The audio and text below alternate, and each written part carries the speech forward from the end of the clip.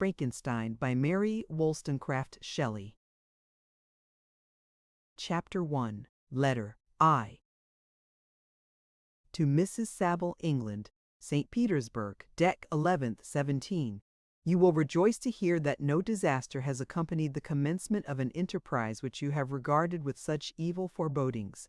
I arrived here yesterday, and my first task is to assure my dear sister of my welfare and increasing confidence in the success of my undertaking.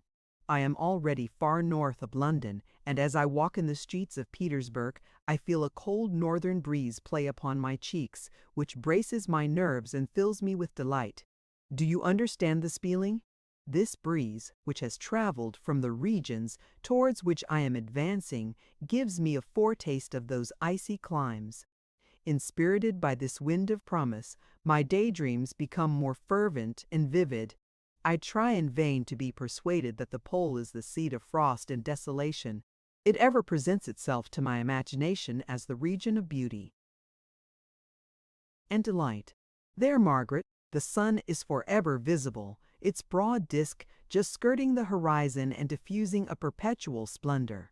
Therefore, with your leave, my sister, I will put some trust in preceding navigators there. Snow and frost are banished, and sailing over a calm sea, we may be wafted to a land surpassing in wonders and in beauty every region hitherto discovered on the habitable globe.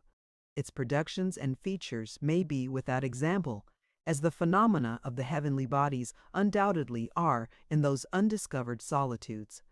What may not be expected in a country of eternal light? I may there discover the wondrous power which attracts the needle and may regulate 1,000 celestial observations that require only this voyage to render their seeming eccentricities consistent forever. I shall satiate my ardent curiosity with the sight of a part of the world never before visited, and may tread a land never before imprinted by the foot of man. These are my enticements, and they are sufficient to conquer all fear of danger or death, and to induce me to commence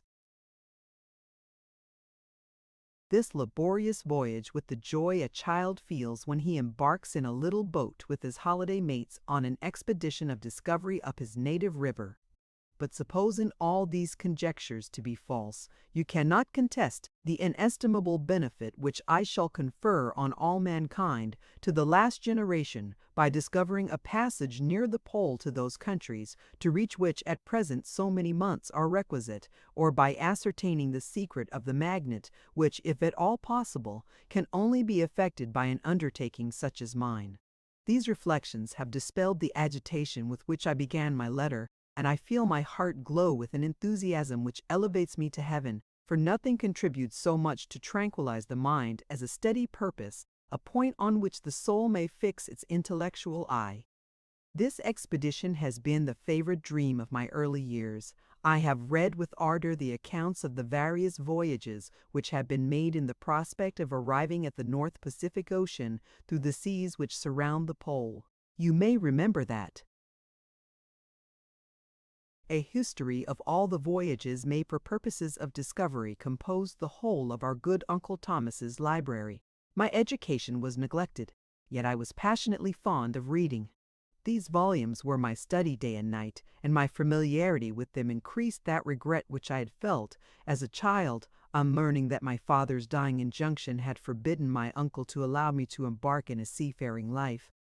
These visions faded when I perused, for the first time, those poets whose effusions entranced my soul and lifted it to heaven.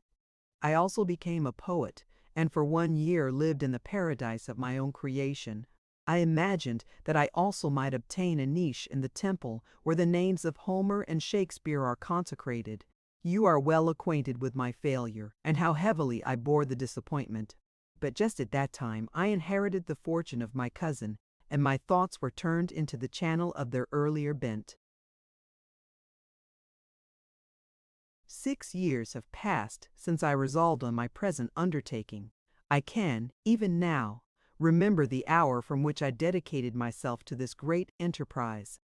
I commenced by inuring my body to hardship. I accompanied the whale fishers on several expeditions to the North Sea. I voluntarily endured cold, famine, thirst, and want of sleep. I often worked harder than the common sailors during the day and devoted my nights to the study of mathematics, the theory of medicine, and those branches of physical science from which a naval adventurer might derive the greatest practical advantage. Twice I actually hired myself as an undermaid in the Greenland whaler, and acquitted myself to admiration. I must own I felt a little proud when my captain offered me the second dignity in the vessel, and entreated me to remain with the greatest earnestness. So valuable did he consider my services. And now, dear Margaret, do I not deserve to accomplish some great purpose? My life might have been passed in ease and luxury, but I preferred glory to every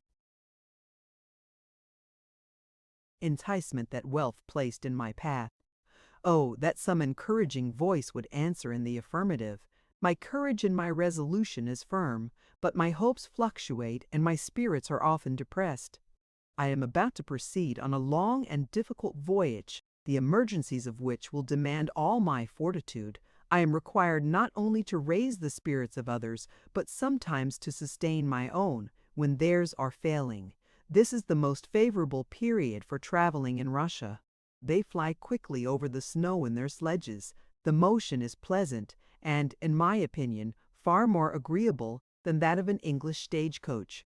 The cold is not excessive if you are wrapped in furs, a dress which I have already adopted, for there is a great difference between walking the deck and remaining seated motionless for hours, when no exercise prevents the blood from actually freezing in your veins. I have no ambition to lose my life on the post road between St. Petersburg and Archangel.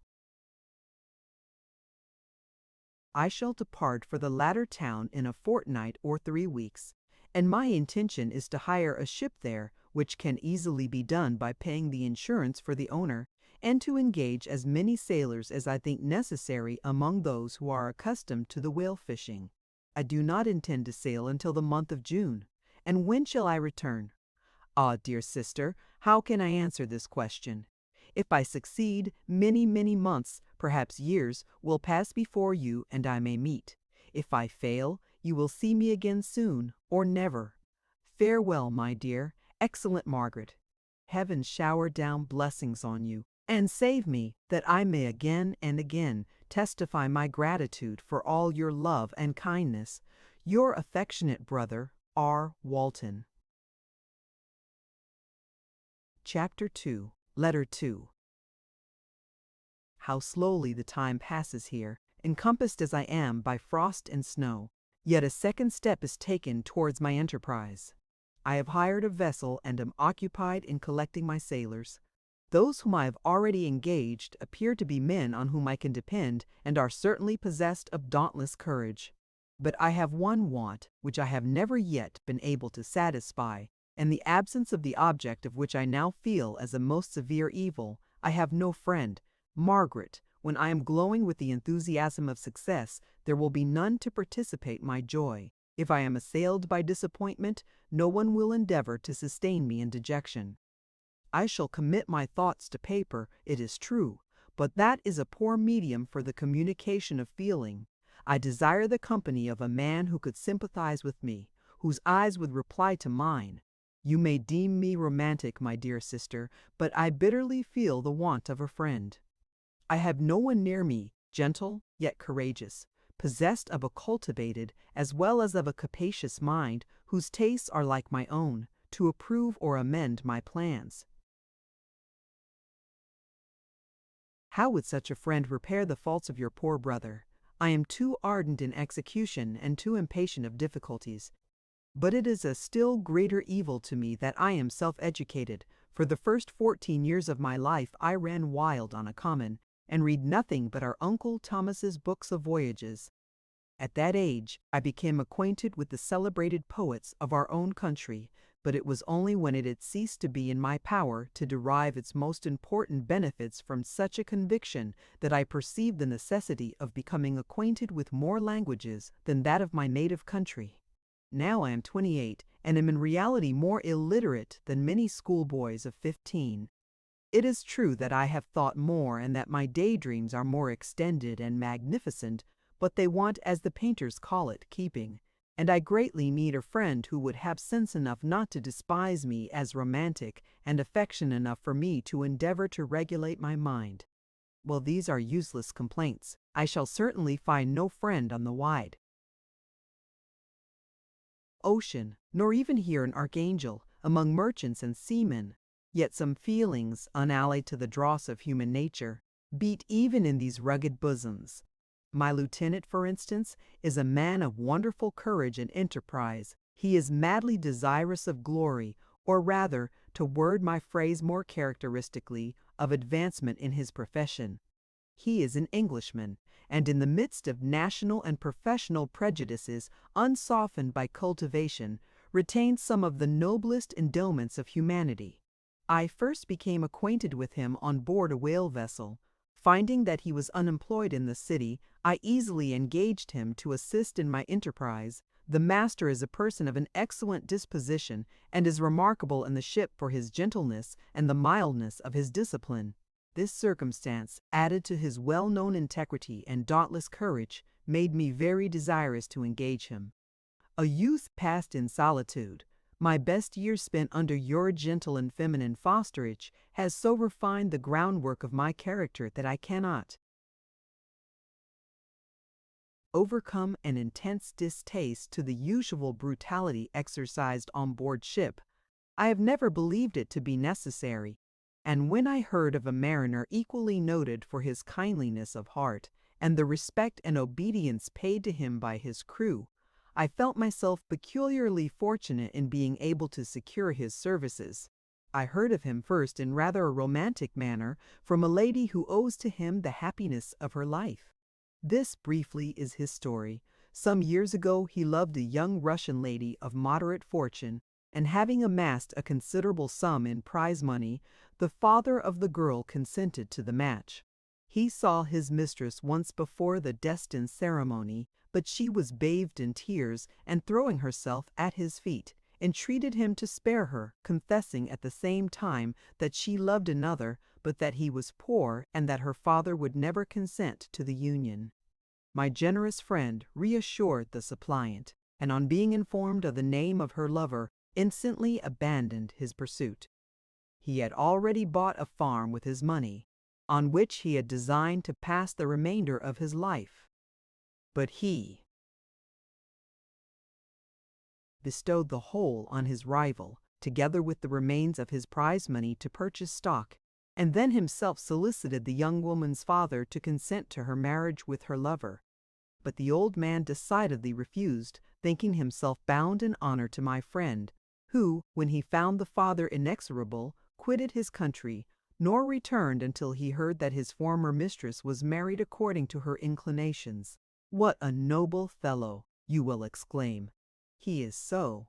But then he is wholly uneducated, he is as silent as a Turk, and a kind of ignorant carelessness attends him, which, while it renders his conduct the more astonishing, detracts from the interest and sympathy which otherwise he would command. Yet do not suppose, because I complain a little, or because I can conceive a consolation for my toils which I may never know, that I am wavering in my resolutions. Those are as fixed as fate, and my voyage is only now delayed until the weather shall permit my embarkation. The winter has been dreadfully severe, but the spring promises well, and it is considered as a remarkably early season, so that perhaps I may sail sooner than I expected. I shall do nothing rashly. You know me sufficiently to confide in my prudence and considerateness whenever the safety of others is committed to my care. I cannot describe to you my sensations on the near prospect of my undertaking. It is impossible to communicate to you a conception of the trembling sensation, half pleasurable and half fearful, with which I am preparing to depart. I am going to unexplored regions, to the land of mist and snow, but I shall kill no albatross. Therefore do not be alarmed for my safety, or if I should come back to you as worn and woeful as the ancient mariner. You will smile at my illusion, but I will disclose a secret. I have often attributed my attachment to, my passionate enthusiasm for, the dangerous mysteries of ocean to that production of the most imaginative of modern poets, There is something at work in my soul which I do not understand. I am practically industrious, painstaking, a workman to execute with perseverance and labor. But besides this, there is a love for the marvelous, a belief in the marvelous, intertwined in all my projects, which hurries me out of the common pathways of men, even to the wild sea and unvisited regions I am about to explore. But to return to dearer considerations. Shall I meet you again after having traversed immense seas and returned by the most southern cape of Africa or America? I dare not expect such success, yet I cannot bear to look on the reverse of the picture. Continue for the present to write to me by every opportunity. I may receive your letters on some occasions when I need them most to support my spirits. I love you very tenderly. Remember me with affection, should you never hear from me again. Your affectionate brother, Robert Walton. Chapter 3, Letter 3. My dear sister, I write a few lines in haste to say that I am safe and well advanced on my voyage. This letter will reach England by a merchantman now on its homeward voyage from Archangel. More fortunate than I, who may not see my native land, perhaps, for many years. I am, however, in good spirits. My men are bold and apparently firm of purpose, nor do the floating sheets of ice that continually pass us, indicating the dangers of the region towards which we are advancing, appear to dismay them. We have already reached a very high latitude, but it is the height of summer, and although not so warm as in England, the southern gales, which blow us speedily towards those shores which I so ardently desire to attain, breathe a degree of renovating warmth which I had not expected. No incidents have hitherto befallen us that would make a figure in a letter. 1 or 2 stiff gales and the springing of a leak are accidents which experienced navigators scarcely remember to record, and I shall be well content if nothing worse happen to us during our voyage. Adieu, my dear Margaret. Be assured that for my own sake, as well as yours, I will not rashly encounter danger. I will be cool, persevering, and prudent. But success shall crown my endeavors, wherefore not? Thus far I have gone, tracing a secure way over the pathless seas, the very stars themselves being witnesses and testimonies of my triumph. Why not still proceed over the untamed yet obedient element?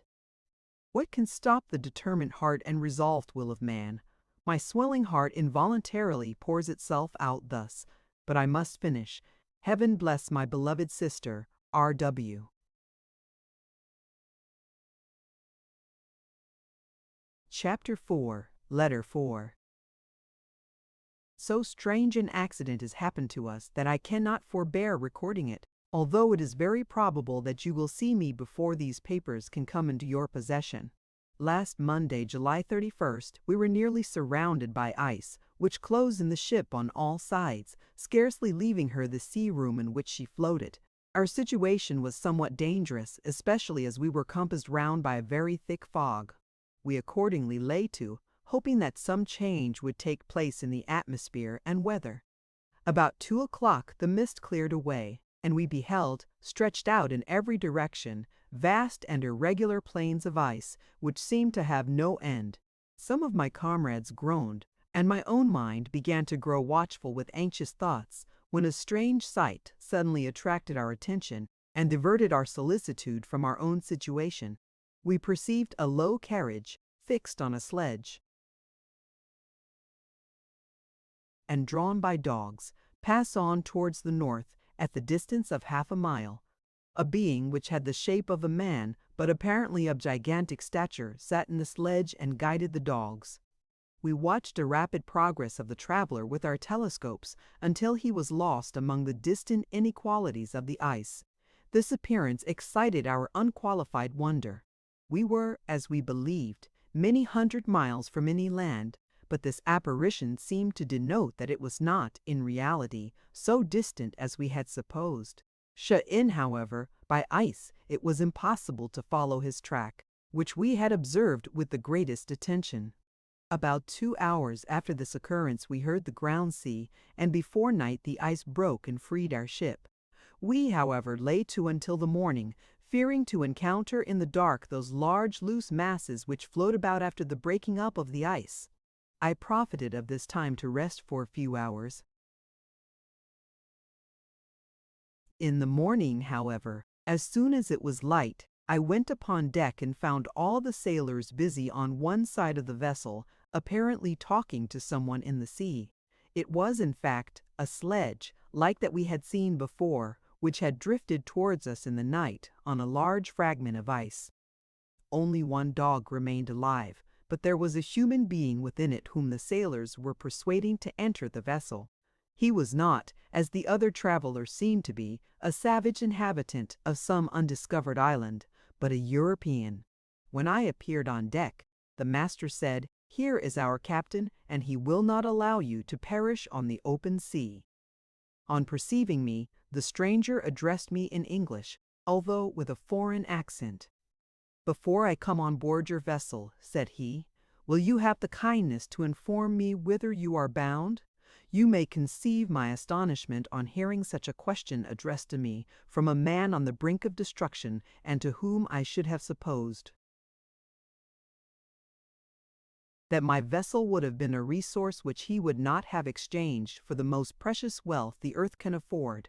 I replied, however, that we were on a voyage of discovery towards the northern pole. Upon hearing this, he appeared satisfied and consented to come on board. Good God! Margaret, if you had seen the man who thus capitulated for his safety, your surprise would have been boundless. His limbs were nearly frozen, and his body dreadfully emaciated by fatigue and suffering. I never saw a man in so wretched a condition. We attempted to carry him into the cabin, but as soon as he had quitted the fresh air, he fainted. We accordingly brought him back to the deck and restored him to animation by rubbing him with brandy and forcing him to swallow a small quantity.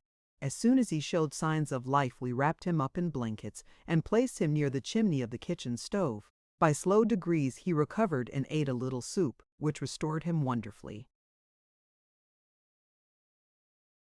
2 days passed in this manner before he was able to speak, and I often feared that his sufferings had deprived him of understanding.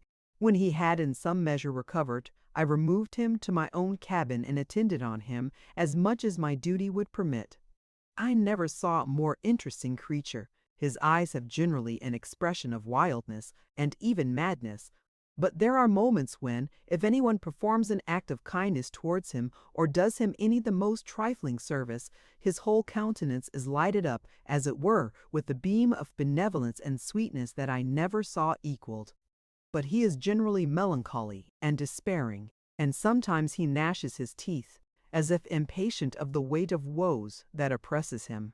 When my guest was a little recovered, I had great trouble to keep off the men, who wished to ask him 1,000 questions. But I would not allow him to be tormented by their idle curiosity, in a state of body and mind whose restoration evidently depended upon entire repose. Once, however, the lieutenant asked why he had come so far upon the ice in so strange a vehicle. His countenance instantly assumed an aspect of the deepest gloom, and he replied, "To seek one who fled from me." "And did the man whom you pursued travel in the same fashion?" "Yes." "Then I fancy we have seen him, for the day before we picked you up, we saw some dogs drawing the sledge with a man in it across the ice." This aroused the stranger's attention, and he asked a multitude of questions concerning the route which the daemon, as he called him, had pursued. Soon after, when he was alone with me, he said, "I have, doubtless, excited your curiosity as well as that of these good people, but you are too considerate to make inquiries." "Certainly. It would indeed be very impertinent and inhuman in me to trouble you with any inquisitiveness of mine. And yet you rescued me from a strange and perilous situation. You have benevolently restored me to life." Soon after this he inquired if I thought that the breaking up of the ice had destroyed the other sledge.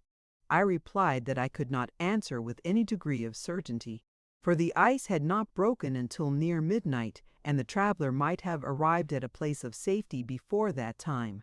But of this I could not judge, From this time, a new spirit of life animated the decaying frame of the stranger. He manifested the greatest eagerness to be upon deck, to watch for the sledge which had before appeared. But I have persuaded him to remain in the cabin, for he is far too weak to sustain the rawness of the atmosphere. I have promised that someone should watch for him and give him instant notice if any new object should appear in sight. Such is my journal of what relates to this strange occurrence up to the present day. The stranger has gradually improved in health, but is very silent and appears uneasy when anyone except myself enters his cabin. Yet his manners are so conciliating and gentle that the sailors are all interested in him, although they have had very little communication with him. For my own part, I begin to love him as a brother, and his constant and deep grief fills me with sympathy and compassion.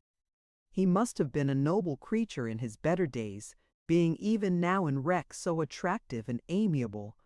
I said in one of my letters, my dear Margaret, that I should find no friend on the wide ocean, yet I have found a man who, before his spirit had been broken by misery, I should have been happy to have possessed as the brother of my heart. I shall continue my journal concerning the stranger at intervals should I have any fresh incidents to record. August 13th, 17. My affection for my guest increases every day. He excites at once my admiration and my pity to an astonishing degree. How can I see so noble a creature destroyed by misery without feeling the most poignant grief? He is so gentle, yet so wise. His mind is so cultivated, and when he speaks, although his words are culled with the choicest art, yet they flow with rapidity and unparalleled eloquence. He is now much recovered from his illness and is continually on the deck, apparently watching for the sledge that preceded his own. Yet, although unhappy, he is not so utterly occupied by his own misery, but that he interests himself deeply in the projects of others. He has frequently conversed with me on mine, which I have communicated to him without disguise.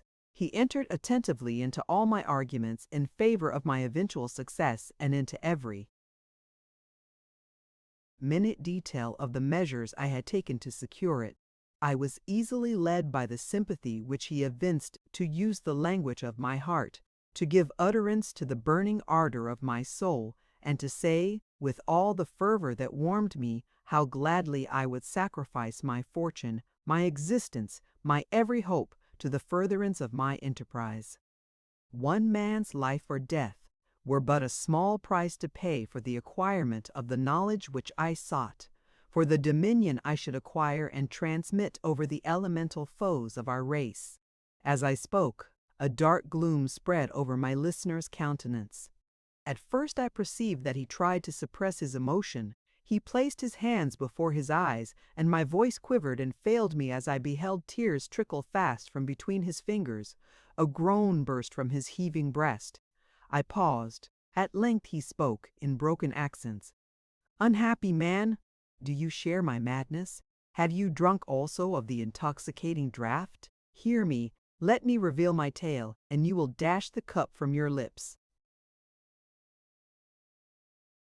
Such words, you may imagine, strongly excited my curiosity, but the paroxysm of grief that had seized the stranger overcame his weakened powers, and many hours of repose and tranquil conversation were necessary to restore his composure. Having conquered the violence of his feelings, he appeared to despise himself for being the slave of passion, and quelling the dark tyranny of despair, he led me again to converse concerning myself personally. He asked me the history of my earlier years. The tale was quickly told, but it awakened various trains of reflection. I spoke of my desire of finding a friend, of my thirst for a more intimate sympathy with a fellow mind that had ever fallen to my lot, and expressed my conviction that a man could boast of little happiness who did not enjoy this blessing. "I agree with you," replied the stranger. "We are unfashioned creatures, but have made up. If one wiser, better, dearer than ourselves, such a friend ought to be, do not lend his aid to perfectionate our weak and faulty natures. I once had a friend, the most noble of human creatures, and am entitled, therefore, to judge respecting friendship. You have hope and the world before you, and have no cause for despair. But I have lost everything and cannot begin life anew. As he said this, his countenance became expressive of a calm, settled grief that touched me to the heart. But he was silent and presently retired to his cabin. Even broken in spirit as he is, no one can feel more deeply than he does the beauties of nature. The starry sky, the sea, and every sight afforded by these wonderful regions seems still to have the power of elevating his soul from earth. Such a man has a double existence. He may suffer misery and be overwhelmed by disappointments, yet when he has retired into himself, he will be like a celestial spirit that has a halo around him, within whose circle no grief or folly ventures. Will you smile at the enthusiasm I express concerning this divine wanderer? You would not if you saw him. You have been tutored and refined by books and retirement from the world, and you are therefore somewhat fastidious, but this only renders you the more fit to appreciate the extraordinary merits of this wonderful man. Sometimes I have endeavored to discover what quality it is which he possesses that elevates him so immeasurably above any other person I ever knew. I believe it to be an intuitive discernment, a quick but never failing power of judgment, a penetration into the causes of things, unequaled for clearness and precision. Add to this a facility of expression and a voice whose varied intonations are soul-subduing music. August 19th, 17. Yesterday the stranger said to me, "You may easily perceive, Captain Walton, that I have suffered great and unparalleled misfortunes. I had determined at one time that the memory of these evils should die with me, but you have won me to alter my determination. You seek for knowledge and wisdom as I once did, and I ardently hope that the gratification of your wishes may not be a serpent to sting you, as mine has been. I do not know that the relation of my disasters will be useful to you, yet when I reflect that you are pursuing the same course, exposing yourself to the same dangers which have rendered me what I am, I imagine that you may deduce an apt moral from my tale, one that may direct you if you succeed in your undertaking and console you in case of failure. Prepare to hear of occurrences which are usually deemed marvelous. Were we among the tamer scenes of nature, I might fear to encounter your unbelief, perhaps your ridicule. But many things will appear possible in these wild and mysterious regions, which would provoke the laughter of those unacquainted with the ever-varied powers of nature. Nor can I doubt but that my tale conveys in its series internal evidence of the truth of the events of which it is composed. You may easily imagine that I was much gratified by the offered communication, yet I could not endure that he should renew his grief by a recital of his misfortunes. I felt the greatest eagerness to hear the promised narrative, partly from curiosity and partly from a strong desire to ameliorate his fate if it were in my power. I expressed these feelings in my answer. "I thank you," he replied, "for your sympathy, but it is useless. My fate is nearly fulfilled. I wait but for one event, and then I shall repose in peace." "I understand your feeling," continued he, perceiving that I wished to interrupt him. "But you are mistaken, my friend, if thus you will allow me to name you. Nothing can alter my destiny. Listen to my history, and you will perceive how irrevocably it is determined." He then told me that he would commence his narrative the next day, when I should be at leisure. This promise drew from me the warmest thanks. I have resolved every night, when I am not imperatively occupied by my duties, to record, as nearly as possible in his own words, what he has related during the day. If I should be engaged, I will at least make notes. This manuscript will doubtless afford you the greatest pleasure, but to me, who know him and who hear it from his own lips, with what interest and sympathy shall I read it in some future day? Even now, as I commence my task, his full-toned voice swells in my ears. His His lustrous eyes dwell on me with all their melancholy sweetness. I see his thin hand raised in animation, while the lineaments of his face are irradiated by the soul within. Strange and harrowing must be his story, frightful the storm which embraced the gallant vessel on its course, and wrecked it thus. Chapter 5. I am by birth a Genevese, and my family is one of the most distinguished of that republic. My ancestors had been for many years councillors and syndics, and my father had filled several public situations with honor and reputation. He was respected by all who knew him for his integrity and indefatigable attention to public business. He passed his younger days perpetually occupied by the affairs of his country. A variety of circumstances had prevented his marrying early, nor was it until the decline of life that he became a husband and the father of a family. As the circumstances of his marriage illustrate his character, I cannot refrain from relating them. One of his most intimate friends was a merchant who, from a flourishing state, fell, through numerous mischances, into poverty. This man, whose name was Beaufort, was of a proud and unbending disposition, and could not bear to live in poverty and oblivion in the same country where he had formerly been distinguished for his rank and magnificence. Having paid his debts, therefore, in the most honorable manner, he retreated with his daughter to the town of Lucerne, where he lived unknown and in wretchedness. My father loved Beaufort with the truest friendship, and was deeply grieved by his retreat in these unfortunate circumstances. He bitterly deplored the false pride which led his friend to a conduct so little worthy of the affection that united them. He lost no time in endeavoring to seek him out, with the hope of persuading him to begin the world again to his credit and assistance. Beaufort had taken effectual measures to conceal himself, and it was 10 months before my father discovered his abode. Overjoyed at this discovery, he hastened to the house, which was situated in a mean street near the Reuss. But when he entered, misery and despair alone welcomed him. Beaufort had saved but a very small sum of money from the wreck of his fortunes, but it was sufficient to provide him with sustenance for some months, and in the meantime he hoped to procure some respectable employment in a merchant's house. The interval was consequently spent in inaction. His grief only became more deep and rankling. When he had leisure for reflection, and at length it took so fast hold of his mind that at the end of 3 months he lay on a bed of sickness, incapable of any exertion.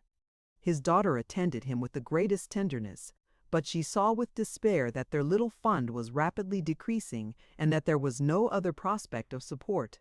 But Caroline Beaufort possessed a mind of an uncommon mold, and her courage rose to support her in her adversity. She procured plain work. She plaited straw, and by various means contrived to earn a pittance scarcely sufficient to support life. Several months passed in this manner. Her father grew worse. Her time was more entirely occupied in attending him. Her means of subsistence decreased, and in the 10th month her father died in her arms, leaving her an orphan and a beggar. This last blow overcame her, and she knelt by Beaufort's coffin weeping bitterly. When my father entered the chamber, he came like a protecting spirit to the poor girl, who committed herself to his care, and after the interment of his friend he conducted her to Geneva and placed her under the protection of a relation.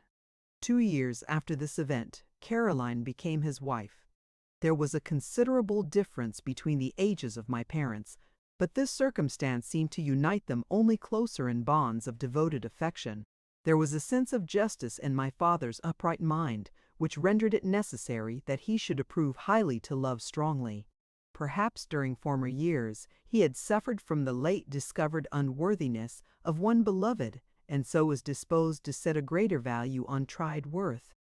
There was a show of gratitude and worship in his attachment to my mother, differing wholly from the doting fondness of age, for it was inspired by reverence for her virtues, and a desire to be the means of, in some degree, recompensing her for the sorrows she had endured, but which gave inexpressible grace to his behavior to her.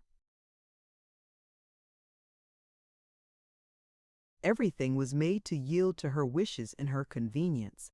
He strove to shelter her, as a fair exotic is sheltered by the gardener from every rougher wind, and to surround her with all that could tend to excite pleasurable emotion in her soft and benevolent mind. Her health, and even the tranquillity of her hitherto constant spirit, had been shaken by what she had gone through.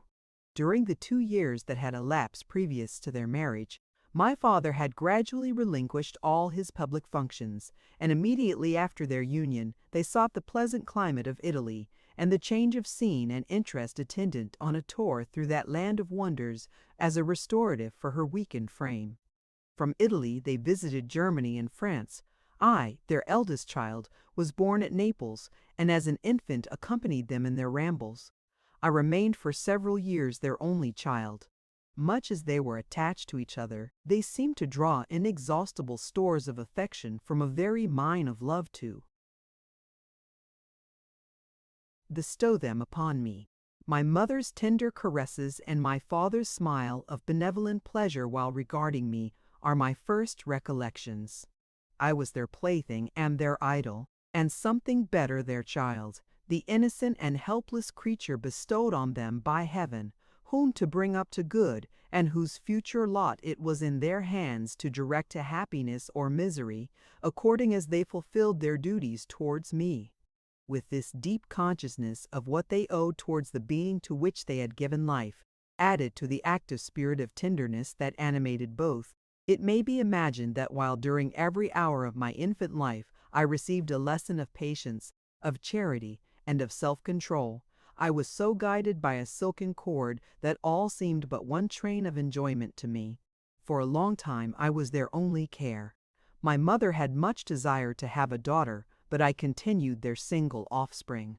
When I was about 5 years old, while making an excursion beyond the frontiers of Italy, they passed a week on the shores of the Lake of Como. Their benevolent disposition often made them enter the cottages of the poor. This, to my mother, was more than a duty. It was a necessity, a passion remembering what she had suffered and how she had been relieved for her to act, in her turn, the guardian angel to the afflicted. During one of their walks, a poor cot in the foldings of a veil attracted their notice as being singularly disconsolate, while the number of half-clothed children gathered about it spoke of penury in its worst shape. One day, when my father had gone by himself to Milan, my mother, accompanied by me, visited this abode. She found a peasant and his wife, hard-working, bent down by care and labor, distributing a scanty meal to 5 hungry babes. Among these there was one which attracted my mother far above all the rest. She appeared of a different stock. The 4 others were dark-eyed, hardy little vagrants. This child was thin and very fair. Her hair was the brightest living gold, and despite the poverty of her clothing, seemed to set a crown of distinction on her head. Her brow was clear and ample, her blue eyes cloudless, and her lips and the molding of her face so expressive of sensibility and sweetness that none could behold her without looking on her as of a distinct species, a being heaven-sent, and bearing a celestial stamp in all her features. The peasant woman, perceiving that my mother fixed eyes of wonder and admiration on this lovely girl, eagerly communicated her history. She was not her child, but the daughter of a Milanese nobleman. Her mother was a German and had died on giving her birth. The infant had been placed with these good people to nurse. They were better off then. They had not been long married, and their eldest child was but just born. The father of their charge was one of those Italians nursed in the memory of the antique glory of Italy, one among the Schiavi Omnor Frementi, who exerted himself to obtain the liberty of his country. He became the victim of its weakness. Whether he had died or still lingered in the dungeons of Austria was not known. His property was confiscated. His child became an orphan and a beggar. She continued with her foster parents and bloomed in their rude abode, fairer than a garden rose among dark-leaved brambles. When my father returned from Milan, he found playing with me in the halls of our villa a child fairer than pictured cherub, a creature who seemed to shed radiance from her looks and whose form and motions were lighter than the chamois of the hills. The apparition was soon explained. With his permission, my mother prevailed on her rustic guardians to yield their charge to her. They were fond of the sweet orphan. Her presence had seemed a blessing to them, but it would be unfair to her to keep her in poverty and want when Providence afforded her such powerful protection. They consulted their village priest, and the result was that Elizabeth Lavanza became the inmate of my parents' house, my more than sister the beautiful and adored companion of all my occupations and my pleasures. Everyone loved Elizabeth. The passionate and almost reverential attachment with which all regarded her became, while I shared it, my pride and my delight. On the evening previous to her being brought to my home, my mother had said playfully, "I have a pretty present for my Victor tomorrow. He shall have it." And when, on the morrow, she presented Elizabeth to me as her promised gift, I, with childish seriousness, interpreted her words literally and looked upon Elizabeth as mine to protect, love, and cherish. All praises bestowed on her I received as made to a possession of my own. We called each other familiarly by the name of cousin. No word, no expression could body forth the kind of relation in which she stood to me, my more than sister, since till death she was to be mine only. Chapter 6. We were brought up together. There was not quite a year difference in our ages. I need not say that we were strangers to any species of disunion or dispute. Harmony was the soul of our companionship, and the diversity and contrast that subsisted in our characters drew us nearer together. Elizabeth was of a calmer and more concentrated disposition, but with all my ardor I was capable of a more intense application, and was more deeply smitten with the thirst for knowledge. She busied herself with following the aerial creations of the poets, and in the majestic and wondrous scenes which surrounded our Swiss home, the sublime shapes of the mountains, the changes of the seasons, tempest and calm, the silence of winter, and the life and turbulence of our alpine summers, she found ample scope for admiration and delight. While my companion contemplated with a serious and satisfied spirit the magnificent appearances of things, I delighted in investigating their causes. The world was to me a secret which I desired to divine, curiosity, earnest research to learn the hidden laws of.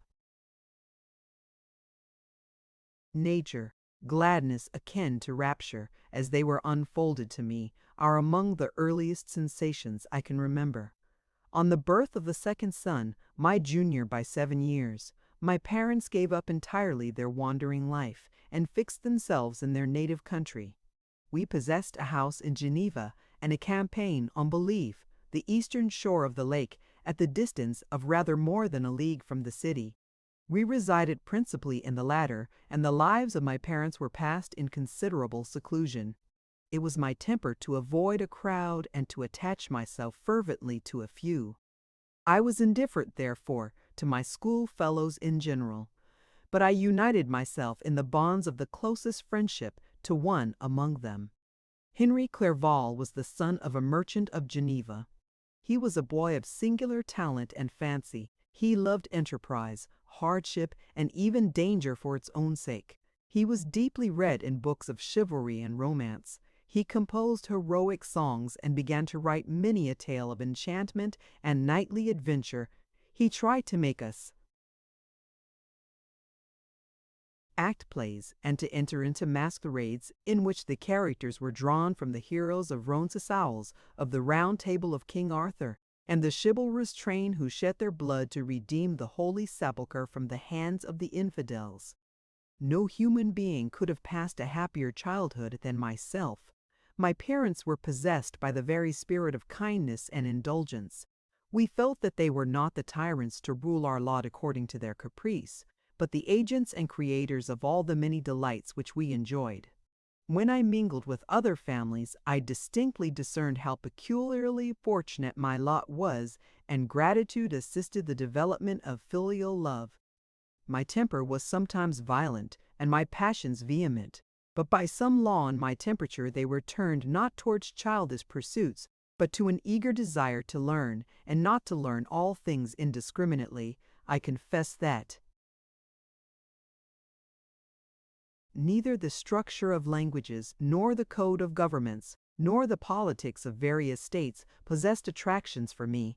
It was the secrets of heaven and earth that I desired to learn, and whether it was the outward substance of things or the inner spirit of nature and the mysterious soul of man that occupied me, still my inquiries were directed to the metaphysical, or in its highest sense, the physical secrets of the world. Meanwhile, Clerval occupied himself, so to speak, with the moral relations of things.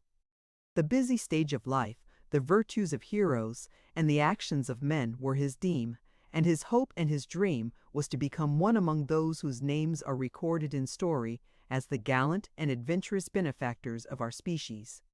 The saintly soul of Elizabeth shone like a shrine-dedicated lamp in our peaceful home. Her sympathy was ours. Her smile, her soft voice, the sweet glance of her celestial eyes were ever there to bless and animate us. She was the living spirit of love to soften and attract. I might have become sullen in my study,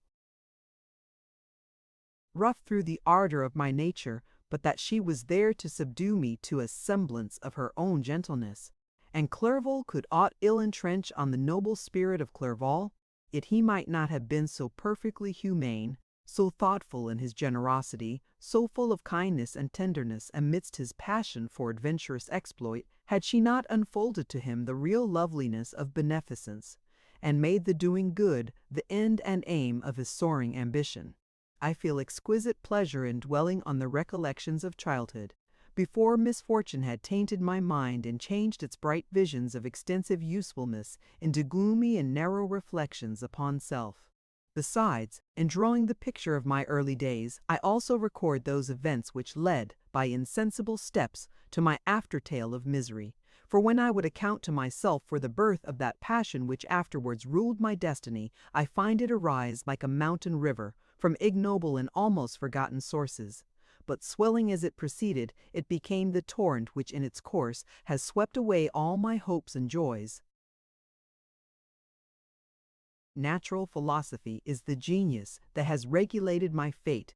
I desire, therefore, in this narration, to state those facts which led to my predilection for that science. When I was 13 years of age, we all went on a party of pleasure to the baths near Thun. The inclemency of the weather obliged us to remain a day confined to the inn. In this house I chanced to find a volume of the works of Cornelius Agrippa. I opened it with apathy. The theory which he attempts to demonstrate and the wonderful facts which he relates soon changed this feeling into enthusiasm. A new light seemed to dawn upon my mind, and bounding with joy, I communicated my discovery to my father. My father looked carelessly at the title page of my book and said, "Ah, Cornelius Agrippa, my dear Victor, do not waste your time upon this. It is sad trash." If, instead of this remark, my father had taken the pains to explain to me that the principles of Agrippa had been entirely exploded and that a modern system of science had been introduced which possessed much greater powers than the ancient, because the powers of the latter were chimerical, while those of the former were real and practical. Under such circumstances, I should certainly have thrown Agrippa aside and have contented my imagination, warmed as it was, by returning with greater ardor to my former studies. It is even possible that the train of my ideas would never have received the fatal impulse that led to my ruin. But the cursory glance my father had taken of my volume by no means assured me that he was acquainted with its contents, and I continued to read with the greatest avidity. When I returned home, my first care was to procure the whole works of this author, and afterwards of Paracelsus and Albertus Magnus. I read and studied the wild fancies of these writers with delight. They appeared to me treasures known to few besides myself. I have described myself as always having been imbued with a fervent longing to penetrate the secrets of nature. In spite of the intense labor and wonderful discoveries of modern philosophers, I always came from my studies discontented and unsatisfied. Sir Isaac Newton is said to have avowed that he felt like a child picking up shells beside the great and unexplored ocean of truth. Those of his successors in each branch of natural philosophy with whom I was acquainted appeared even to my boy's apprehensions as tyros engaged in the same pursuit. The untaught peasant beheld the elements around him and was acquainted with their practical uses. The most learned philosopher knew little more. He had partially unveiled the face of nature, but her immortal lineaments were still a wonder and a mystery. He might dissect, anatomize, and give names, but not to speak of a final cause, causes in their secondary and tertiary grades were utterly unknown to him. I had gazed upon the fortifications and impediments that seemed to keep human beings from entering the citadel of nature, and rashly and ignorantly I had repined. But here were books, and here were men who had penetrated deeper and knew more. I took their word for all that they averred, and I became their disciple. It may appear strange that such should arise in the 18th century, but while I followed the routine of education in the schools of Geneva, I was to a great degree self-taught with regard to my favorite studies. My father was not scientific, and I was left to struggle with a child's blindness, added to a student's thirst for knowledge. Under the guidance of my new preceptors, I entered with the greatest diligence into the search of the philosopher's stone and the elixir of life, but the latter soon obtained my undivided attention. Wealth was an inferior object, but what glory would attend the discovery if I could banish disease from the human frame and render man invulnerable to any but a violent death? Nor were these my only visions. The raising of ghosts or devils was a promise liberally accorded by my favorite authors, the fulfillment of which I most eagerly sought. And if my incantations were always unsuccessful, I attributed the failure rather to my own inexperience and mistake than to a want of skill or fidelity in my instructors. And thus for a time I was occupied by exploded systems, mingling, like an unadept, 1,000 contradictory theories and floundering desperately in a very slough of multifarious knowledge, guided by an ardent imagination and childish reasoning, till an accident again changed the current of my ideas. When I was about 15 years old, we had retired to our house near Bellerive when we witnessed a most violent and terrible thunderstorm. It advanced from behind the mountains of Jura, and the thunder burst at once with frightful loudness from various quarters of the heavens. I remained while the storm lasted, watching its progress with curiosity and delight. As I stood at the door, on a sudden I beheld a stream of fire issue from an old and beautiful oak which stood about 20 yards from our house, and so soon as the dazzling light vanished, the oak had disappeared, and nothing remained but a blasted stump. When we visited it the next morning, we found the tree shattered in a singular manner. It was not splintered by the shock, but entirely reduced to thin ribbons of wood. I never beheld anything so utterly destroyed. Before this I was not unacquainted with the more obvious laws of electricity. On this occasion a man of great research in natural philosophy was with us, and excited by this catastrophe he entered on the explanation of a theory which he had formed on the subject of electricity and galvanism, which was at once new and astonishing to me. All that he said threw greatly into the shade Cornelius Agrippa, Albertus Magnus, and Paracelsus, the lords of my imagination, but by some fatality the overthrow of these men disinclined me to pursue my accustomed studies. It seemed to me as if nothing would or could ever be known. All that had so long engaged my attention suddenly grew despicable. By one of those caprices of the mind, which we are perhaps most subject to in early youth, I at once gave up my former occupations, set down natural history in all its progeny as a deformed and abortive creation, and entertained the greatest disdain for a would-be science which could never even step within the threshold of real knowledge. In this mood of mind, I betook myself to the mathematics and the branches of study appertaining to that science as being built upon secure foundations and so worthy of my consideration. Thus strangely are our souls constructed, and by such slight ligaments are we bound to prosperity or ruin. When I look back, it seems to me as if this almost miraculous change of inclination and will was the immediate suggestion of the guardian angel of my life, the last effort made by the spirit of preservation to avert the storm that was even then hanging in the stars and ready to envelop me. Her victory was announced by an unusual tranquility and gladness of soul, which followed the relinquishing of my ancient and latterly tormenting studies. It was thus that I was to be taught to associate evil with their prosecution, happiness with their disregard. It was a strong effort of the spirit of good, but it was ineffectual. Destiny was too potent, and her immutable laws had decreed my utter and terrible destruction. Chapter 7. When I had attained the age of 17, my parents resolved that I should become a student at the University of Ingolstadt. I had hitherto attended the schools of Geneva, but my father thought it necessary for the completion of my education that I should be made acquainted with other customs than those of my native country.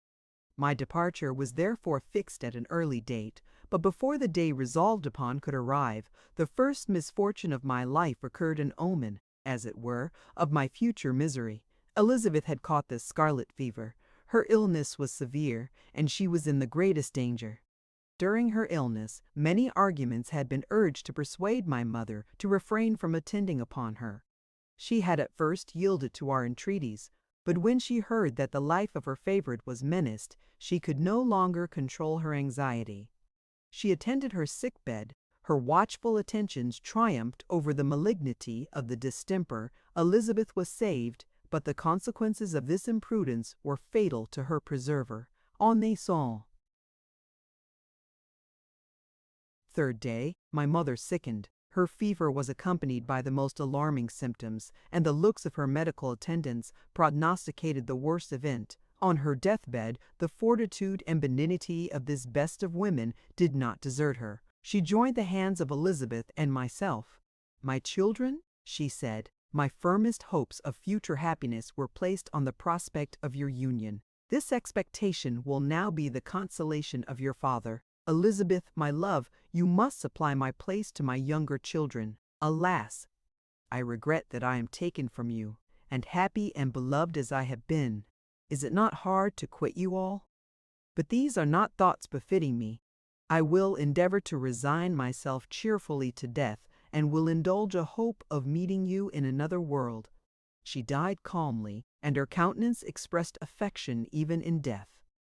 I need not describe the feelings of those whose dearest ties are rent by that most irreparable evil, the void that presents itself to the soul, and the despair that is exhibited on the countenance. It is so long before the mind can persuade itself that she whom we saw every day, and whose very existence appeared a part of our own, can have departed forever.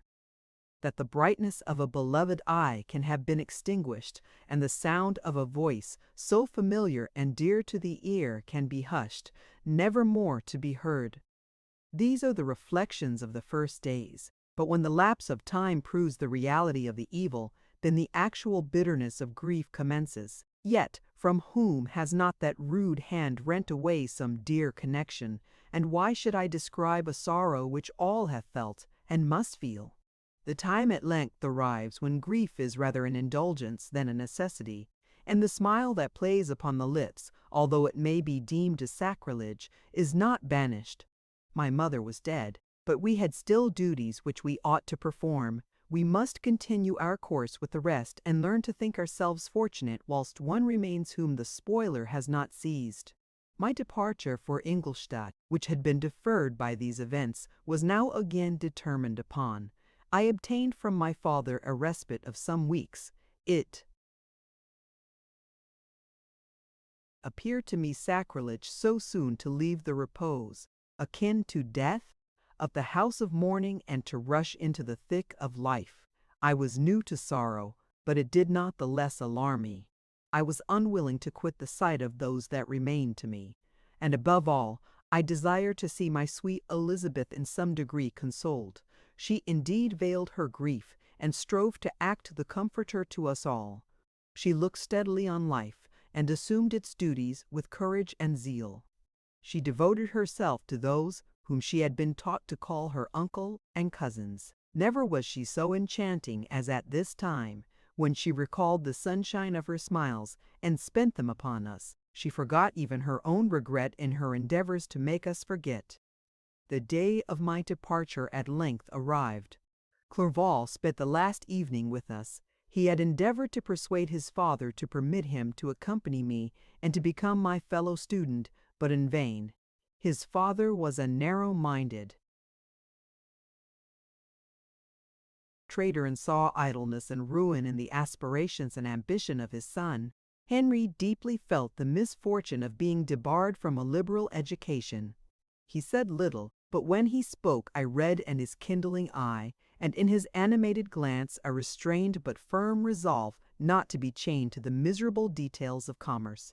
We sat late. We could not tear ourselves away from each other, nor persuade ourselves to say the word farewell. It was said, and we retired under the pretense of seeking repose, each fancying that the other was deceived. But when at morning's dawn I descended to the carriage which was to convey me away, they were all there, my father again to bless me, Clerval to press my hand once more, my Elizabeth to renew her entreaties that I would write often, and to bestow the last feminine attentions on her playmate and friend.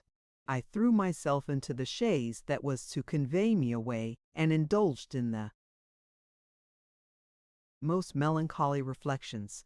I, who had ever been surrounded by amiable companions, continually engaged in endeavoring to bestow mutual pleasure, I was now alone. In the university whither I was going, I must form my own friends and be my own protector.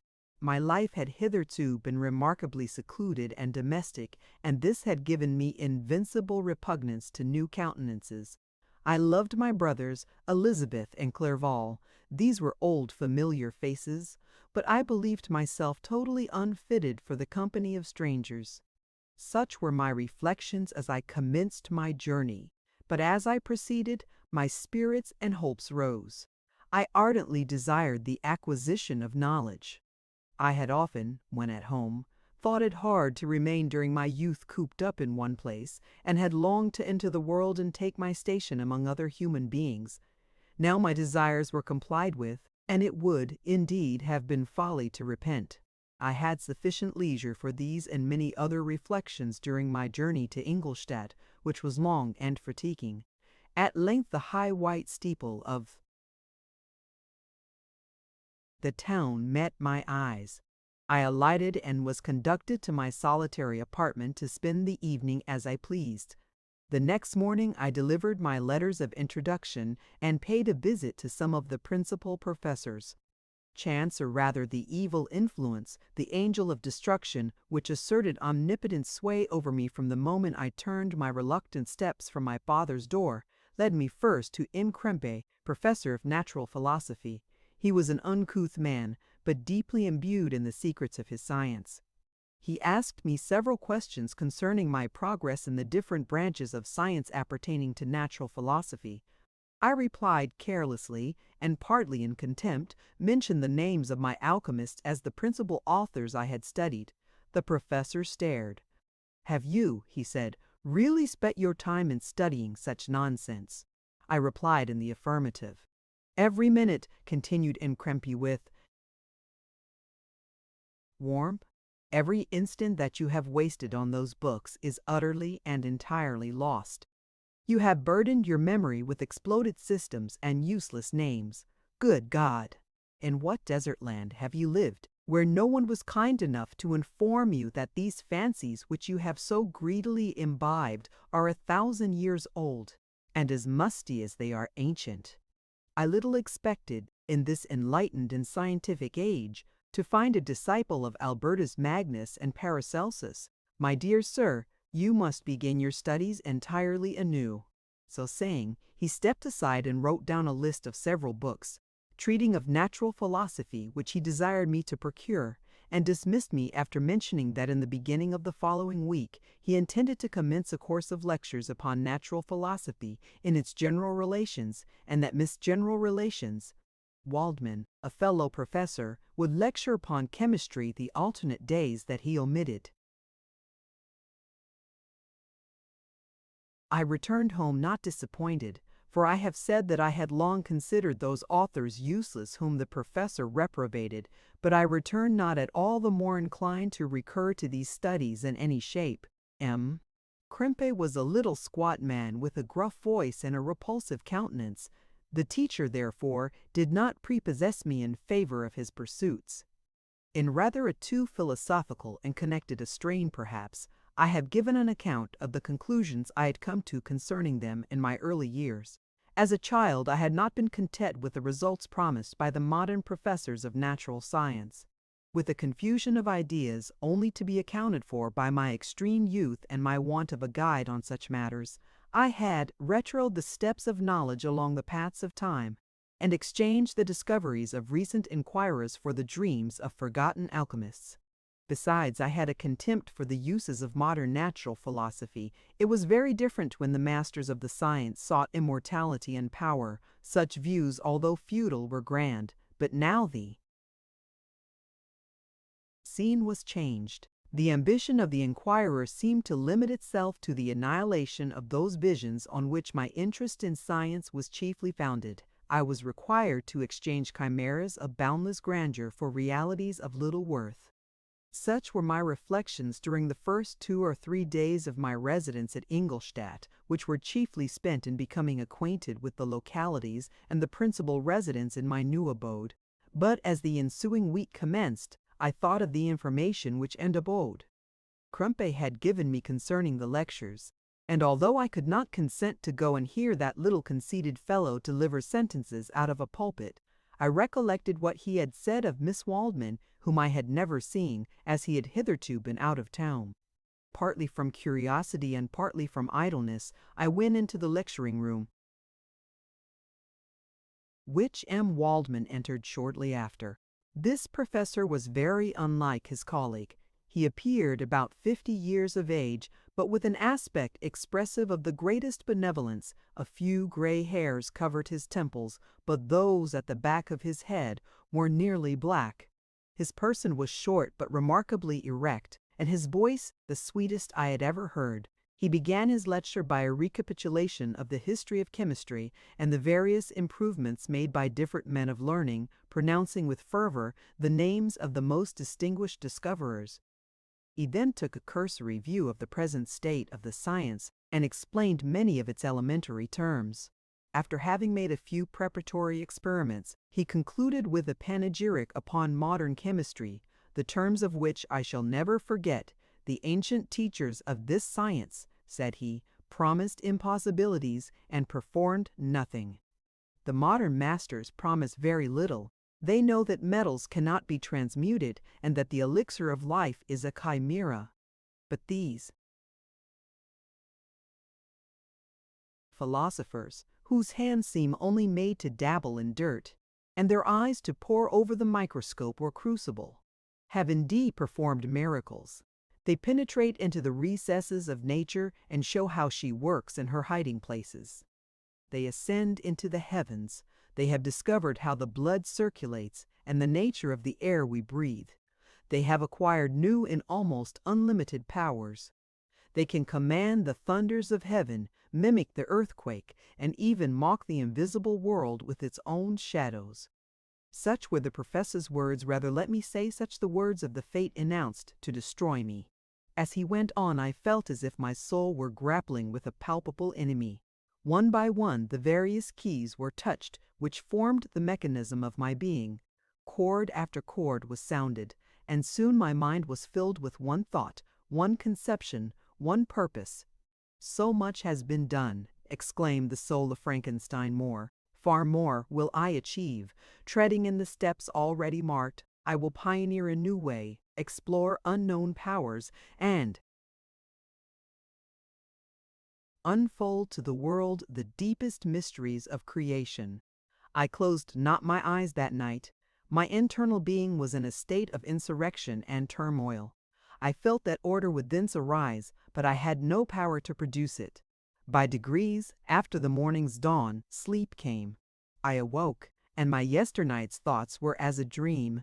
There only remained a resolution to return to my ancient studies and to devote myself to a science for which I believed myself to possess a natural talent.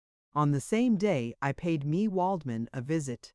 His manners in private were even more mild and attractive than in public, for there was a certain dignity in his mien during his lecture which in his own house was replaced by the greatest affability and kindness. I gave him pretty nearly the same account of my former pursuits as I had given to his fellow professor. He heard with attention the little narration concerning my studies and smiled at the names of Cornelius Agrippa and Paracelsus, but without the contempt that Mim Crimpe had exhibited. He said that these were men to whose indefatigable zeal modern philosophers were indebted for most of the foundations of their knowledge. They had left to us as an easier task to give new names and arrange in connected classifications the facts which they in a great degree had been the instruments of bringing to light. The labors of men of genius, however erroneously directed, scarcely ever fail in ultimately turning to the solid advantage of mankind. I listened to his statement, which was delivered without any presumption or affectation, and then added that his lecture had removed my prejudices against modern chemists. I expressed myself in measured terms, with the modesty and deference due from a youth to his instructor, without letting escape inexperience in life would have made me ashamed any of the enthusiasm which stimulated my intended labors. I requested his advice concerning the books I ought to procure.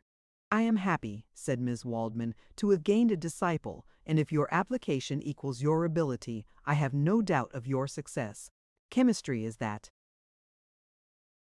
branch of natural philosophy in which the greatest improvements have been and may be made. It is on that account that I have made it my peculiar study. But at the same time, I have not neglected the other branches of science. A man would make but a very sorry chemist if he attended to that department of human knowledge alone. If you wish to become really a man of science, and not merely a petty experimentalist, I should advise you to apply to every branch of natural philosophy, including mathematics."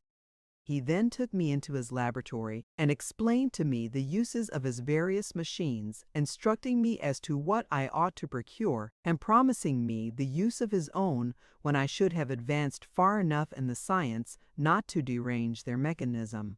He also gave me the list of books which I had requested, and I took my leave. Thus ended a day memorable to me. It decided my future destiny. Chapter 8. From this day natural philosophy, and particularly chemistry, in the most comprehensive sense of the term, became nearly my sole occupation. I read with ardor those works, so full of genius and discrimination, which modern inquirers have written on these subjects. I attended the lectures and cultivated the acquaintance of the men of science of the university, and I found even in Miss Crimpe a great deal of sound sense and real information, combined, it is true, with a repulsive physiognomy and manners, but not on that account the less valuable. And in Miss Waldman I found a true friend. His gentleness was never tinged by dogmatism, and his instructions were given with an air of frankness and good nature that banished every idea of pedantry. In 1,000 ways he smoothed for me the path of knowledge, and made the most abstruse inquiries clear and facile to my apprehension. My application was at first fluctuating and uncertain. It gained strength as I proceeded, and soon became so ardent and eager that the stars often disappeared in the light of morning whilst I was yet engaged in my laboratory. As I applied so closely, it may be easily conceived that my progress was rapid. My ardor was indeed the astonishment of the students, and my proficiency that of the masters. Professor Crimpe often asked me, with a sly smile, how Cornelius Agrippa went on, whilst M. Waldman expressed the most heartfelt exultation in my progress. 2 years passed in this manner, during which I paid no visit to Geneva, but was engaged, heart and soul, in the pursuit of some discoveries which I hope to make. None but those who have experienced them can conceive of the enticements of science. In other studies you go as far as others have gone before you, and there is nothing more to know, but in a scientific pursuit there is continual food for discovery and wonder.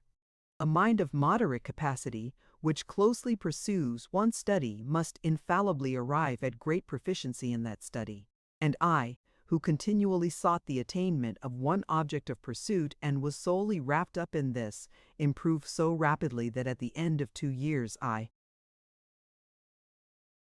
made some discoveries in the improvement of some chemical instruments which procured me great esteem and admiration at the university. When I had arrived at this point and had become as well acquainted with the theory and practice of natural philosophy as depended on the lessons of any of the professors at Ingolstadt, my residence there being no longer conducive to my improvements, I thought of returning to my friends and my native town, when an incident happened that protracted my stay. One of the phenomena which had peculiarly attracted my attention was the structure of the human frame, and indeed any animal endued with life. Whence I often asked myself, did the principle of life proceed? It was a bold question, and one which has ever been considered as a mystery. Yet with how many things are we upon the brink of becoming acquainted, if cowardice or carelessness did not restrain our inquiries? I revolved these circumstances in my mind, and determined thenceforth to apply myself more particularly to those branches of natural philosophy which relate to physiology. Unless I had been animated by an almost supernatural enthusiasm, my application to this study would have been irksome and almost intolerable. To examine the causes of life, we must first have recourse to death. I became acquainted with the science of anatomy, but this was not sufficient. I must also observe the natural decay and corruption of the human body. In my education, my father had taken the greatest precautions that my mind should be impressed with no supernatural horrors. I do not ever remember to have trembled at a tale of superstition, or to have feared the apparition of a spirit. Darkness had no effect upon my fancy, and a churchyard was to me merely the receptacle of bodies deprived of life, which, from being the seat of beauty and strength, had become food for the worm. Now I was led to examine the cause and progress of this decay, and forced to spend days and nights in vaults and charnel houses. My attention was fixed upon every object the most insupportable to the delicacy of the human feelings. I saw how the fine form of man was degraded and wasted. I beheld the corruption of death succeed to the blooming cheek of life. I saw how the worm inherited the wonders of the eye and brain. I paused, examining and analyzing all the minutiae of causation, as exemplified in the change from life to death and death to life, until from the midst of this darkness a sudden light broke in upon me, a light so brilliant and wondrous, yet so simple, that while I became dizzy with the immensity of the prospect which it illustrated, I was surprised that amongst so many men of genius who had directed their inquiries towards the same science, that I alone should be reserved to discover so astonishing a secret. Remember, I am not recording the vision of a madman. The sun does not more certainly shine in the heavens than that which I now affirm is true. Some miracle might have produced it, yet the stages of the discovery were distinct and probable. After days and nights of incredible labor and fatigue, I succeeded in discovering the cause of generation in life. Nay, more, I became myself capable of bestowing animation upon lifeless matter. The astonishment which I had at first experienced on this discovery soon gave place to delight and rapture. After so much time spent in painful labor, to arrive at once at the summit of my desires was the most gratifying consummation of my toils. But this discovery was so great and overwhelming that all the steps by which I had been progressively led to it were obliterated, and I beheld only the result. What had been the study and desire of the wisest men since the creation of the world was now within my grasp. Not that, like a magic scene, it all opened upon me at once.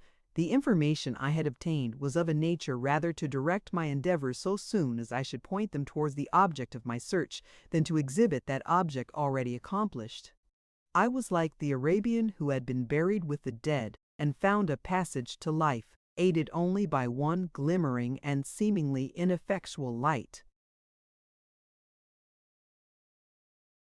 I see by your eagerness and the wonder and hope which your eyes express, my friend, that you expect to be informed of the secret with which I am acquainted. That cannot be. Listen patiently until the end of my story, and you will easily perceive why I am reserved upon that subject. I will not lead you on, unguarded and ardent as I then was, to your destruction and infallible misery. Learn from me, if not by my precepts, at least by my example, how dangerous is the acquirement of knowledge, and how much happier that man is who believes his native town to be the world, than he who aspires to become greater than his nature will allow. When I found so astonishing a power placed within my hands, I hesitated a long time concerning the manner in which I should employ it. Although I possessed the capacity of bestowing animation, yet to prepare a frame for the reception of it with all its intricacies of fibers, muscles, and veins, still remained a work of inconceivable difficulty and labor. I doubted at first whether I should attempt the creation of a being like myself, or one of simpler organization. But my imagination was too much exalted by my first success to permit me to doubt of my ability to give life to an animal as complex and wonderful as man. The materials at present within my command hardly appeared adequate to so arduous an undertaking, but I doubted not that I should ultimately succeed. I prepared myself for a multitude of reverses. My operations might be incessantly baffled, and at last my work be imperfect. Yet when I consider the improvement which every day takes place in science and mechanics, I was encouraged to hope my present attempts would at least lay the foundations of future success. Nor could I consider the magnitude and complexity of my plan as any argument of its impracticability. It was with these feelings that I began the creation of a human being. As the minuteness of the parts formed a great hindrance to my speed, I resolved, contrary to my first intention, to make the being of a gigantic stature, that is to say, about 8 feet in height, and proportionably large. After having formed this determination, and having spent some months in successfully collecting and arranging my materials, I began. No one can conceive the variety of feelings which bore me onwards, like a hurricane, in the first enthusiasm of success. Life and death appeared to me ideal bounds, which I should first break through, and pour a torrent of light into our dark world. A new species would bless me as its creator and source. Many happy and excellent natures would owe their being to me. No father could claim the gratitude of his child so completely as I should deserve theirs. Pursuing these reflections, I thought that if I could bestow animation upon lifeless matter, I might in process of time, although I now found it impossible, renew life where death had apparently devoted the body to corruption. These thoughts supported my spirits while I pursued my undertaking with unremitting ardor. My cheek had grown pale with study, and my person had become effeated with confinement. Sometimes, on the very brink of certainty, I failed, yet still I clung to the hope which the next day or the next hour might realize. One secret which I alone possessed was the hope to which I had dedicated myself, and the moon gazed on my midnight labors, while with unrelaxed and breathless eagerness I pursued nature to her hiding places. Who shall conceive the horrors of my secret toil, as I dabbled among the unhallowed damps of the grave, or tortured the living animal to animate the lifeless clay? My limbs now tremble, and my eyes swim with the remembrance. But then a resistless and almost frantic impulse urged me forward. I seemed to have lost all soul or sensation but for this one pursuit. It was indeed but a passing trance that only made me feel with renewed acuteness so soon as, the unnatural stimulus ceasing to operate, I had returned to my old habits. I collected bones from charnel houses and disturbed with profane fingers the tremendous secrets of the human frame. In a solitary chamber, or rather cell at the top of the house, and separated from all the other apartments by a gallery and staircase, I kept my workshop of filthy creation. My eyeballs were starting from their sockets and attending to the details of my employment. The dissecting room and the slaughterhouse furnished many of my materials, and often did my human nature turn with loathing from my occupation, whilst, still urged on by an eagerness which perpetually increased, I brought my work near to a conclusion. The summer months passed while I was thus engaged, heart and soul in one pursuit. It was a most beautiful season. Never did the fields bestow a more plentiful harvest, or the vines yield a more luxuriant vintage. But my eyes were insensible to the charms of nature, and the same feelings which made me neglect the scenes around me caused me also to forget those friends who were so many miles absent and whom I had not seen for so long a time. I knew my silence disquieted them, and I well remembered the words of my father. I know that while you are pleased with yourself, you will think of us with affection, and we shall hear regularly from you. You must pardon me if I regard any interruption in your correspondence as a proof that your other duties are equally neglected. I knew well, therefore, what would be my father's feelings, but I could not tear my thoughts from my employment, loathsome in itself, but which had taken an irresistible hold of my imagination. I wished, as it were, to procrastinate all that related to my feelings of affection, until the great object which swallowed up every habit of my nature should be completed. I then thought that my father would be unjust if he ascribed my neglect to vice or faultiness on my part, but I am now convinced that he was justified in conceiving that I should not be altogether free from blame. A human being in perfection ought always to preserve a calm and peaceful mind, and never to allow passion or a transitory desire to disturb his tranquillity. I do not think that the pursuit of knowledge is an exception to this rule. If the study to which you apply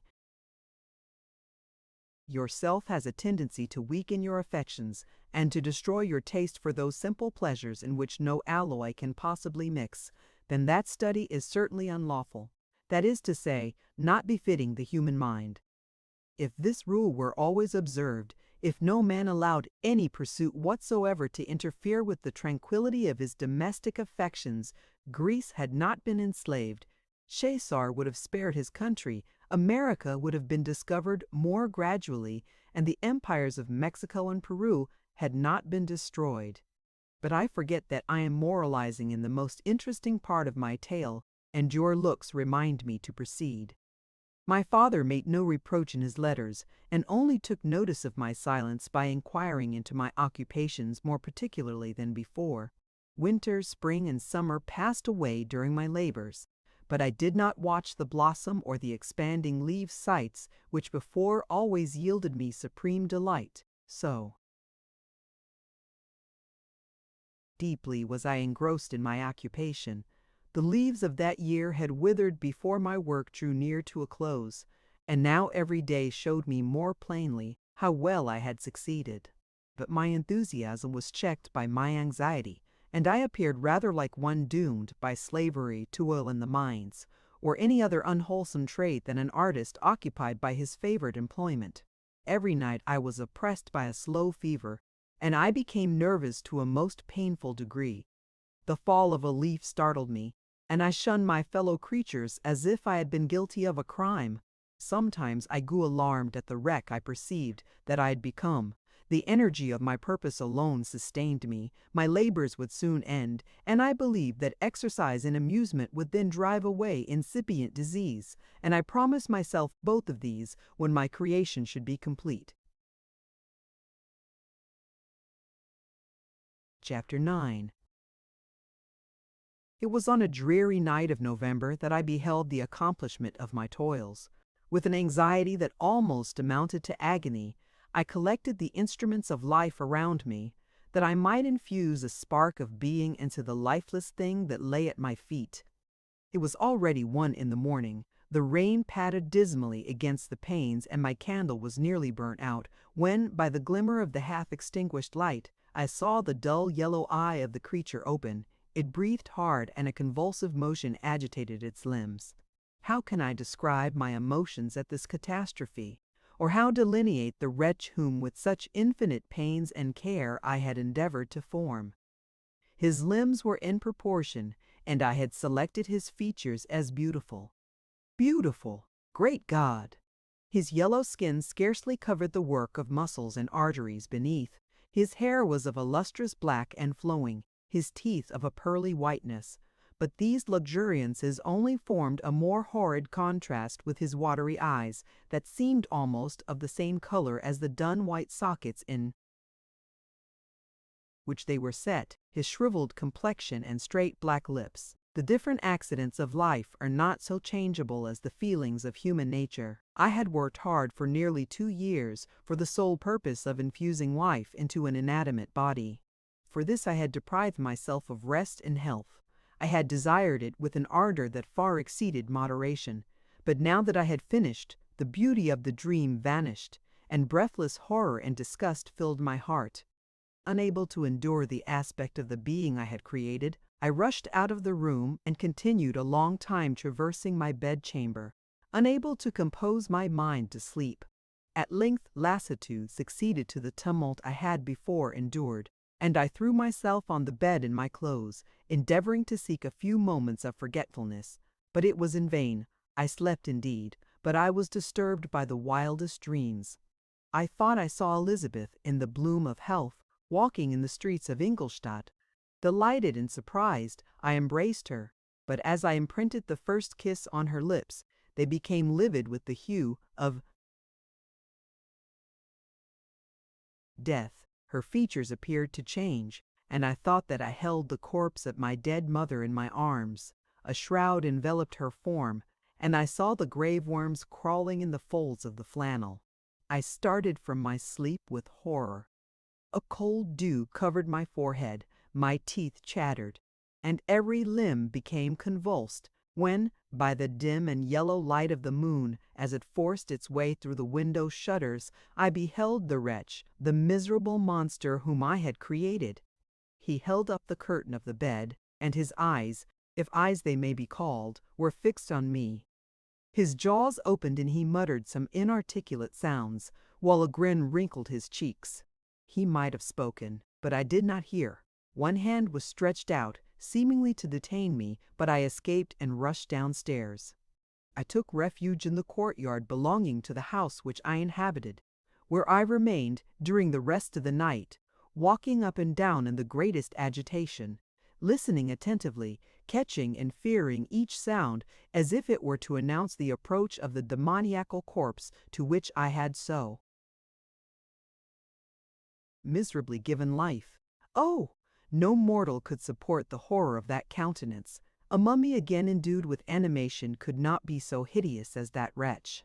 I had gazed on him while unfinished. He was ugly then, but when those muscles and joints were rendered capable of motion, it became a thing such as even Dante could not have conceived.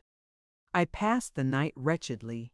Sometimes my pulse beat so quickly and hardly that I felt the palpitation of every artery. At others, I nearly sank to the ground through languor and extreme weakness. Mingled with this horror, I felt the bitterness of disappointment. Dreams that had been my food and pleasant rest for so long a space were now become a hell to me, and the change was so rapid, the overthrow so complete. Morning, dismal and wet, at length dawned and discovered to my sleepless and aching eyes the church of Ingolstadt, its white steeple and clock which indicated the 6th hour. The porter opened the gates of the court, which had that night been my asylum, and I issued into the streets, pacing them with quick steps, as if I sought to avoid the wretch whom I feared every turning of the street would present to my view. I did not dare return to the apartment which I inhabited, but felt impelled to hurry on, although drenched by the rain which poured from a black and comfortless sky. I continued walking in this manner for some time, endeavoring by bodily exercise to ease the load that weighed upon my mind. I traversed the streets without any clear conception of where I was, or what I was doing. My heart palpitated in the sickness of fear, and I hurried on with irregular steps, not daring to look about me, like one who on a lonely road doth walk in fear and dread, and, having once turned round, walks on, and turns no more his head, because he knows a frightful fiend doth close behind him tread. Coleridge's Ancient Mariner. Continuing thus, I came at length opposite to the inn, at which the various diligences and carriages usually stopped. Here I paused, I knew not why, but I remained some minutes with my eyes fixed on a coach that was coming towards me from the other end of the street. As it drew nearer, I observed that it was the Swiss diligence. It stopped just where I was standing, and on the door being opened, I perceived Henry Clerval, who, on seeing me, instantly sprung out. "My dear Frankenstein," exclaimed he, "how glad I am to see you! How fortunate that you should be here, at the very moment of my alighting!" Nothing could equal my delight on seeing Clerval. His presence brought back to my thoughts my father, Elizabeth, and all those scenes of home so dear to my recollection. I grasped his hand, and in a moment forgot my horror and misfortune. I felt suddenly, and for the first time during many months, calm and serene joy. I welcomed my friend, therefore, in the most cordial manner, and we walked towards my college. Clerval continued talking for some time about our mutual friends and his own good fortune in being permitted to come to Ingolstadt. "You may easily believe," said he, "how great was the difficulty to persuade my father that all necessary knowledge was not comprised in the noble art of bookkeeping. And indeed, I believe I left him incredulous to the last, for his constant answer to my unwearied entreaties was the same as that of the Dutch schoolmaster in the Vicar of Wakefield. I have 10,000 florins a year without Greek. I eat heartily without Greek." But his affection for me at length overcame his dislike of learning, and he has permitted me to undertake a voyage of discovery to the land of knowledge. It gives me the greatest delight to see you. But tell me how you left my father, brothers, and Elizabeth. "Very well and very happy, only a little uneasy that they hear from you so seldom. By the by, I mean to lecture you a little upon their account myself. But, my dear Frankenstein," continued he, stopping short and gazing full in my face, "I did not before remark how very ill you appear, so thin and pale. You look as if you had been watching for several nights. You have guessed right. I have lately been so deeply engaged in one occupation that I have not allowed myself sufficient rest, as you see. But I sincerely hope, that all these employments are now at an end, and that I am at length free." I trembled excessively. I could not endure to think of, and far less to allude to, the occurrences of the preceding night. I walked with a quick pace, and we soon arrived at my college. I then reflected, and the thought made me shiver, that the creature whom I had left in my apartment might still be there, alive and walking about. I dreaded to behold this monster, but I feared still more that Henry should see him. Entreating him, therefore, to remain a few minutes at the bottom of the stairs, I darted up towards my own room. My hand was already on the lock of the door before I recollected myself. I then paused, and a cold shivering came over me. I threw the door forcibly open, as children are accustomed to do when they expect a spectre to stand in waiting for them on the other side, but nothing appeared. I stepped fearfully in. The apartment was empty, and my bedroom was also freed from its hideous guest. I could hardly believe that so great a good fortune could have befallen me. But when I became assured that my enemy had indeed fled, I clapped my hands for joy and ran down to Clerval. We ascended into my room, and the servant presently brought breakfast. But I was unable to contain myself. It was not joy only that possessed me. I felt my flesh tingle with excess of sensitiveness, and my pulse beat rapidly. I was unable to remain for a single instant in the same place. I jumped over the chairs, clapped my hands, and laughed aloud. Clerval at first attributed my unusual spirits to joy on his arrival, but when he observed me more attentively, he saw a wildness in my eyes for which he could not account, and my loud, unrestrained, heartless laughter frightened and astonished him. "My dear Victor," cried he, "what, for God's sake, is the matter? Do not laugh in that manner. How ill you are! What is the cause of all this? "Do not ask me," cried I, putting my hands before my eyes, for I thought I saw the dreaded spectre glide into the room. "He can tell! Oh, save me! Save me! Save me!" I imagined that the monster seized me. I struggled furiously and fell down in a fit. Poor Clerval! What must have been his feelings? A meeting which he anticipated with such joy, so strangely turned to bitterness. But I was not the witness of his grief, for I was lifeless and did not recover my senses for a long, long time. This was the commencement of a nervous fever which confined me for several months. During all that time, Henry was my only nurse. I afterwards learned that, knowing my father's advanced age and unfitness for so long a journey, and how wretched my sickness would make Elizabeth, he spared them this grief by concealing the extent of my disorder. He knew that I could not have a more kind and attentive nurse than himself, and firm in the hope he felt of my recovery, he did not doubt that, instead of doing harm, he performed the kindest action that he could towards them. But I was in reality very ill, and surely nothing but the unbounded and unremitting attentions of my friend could have restored me to life. The form of the monster on whom I had bestowed existence was forever before my eyes, and I raved incessantly concerning him. Doubtless my words surprised Henry. He at first believed them to be the wanderings of my disturbed imagination, but the pertinacity with which I continually recurred to the same subject persuaded him that my disorder indeed owed its origin to some uncommon and terrible event. By very slow degrees, and with frequent relapses that alarmed and grieved my friend, I recovered.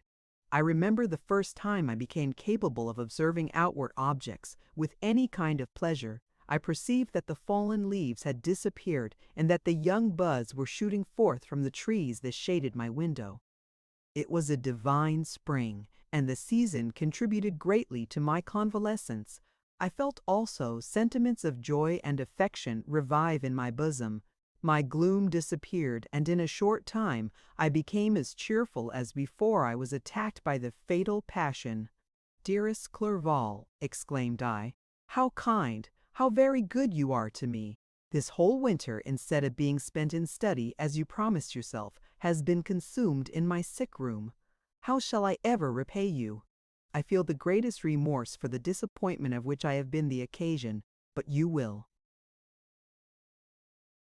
forgive me. You will repay me entirely if you do not discompose yourself, but get well as fast as you can, and since you appear in such good spirits, I may speak to you on one subject, may I not?" I trembled. One subject? What could it be? Could he allude to an object on whom I dared not even think? "Compose yourself," said Clerval, who observed my change of color. "I will not mention it if it agitates you, but your father and cousin would be very happy if they received a letter from you in your own handwriting. They hardly know how ill you have been, and are uneasy at your long silence. Is that all, my dear Henry? How could you suppose that my first thought would not fly towards those dear, dear friends whom I love, and who are so deserving of my love? If this is your present temper, my friend, you will perhaps be glad to see a letter that has been lying here some days for you. It is from your cousin, I believe." Chapter 10. Clerval then put the following letter into my hands. It was from my own Elizabeth. "My dearest cousin, you have been ill, very ill, and even the constant letters of dear kind Henry are not sufficient to reassure me on your account. You are forbidden to write to hold a pen, yet one word from you, dear Victor, is necessary to calm our apprehensions. For a long time I have thought that each post would bring this line, and my persuasions have restrained my uncle from undertaking a journey to Ingolstadt. I have prevented his encountering the inconveniences and perhaps dangers of so long a journey, yet how often have I regretted not being able to perform it myself. I figure to myself that the task of attending on your sickbed has devolved on some mercenary old nurse who could never guess your wishes nor minister to them with the care and affection of your poor cousin. Yet that is Over now, Clerval writes that indeed you are getting better. I eagerly hope that you will confirm this intelligence soon in your own handwriting. Get well and return to us. You will find a happy, cheerful home and friends who love you dearly. Your father's health is vigorous, and he asks but to see you, but to be assured that you are well, and not a care will ever cloud his benevolent countenance. How pleased you would be to remark the improvement of our Ernest. He is now 16 and full of activity and spirit. He is desirous to be a true Swiss and to enter into foreign service, but we cannot part with him, at least until his elder brother returns to us. My uncle is not pleased with the idea of a military career in a distant country, but Ernest never had your powers of application. He looks upon study as an odious fetter. His time is spent in the open air, climbing the hills or rowing on the lake. I fear that he will become an idler unless we yield the point and permit him to enter on the profession which he has selected. Little alteration, except the growth of our dear children, has taken place since you left us. The blue lake and snow-clad mountains, they never change, and I think our placid home and our contented hearts are regulated by the same immutable laws. My trifling occupations take up my time and amuse me, and I am rewarded for any exertions by seeing none but happy, kind faces around me. Since you left us, but one change has taken place in our little household. Do you remember on what occasion Justine Moritz entered our family? Probably you do not. I will relate her history, therefore, in a few words. Madame Moritz, her mother, was a widow with 4 children, of whom Justine was the third.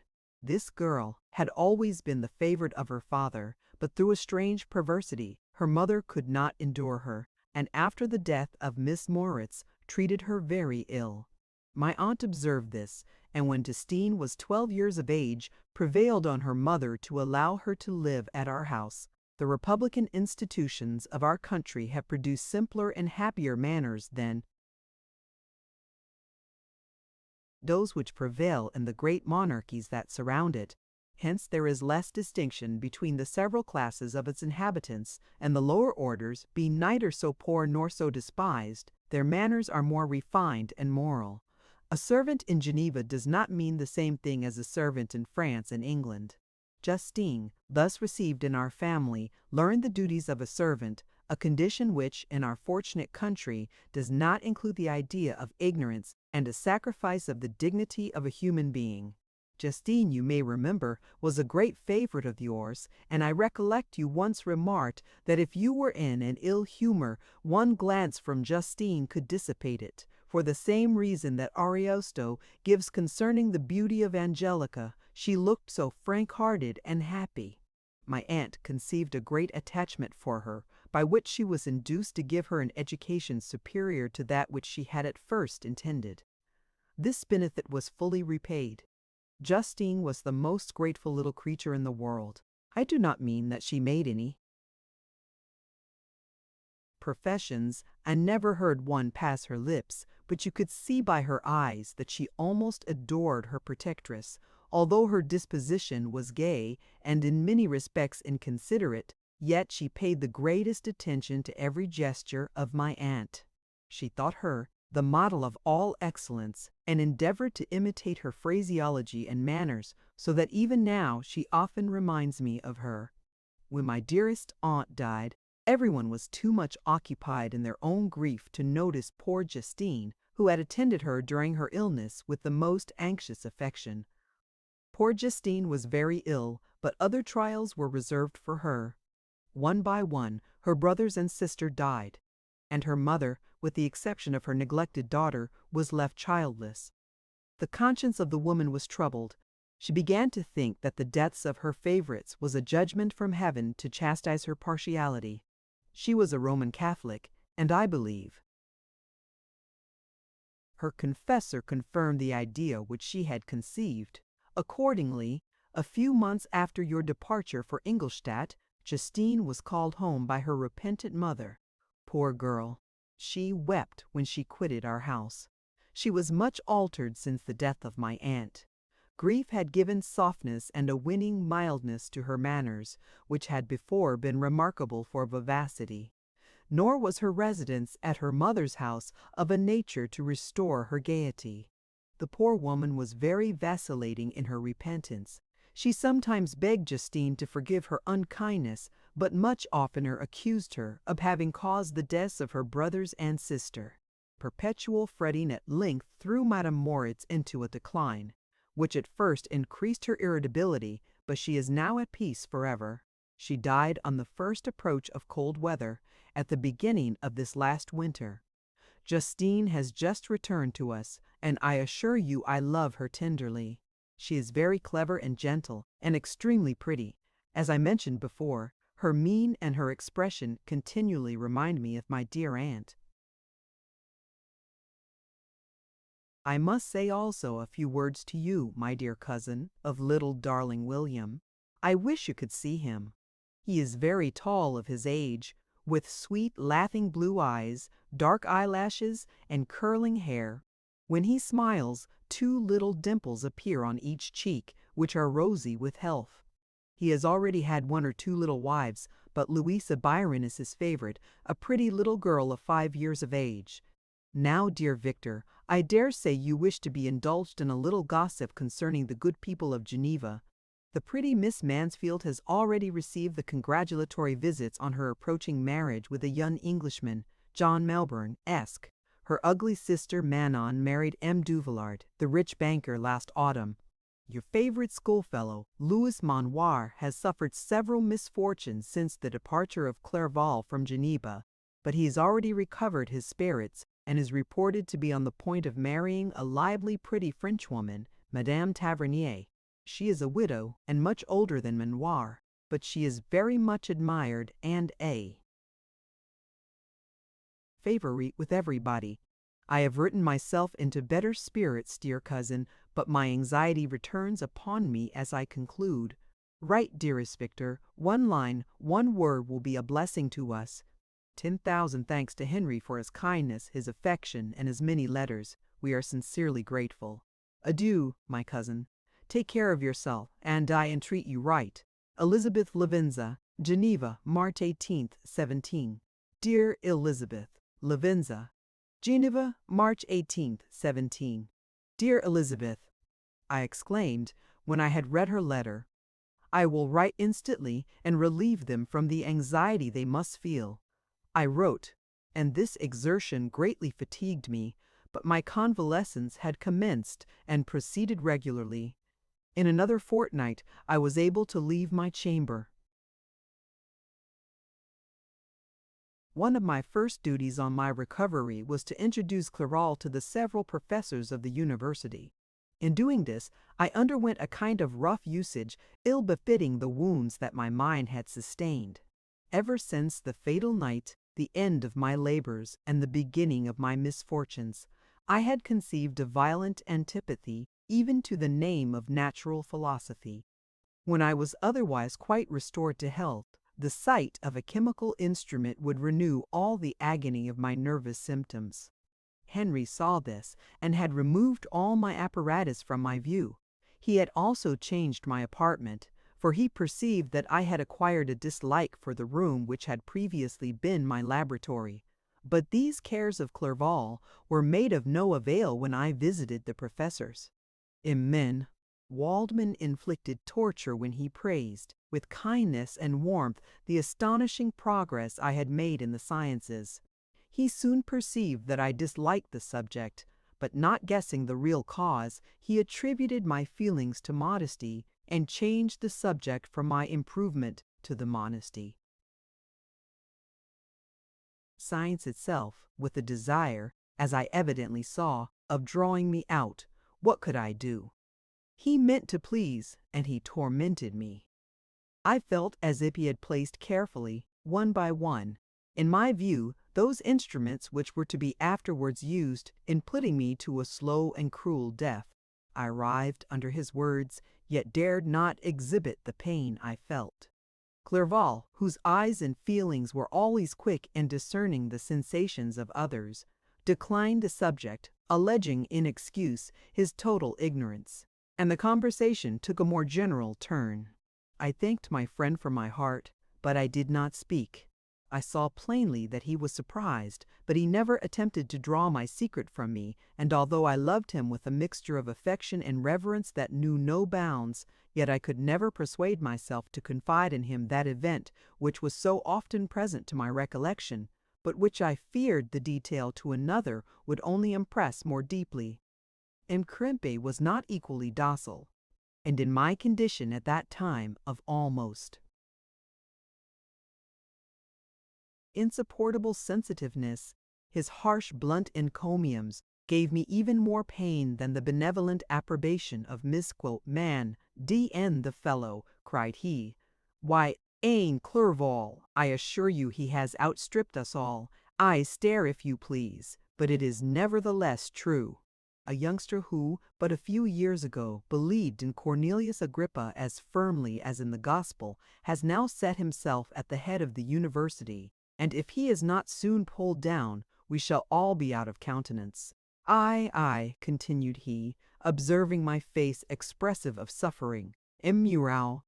Frankenstein is modest, an excellent quality in a young man. Young men should be diffident of themselves, you know. Imcherval, I was myself when young, but that wears out in a very short time. Imchero." Crimpe had now commenced an eulogy on himself, which happily turned the conversation from a subject that was so annoying to me. Clerval had never sympathized in my tastes for natural science, and his literary pursuits differed wholly from those which had occupied me.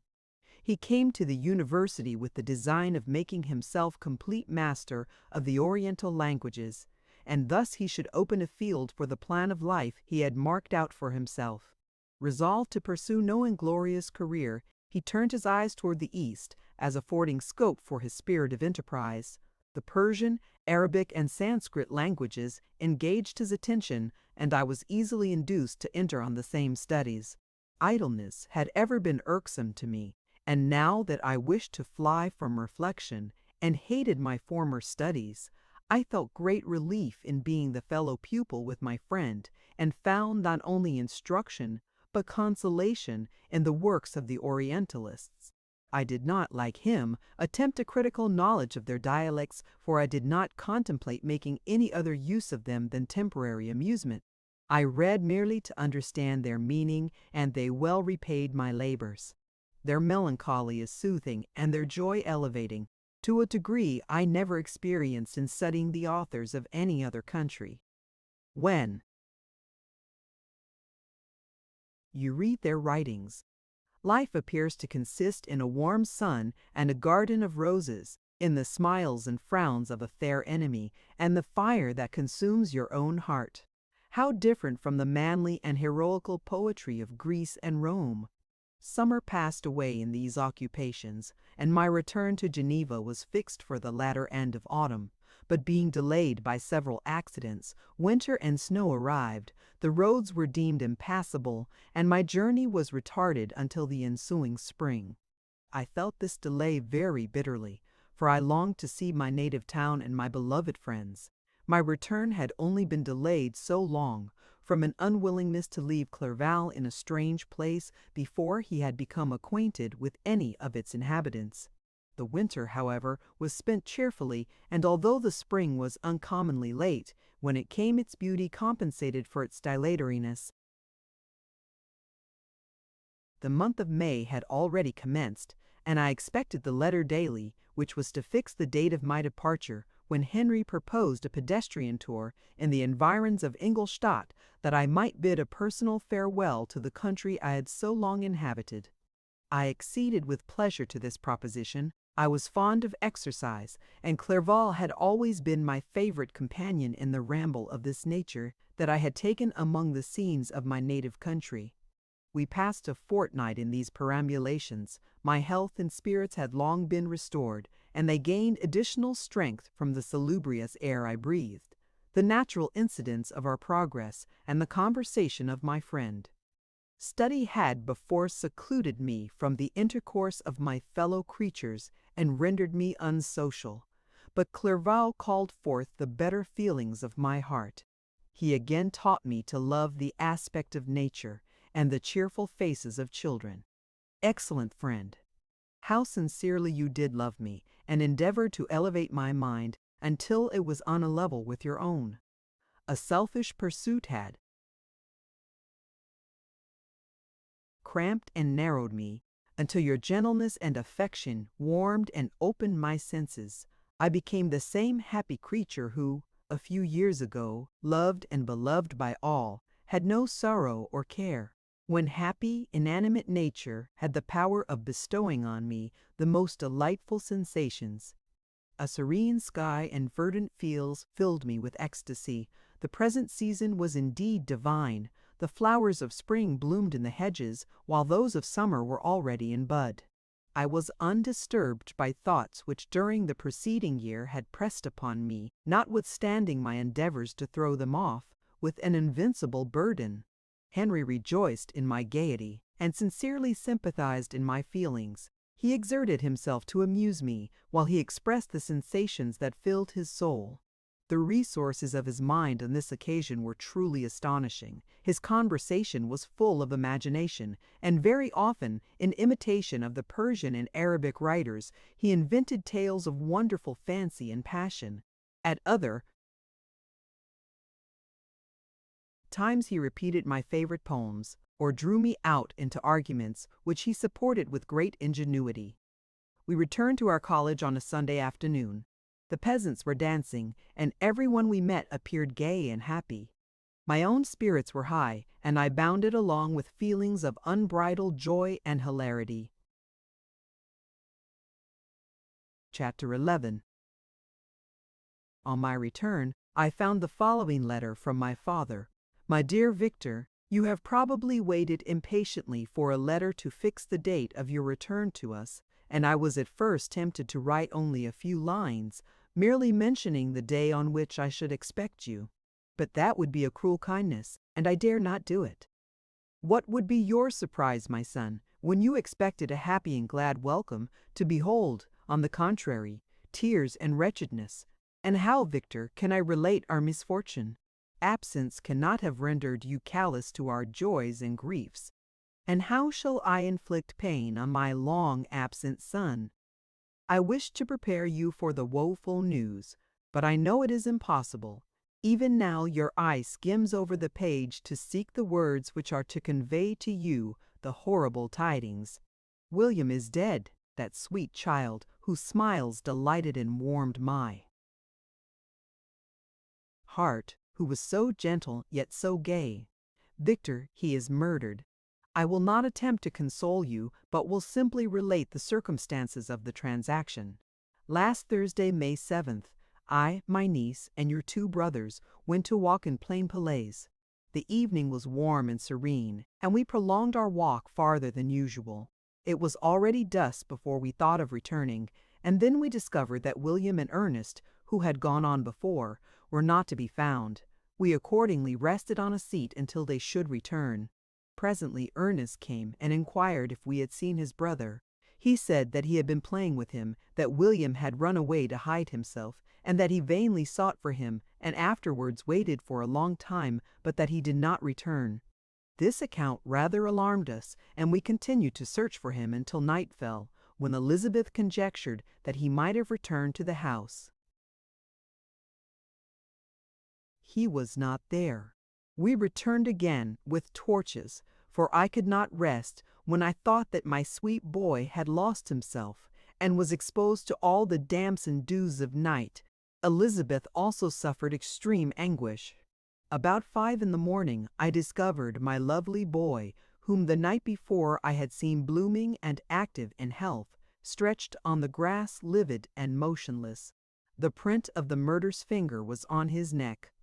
He was conveyed home, and the anguish that was visible in my countenance betrayed the secret to Elizabeth. She was very earnest to see the corpse. At first I attempted to prevent her, but she persisted, and entering the room where it lay, hastily examined the neck of the victim, and clasping her hands, exclaimed, "O God, I have murdered my darling child." She fainted, and was restored with extreme difficulty. When she again lived, it was only to weep and sigh. She told me that that same evening William had teased her to let him wear a very valuable miniature that she possessed of your mother. This picture is gone, and was doubtless a temptation which urged the murderer to the deed.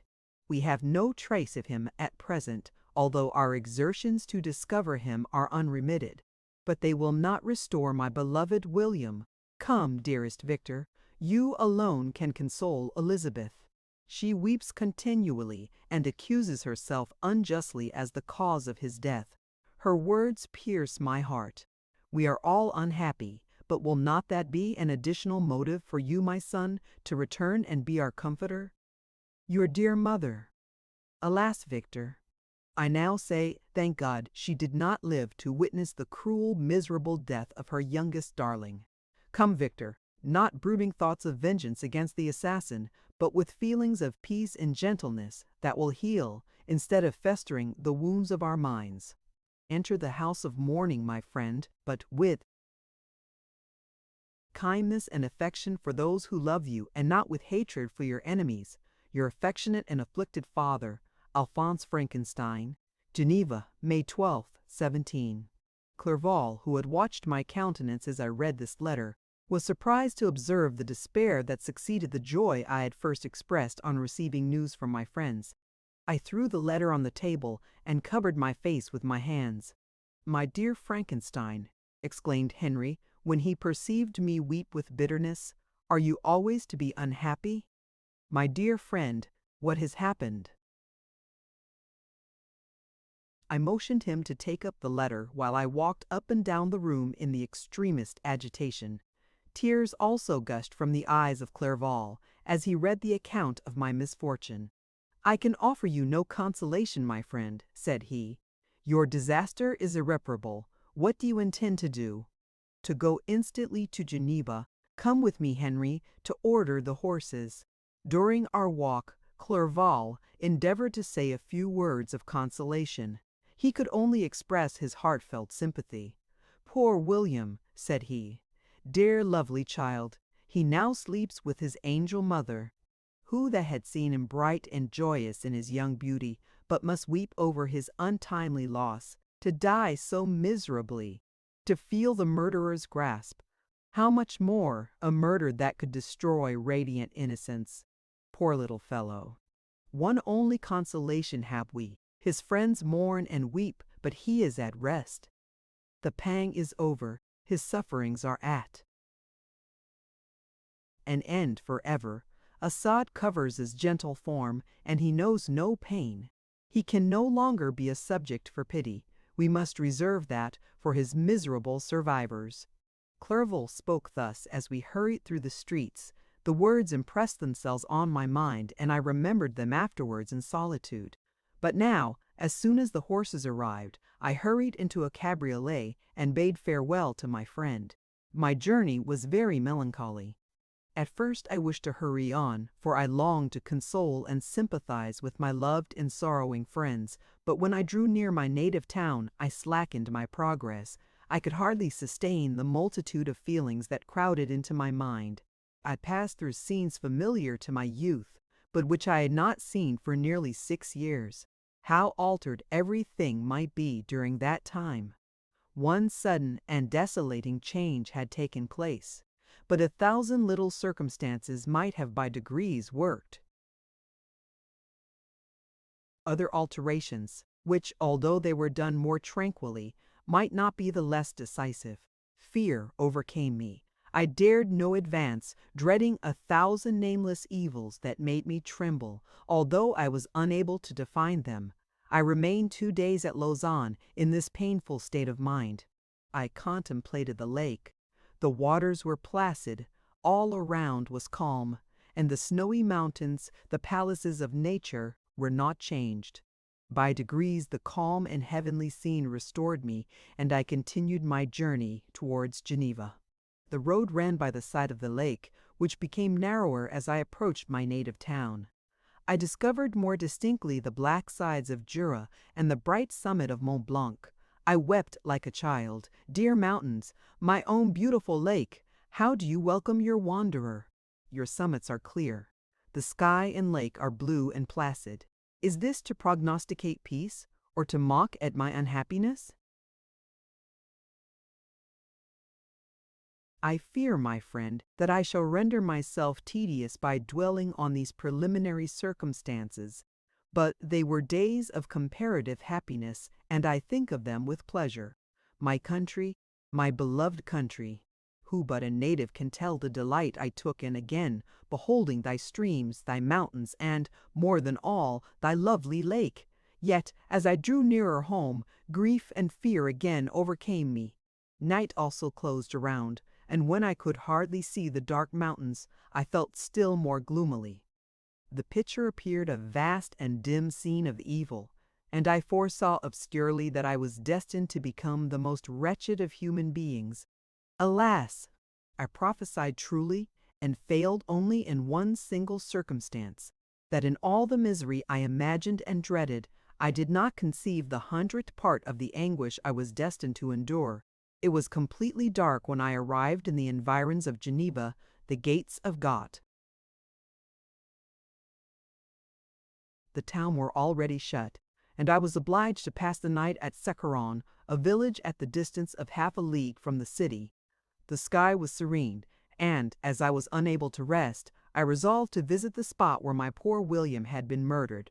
As I could not pass through the town, I was obliged to cross the lake in a boat to arrive at Plainpalais.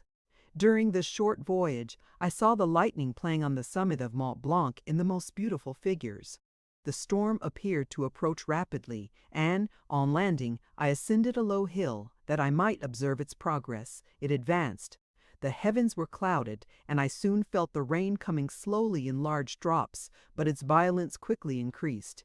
I quitted my seat and walked on, although the darkness and storm increased every minute, and the thunder burst with a terrific crash over my head. It was echoed from Salem, the Juras, and the Alps of Savoy. Vivid flashes of lightning dazzled my eyes, illuminating the lake, making it appear like a vast sheet of fire. Then for an instant everything seemed of a pitchy darkness, until the eye recovered itself from the preceding flash. The storm, as is often the case in Switzerland, appeared at once in various parts of the heavens. The most violent storm hung exactly north of the town, over the part of the lake which lies between the promontory of Believe and the village of Colpinte. Another storm enlightened Jura with faint flashes, and another darkened and sometimes disclosed the Mole, a peaked mountain to the east of the lake. While I watched the tempest, so beautiful yet terrific, I wandered on with a hasty step. This noble war in the sky elevated my spirits. I clasped my hands and exclaimed aloud, "William, dear angel, this is thy funeral, this thy dirge." As I said these words, I perceived in the gloom a figure which stole from behind a clump of trees near me. I stood fixed, gazing intently. I could not be mistaken. A flash of lightning illuminated the object and discovered its shape plainly to me. Its gigantic stature, and the deformity of its aspect more hideous than belongs to humanity, instantly informed me that it was the wretch, the filthy demon to whom I had given life. What did he there? Could he be, I shuddered at the conception, the murderer of my brother? No sooner did that idea cross my imagination than I became convinced of its truth. My teeth chattered, and I was forced to lean against a tree for support. The figure passed me quickly, and I lost it in the gloom. Nothing in human shape could have destroyed the fair child. He was the murderer. I could not doubt it. The mere presence of the idea was an irresistible proof of the fact. I thought of pursuing the devil, but it would have been in vain, for another flash discovered him to me, hanging among the rocks of the nearly perpendicular ascent of Mont Salève, a hill that bounds Plainpalais on the south. He soon reached the summit and disappeared. I remained motionless.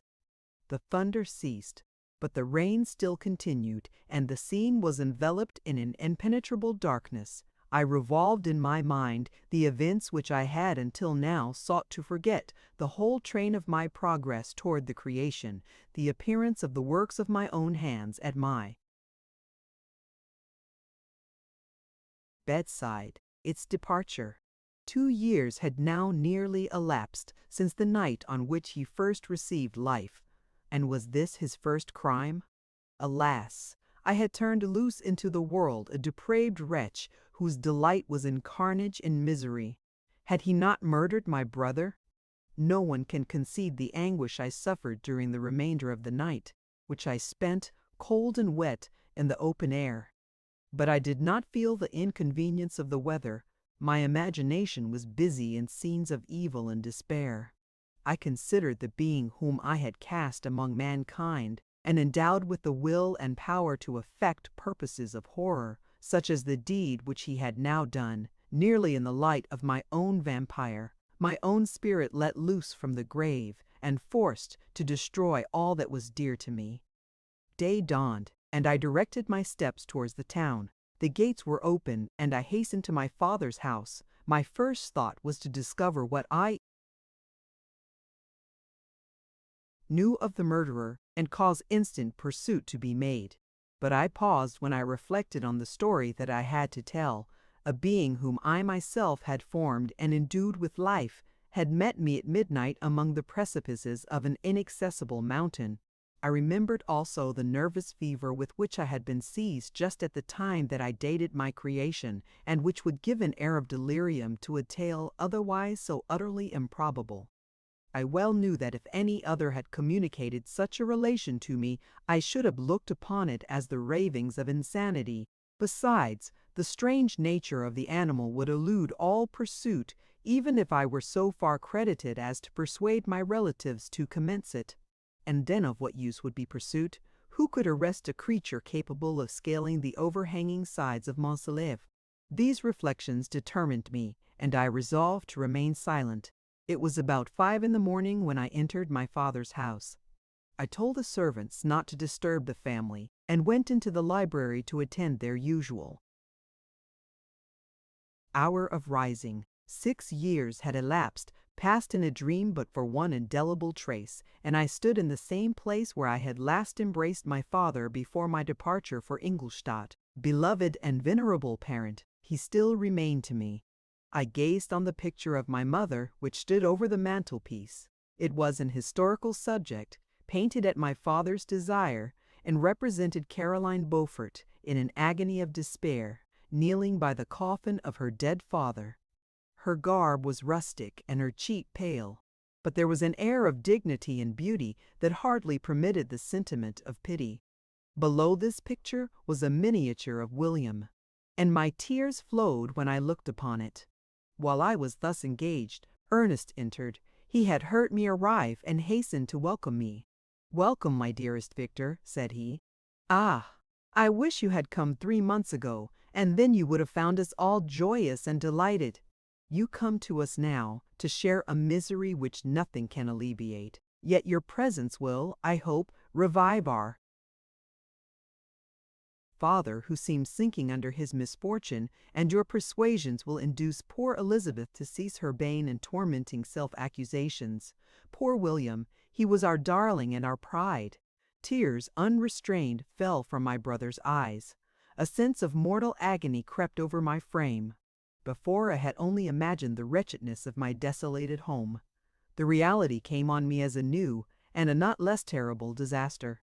I tried to calm Ernest. I inquired more minutely concerning my father, and here I named my cousin. "She most of all," said Ernest, "requires consolation. She accused herself of having caused the death of my brother, and that made her very wretched. But since the murderer has been discovered—" "The murderer discovered! Good God, how can that be? Who could attempt to pursue him?" "It is impossible. One might as well try to overtake the winds, or confine a mountain stream with a straw. I saw him too. He was free last night." "I do not know what you mean," replied my brother in accents of wonder, "but to us the discovery we have made completes our misery." No one would believe it at first, and even now Elizabeth will not be convinced, notwithstanding all the evidence. Indeed, who would credit that Justine Moritz, who was so amiable and fond of all the family, could suddenly become so capable of so frightful, so appalling a crime? Justine Moritz! Poor, poor girl! Is she the accused? But it is wrongfully. Everyone knows that. No one believes it, surely, Ernest? No one did at first, but several circumstances came out that have almost forced conviction upon us, and her own behavior has been so confused as to add to the evidence of facts a weight that, I fear, leaves no hope for doubt. But she will be tried today, and you will then hear all. He then related that, the morning on which the murder of poor William had been discovered, Justine had been taken ill and confined to her bed for several days. During this interval, one of the servants, happening to examine the apparel she had worn on the night of the murder, had discovered in her pocket the picture of my mother, which had been judged to be the temptation of the murderer. The servant instantly showed it to one of the others, who, without saying a word to any of the family, went to a magistrate, and, upon their deposition, Justine was apprehended. On being charged with the fact, the poor girl confirmed the suspicion, in a great measure, by her extreme confusion of manner. This was a strange tale, but it did not shake my faith, and I replied earnestly, "You are all mistaken. I know the murderer. Justine, poor, good Justine, is innocent." At that instant my father entered. I saw unhappiness deeply impressed on his countenance, but he endeavored to welcome me cheerfully, and, after we had exchanged our mournful greeting, would have introduced some other topic than that of our disaster, had not Ernest exclaimed, "Good God, Papa! Victor says that he knows who was the murderer of poor William." "We do also, unfortunately," replied my father, "for indeed I had rather have been forever ignorant than have discovered so much depravity and ingratitude in one I valued so highly." "My dear father, you are mistaken. Justine is innocent. If she is, God forbid that she should suffer as guilty. She is to be tried today, and I sincerely hope, that she will be acquitted." This speech calmed me. I was firmly convinced in my own mind that Justine, and indeed every human being, was guiltless of this murder. I had no fear, therefore, that any circumstantial evidence could be brought forward strong enough to convict her. My tale was not one to announce publicly. Its astounding horror would be looked upon as madness by the vulgar. Did anyone indeed exist except I, the Creator, who would believe, unless his senses convinced him, in the existence of the living monument of presumption and rash ignorance which I had let loose upon the world? We were soon joined by Elizabeth. Time had altered her since I last beheld her. It had endowed her with loveliness, surpassing the beauty of her childish years.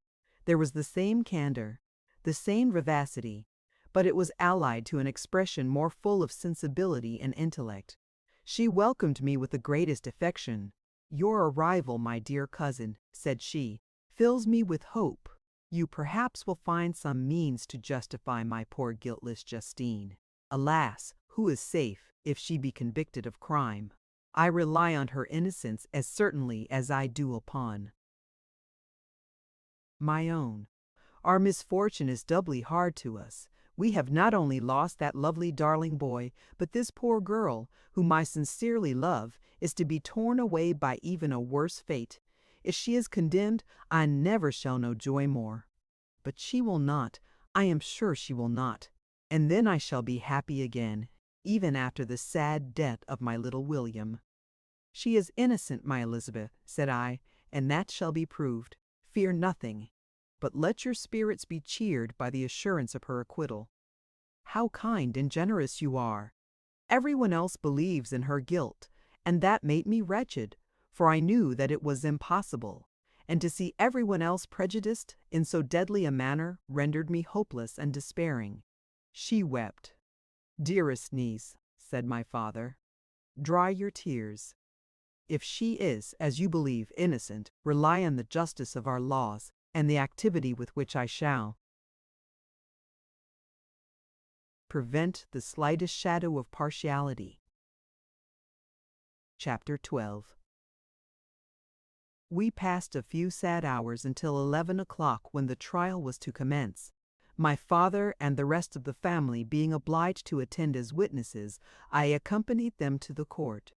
During the whole of this wretched mockery of justice, I suffered living torture.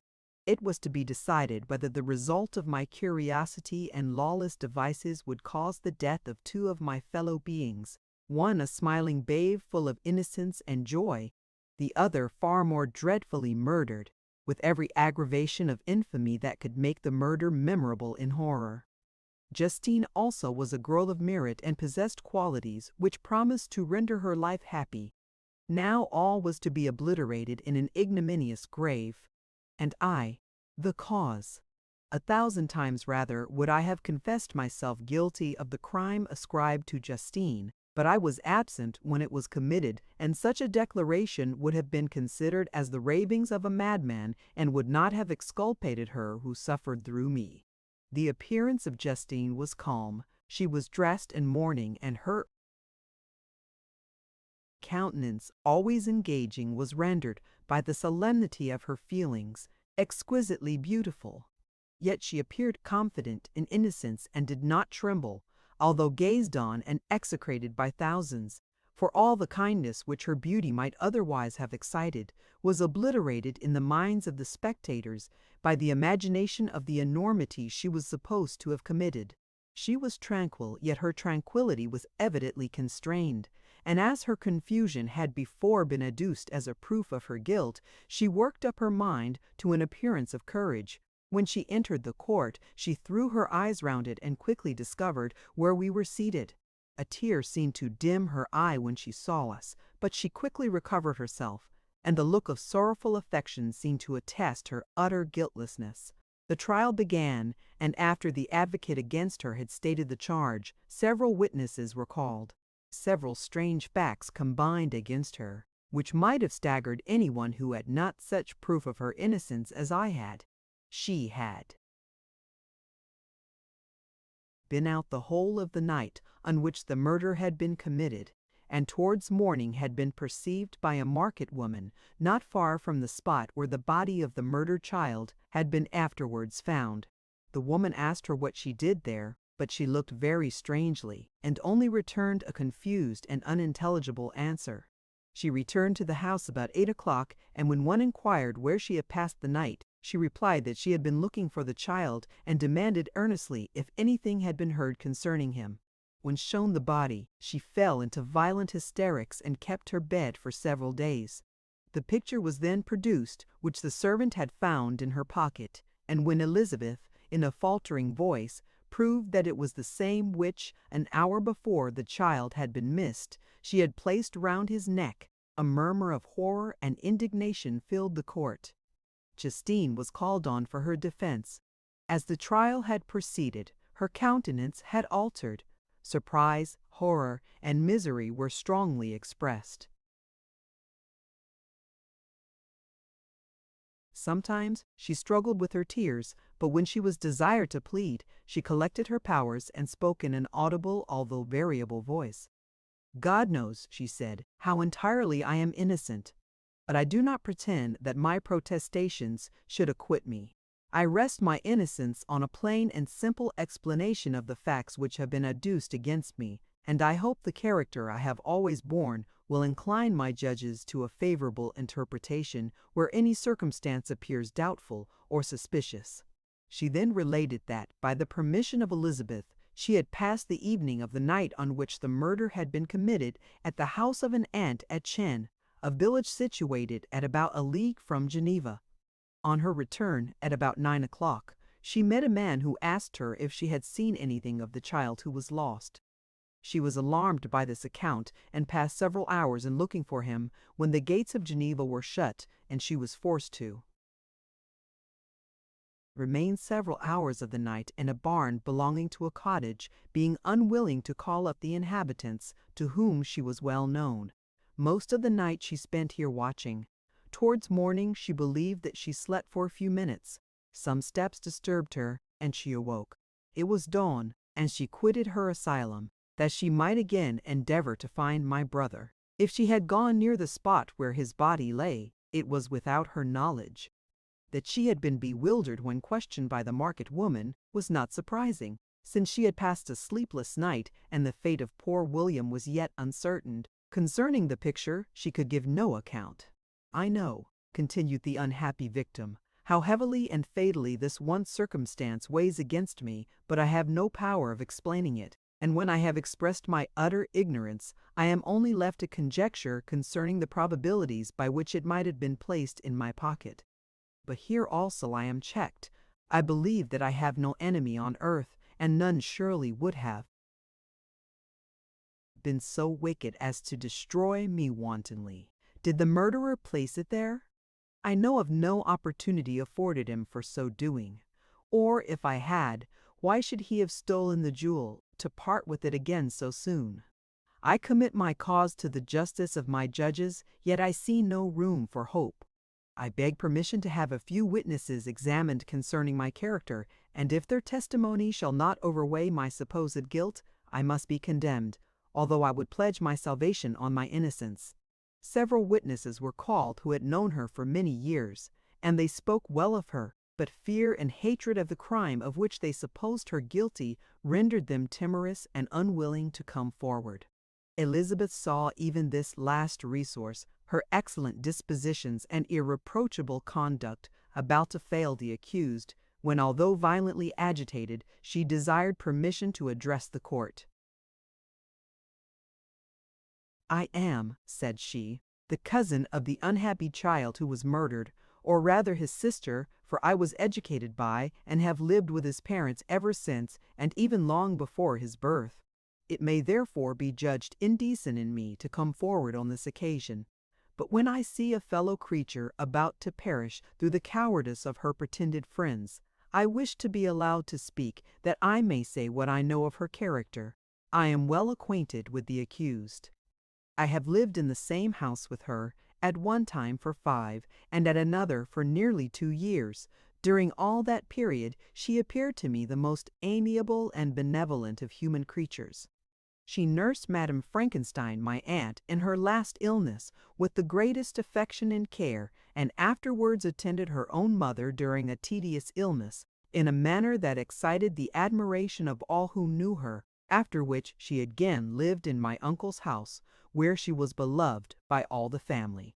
She was warmly attached to the child who is now dead, and acted towards him like a most affectionate mother. For my own part, I do not hesitate to say that, notwithstanding all the evidence produced against her, I believe and rely on her perfect innocence. She had no temptation for such an action. As to the bauble on which the chief proof rests, if she had earnestly desired it, I should have willingly given it to her, so much do I esteem and value her." A murmur of approbation followed Elizabeth's simple and powerful appeal, but it was excited by her generous interference, and not in favor of poor Justine, on whom the public indignation was turned with renewed violence, charging her with the blackest ingratitude. She herself wept as Elizabeth spoke, but she did not answer. My own agitation and anguish was extreme during the whole trial. I believed in her innocence. I knew it. Could the demon who had, I did not for a minute doubt, murdered my brother also in his hellish sport, have betrayed the innocent to death and ignominy? I could not sustain the horror of my situation, and when I perceived that the popular voice and the countenances of the judges had already condemned my unhappy victim, I rushed out of the court in agony. The tortures of the accused did not equal mine. She was sustained by innocence, but the fangs of remorse tore my bosom and would not forego their hold. I passed a night of unmingled wretchedness. In the morning I went to the court. My lips and throat were parched. I dared not ask the fatal question, but I was known, and the officer guessed the cause of my visit. The ballots had been thrown. They were all black, and Justine was condemned. I cannot pretend to describe what I then felt. I had before experienced sensations of horror, and I have endeavored to bestow upon them adequate expressions, but words cannot convey an idea of the heart-sickening despair that I then endured. The person to whom I addressed myself added that Justine had already confessed her guilt. That evidence, he observed, was hardly required in so glaring a case, but I am glad of it, and, indeed, none of our judges like to condemn a criminal upon circumstantial evidence, be it ever so decisive. This was strange and unexpected intelligence. What could it mean? Had my eyes deceived me? And was I really as mad as the whole world would believe me to be if I disclosed the object of my suspicions? I hastened to return home, and Elizabeth eagerly demanded the result. "My cousin," replied I, "it is decided as you may have expected. All judges had rather that 10 innocent should suffer than that one guilty should escape. But she has confessed." This was a dire blow to poor Elizabeth, who had relied with firmness upon Justine's innocence. "Alas," said she, "how shall I ever again believe in human goodness? Justine, whom I loved and esteemed as my sister, how could she put on those smiles of innocence only to betray? Her mild eyes seemed incapable of any severity or guile. And yet she has committed a murder." Soon after we heard that the poor victim had expressed a desire to see my cousin. My father wished her not to go, but said that he left it to her own judgment and feelings to decide. "Yes," said Elizabeth, "I will go, although she is guilty, and you, Victor, shall accompany me. I cannot go alone." The idea of this visit was torture to me, yet I could not refuse. We entered the gloomy prison chamber and beheld Justine sitting on some straw at the farther end. Her hands were manacled, and her head rested on her knees. She rose on seeing us enter, and when we were left alone with her, she threw herself at the feet of Elizabeth, weeping bitterly. My cousin wept also. "Oh, Justine," said she, "why did you rob me of my last consolation?" "I relied on your innocence, and although I was then very wretched, I was not so miserable as I am now." "And do you also believe that I am so very, very wicked? Do you also join with my enemies to crush me, to condemn me as a murderer?" Her voice was suffocated with sobs. "Rise, my poor girl," said Elizabeth. "Why do you kneel, if you are innocent? I am not one of your enemies. I believed you guiltless, notwithstanding every evidence, until I heard that you had yourself declared your guilt. That report, you say, is false, and be assured, dear Justine, that nothing can shake my confidence in you for a moment but your own confession." I did confess, but I confessed a lie. I confessed that I might obtain absolution, but now that falsehood lies heavier at my heart than all my other sins, the God of heaven forgive me. Ever since I was condemned, my confessor has besieged me. He threatened and menaced, until I almost began to think that I was the monster that he said I was. He threatened excommunication and hellfire in my last moments if I continued obdurate. Dear lady, I had none to support me. All looked on me as a wretch doomed to ignominy and perdition. What could I do? In an evil hour I subscribed to a lie, and now only am I truly miserable." She paused, weeping, and then continued, "I thought with horror, my sweet lady, that you should believe your Justine, whom your blessed aunt had so highly honored, and whom you loved, was a creature capable of a crime which none but the devil himself could have perpetrated. Dear William, dearest blessed child, I soon shall see you again in heaven, where we shall all be happy, and that consoles me, going as I am to suffer ignominy and death. Oh, Justine, forgive me for having for one moment distrusted you. Why did you confess? But do not mourn, dear girl, do not fear. I will proclaim, I will prove your innocence. I will melt the stony hearts of your enemies by my tears and prayers. You shall not die. You, my playfellow, my companion, my sister, perish on the scaffold. No, no, I never could survive so horrible a misfortune." Justine shook her head mournfully. "I do not fear to die," she said. "That pang is past. God raises my weakness and gives me courage to endure the worst. I leave a sad and bitter world, and if you remember me and think of me as of one unjustly condemned, I am resigned to the fate awaiting me. Learn from me, dear lady, to submit in patience to the will of heaven." During this conversation I had retired to a corner of the prison room where I could conceal the horrid anguish that possessed me. Despair! Who dare talk of that? The poor victim, who on the morrow was to pass the awful boundary between life and death, felt not, as I did, such deep and bitter agony. I gnashed my teeth and ground them together, uttering a groan that came from my inmost soul. Justine started.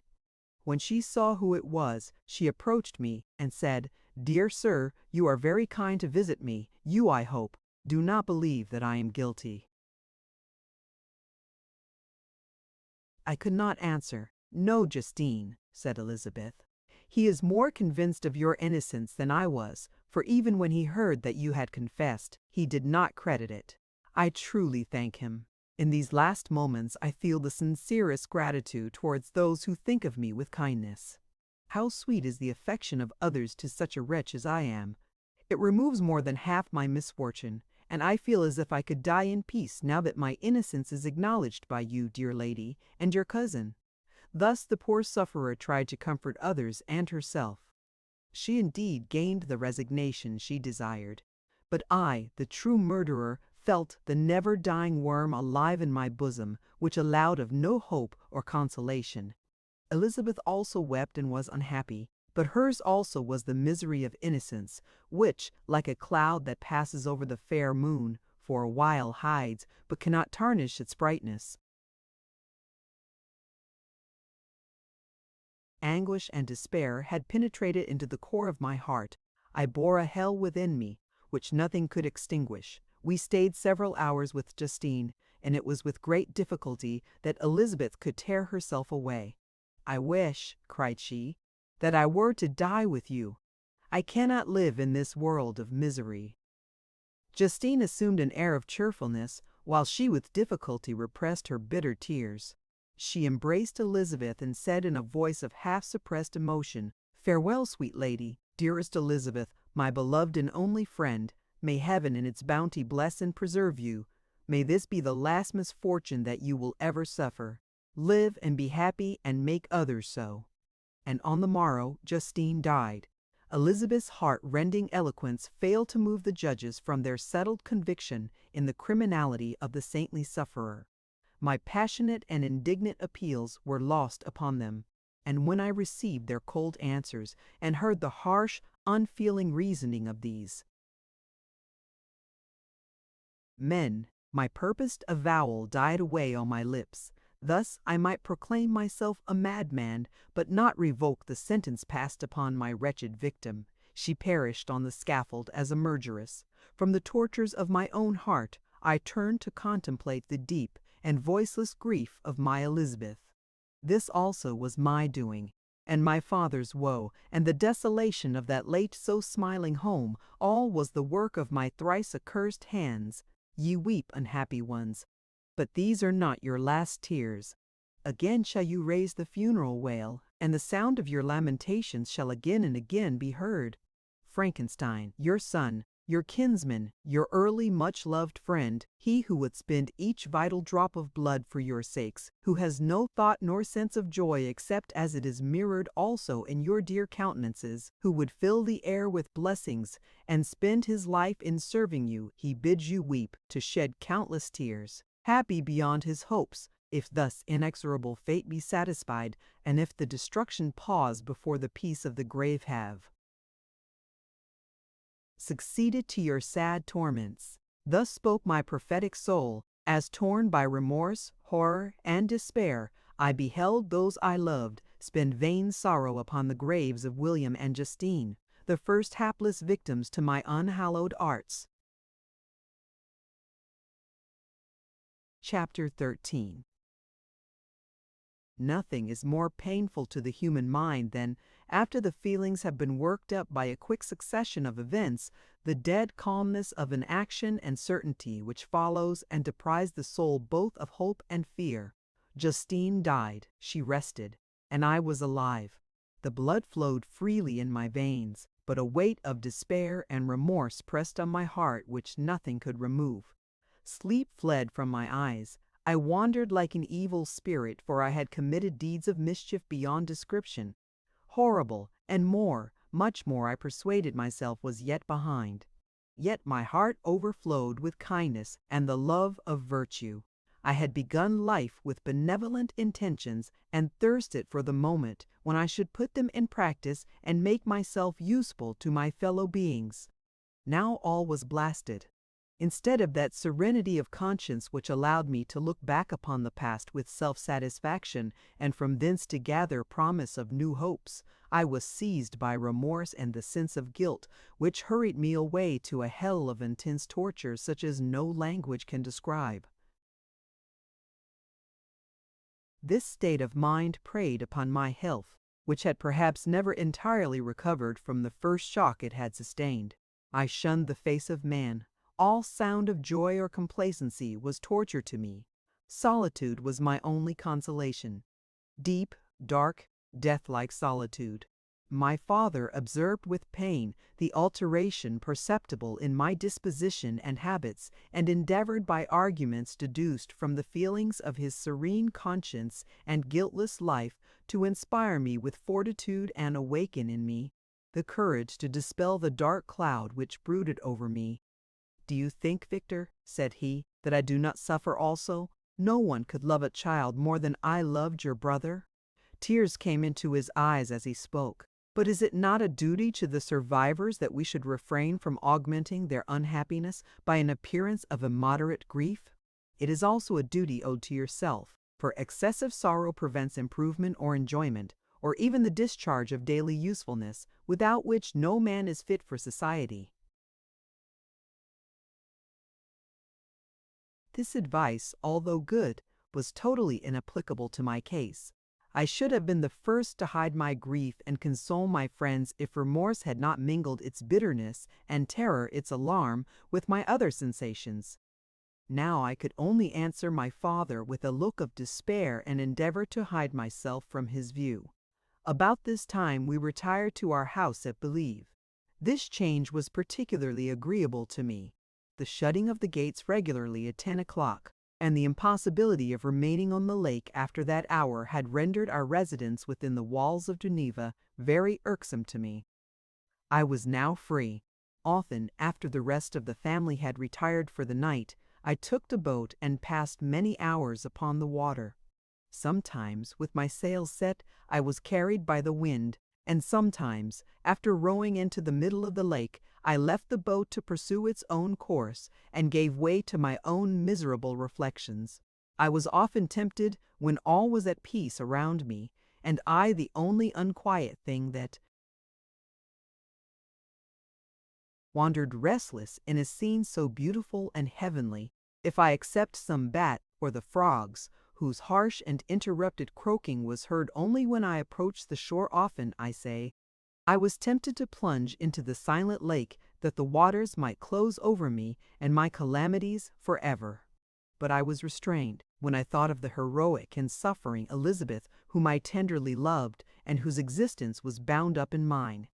I thought also of my father and surviving brother. Should I by my base desertion leave them exposed and unprotected to the malice of the fiend whom I had let loose among them?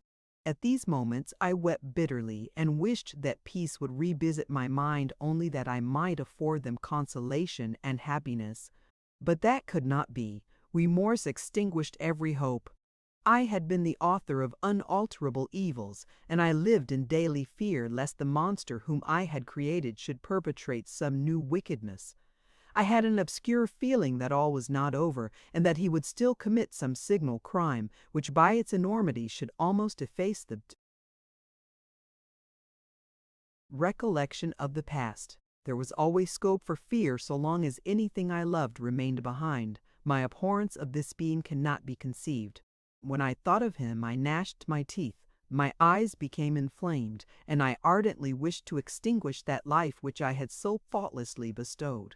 When I reflected on his crimes and malice, my hatred and revenge burst all bounds of moderation. I would have made a pilgrimage to the highest peak of the Andes, could I, when there, have precipitated him to their base. I wished to see him again, that I might wreak the utmost extent of abhorrence on his head and avenge the deaths of William and Justine. Our house was the house of mourning. My father's health was deeply shaken by the horror of the recent events. Elizabeth was sad and desponding. She no longer took delight in her ordinary occupations. All pleasure seemed to her sacrilege toward the dead. Eternal woe and tears, she then thought, was the just tribute she should pay to innocence so blasted and destroyed. She was no longer that happy creature who in earlier youth wandered with me on the banks of the lake and talked with ecstasy of our future prospects. The first of those sorrows which are sent to wean us from the earth had visited her, and its dimming influence quenched her dearest smiles. When I reflect, my dear cousin, said she, on the miserable death of Justine Moritz, I no longer see the world and its works as they before appeared to me. Before, I looked upon the accounts of vice and injustice that I read in books or heard from others as tales of ancient days or imaginary evils. At least, they were remote and more familiar to reason than to the imagination. But now, misery has come home, and men appear to me as monsters thirsting for each other's blood.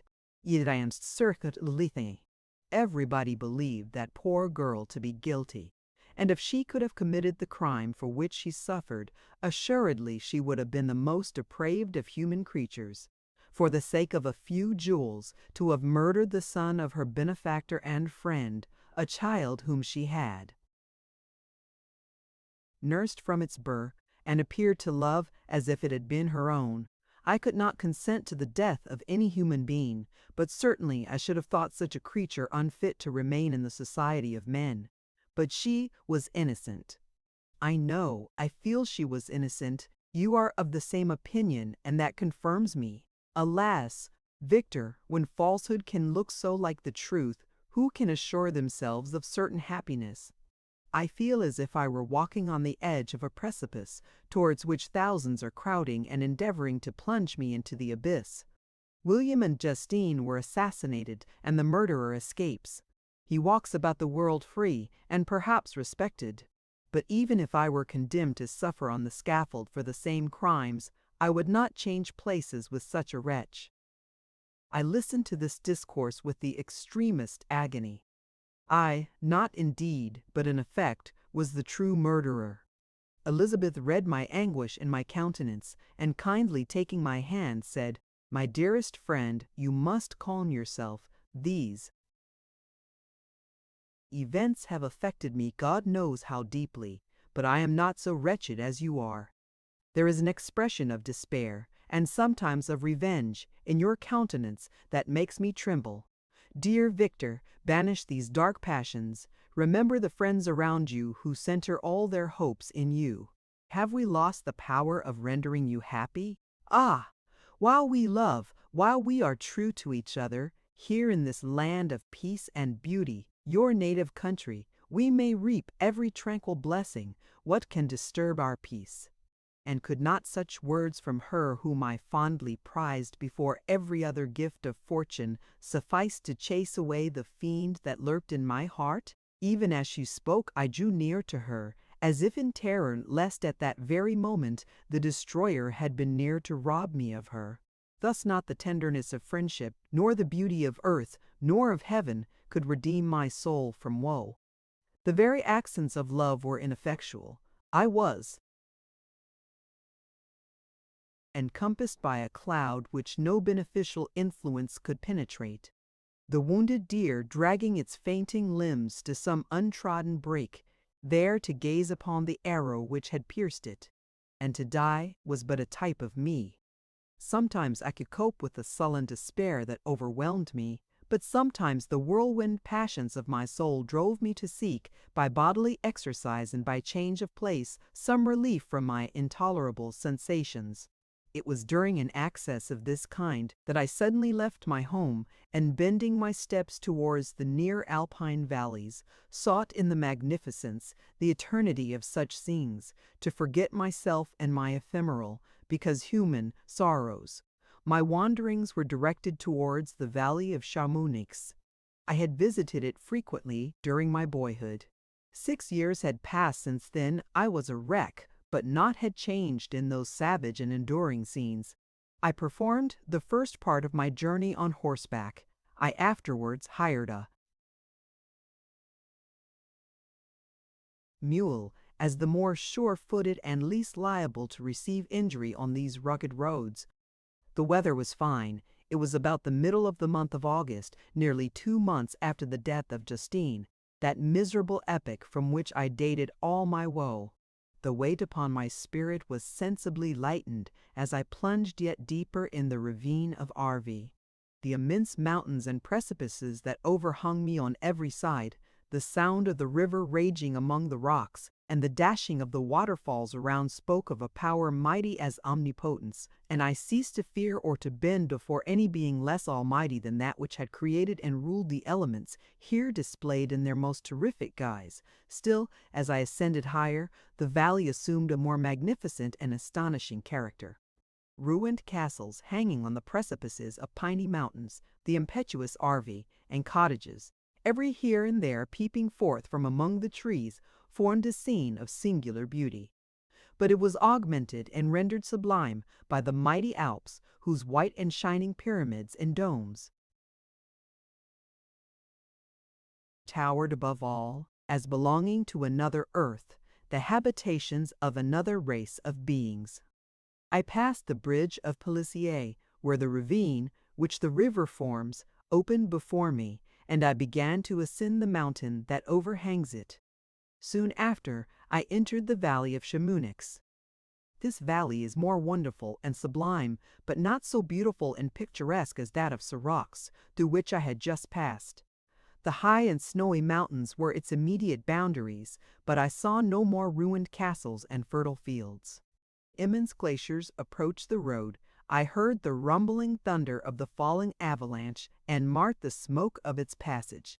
Mont Blanc, the supreme and magnificent Mont Blanc, raised itself from the surrounding Aiguilles, and its tremendous dome overlooked the valley. A tingling, long-lost sense of pleasure often came across me during this journey. Some turn in the road, some new object suddenly perceived and recognized, reminded me of days gone by, and were associated with the light-hearted gaiety of boyhood. The very winds whispered in soothing accents, and maternal nature bade me weep no more. Then again the kindly influence ceased to act. I found myself fettered again to grief, and indulging in all the misery of reflection. Then I spurred on my animal, striving so to forget the world, my fears, and more than all, myself, or, in a more desperate fashion, I alighted and threw myself on the grass, weighed down by horror and despair. At length I arrived at the village of Chamonix. Exhaustion succeeded to the extreme fatigue both of body and of mind which I had endured. For a short space of time I remained at the window, watching the pallid lightnings that played above Mont Blanc, and listening to the rushing of the Arve, which pursued its noisy way beneath. The same lulling sounds acted as a lullaby to my too keen sensations. When I placed my head upon my pillow, sleep crept over me. I felt it as it came, and blessed the giver of oblivion. Chapter 14. I spent the following day roaming through the valley. I stood beside the sources of the Avre, which take their rise in the glacier that with slow pace is advancing down from the summit of the hills to barricade the valley. The abrupt sides of vast mountains were before me, the icy wall of the glacier overhung me, a few shattered pines were scattered around, and the solemn silence of this glorious presence chamber of imperial nature was broken only by the brawling waves or the fall of some vast fragment, the thunder sound of the avalanche, or the cracking reverberated along the mountains of the accumulated ice, which, through the silent working of immutable laws, was ever and anon rent and torn, as if it had bet. These sublime and magnificent scenes afforded me the greatest consolation that I was capable of receiving. They elevated me from all littleness of feeling, and although they did not remove my grief, they subdued and tranquilized it. In some degree also, they diverted my mind from the thoughts over which it had brooded for the last month. I retired to rest at night, my slumbers, as it were, waited on and ministered to by the assemblance of grand shapes which I had contemplated during the day. They congregated round me, the unstained snowy mountain top, the glittering pinnacle, the pine woods and ragged bare ravine, the eagles soaring amidst the clouds, they all gathered round me and bade me be at peace. Where had they fled when the next morning I awoke?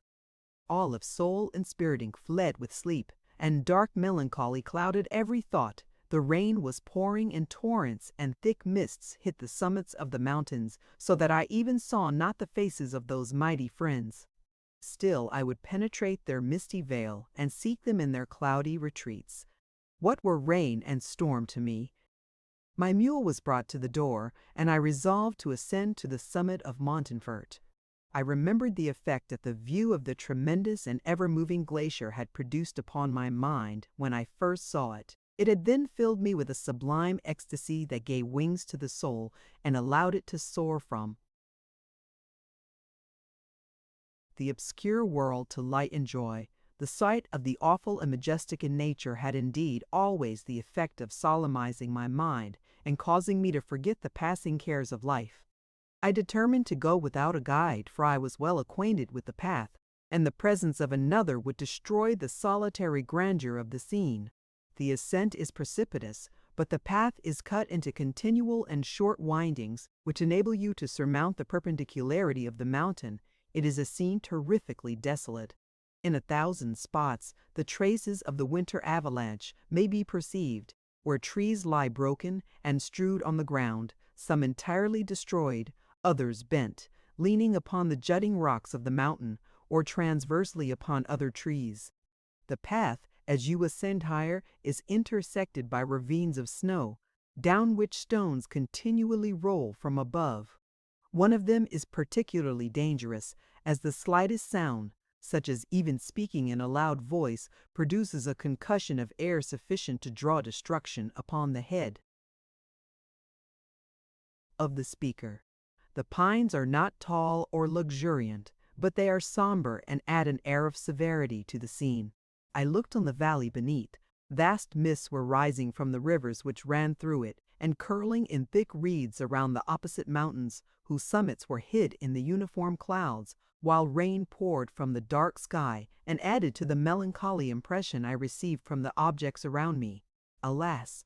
Why does man boast of sensibilities superior to those apparent in the brute? It only renders them more necessary beings.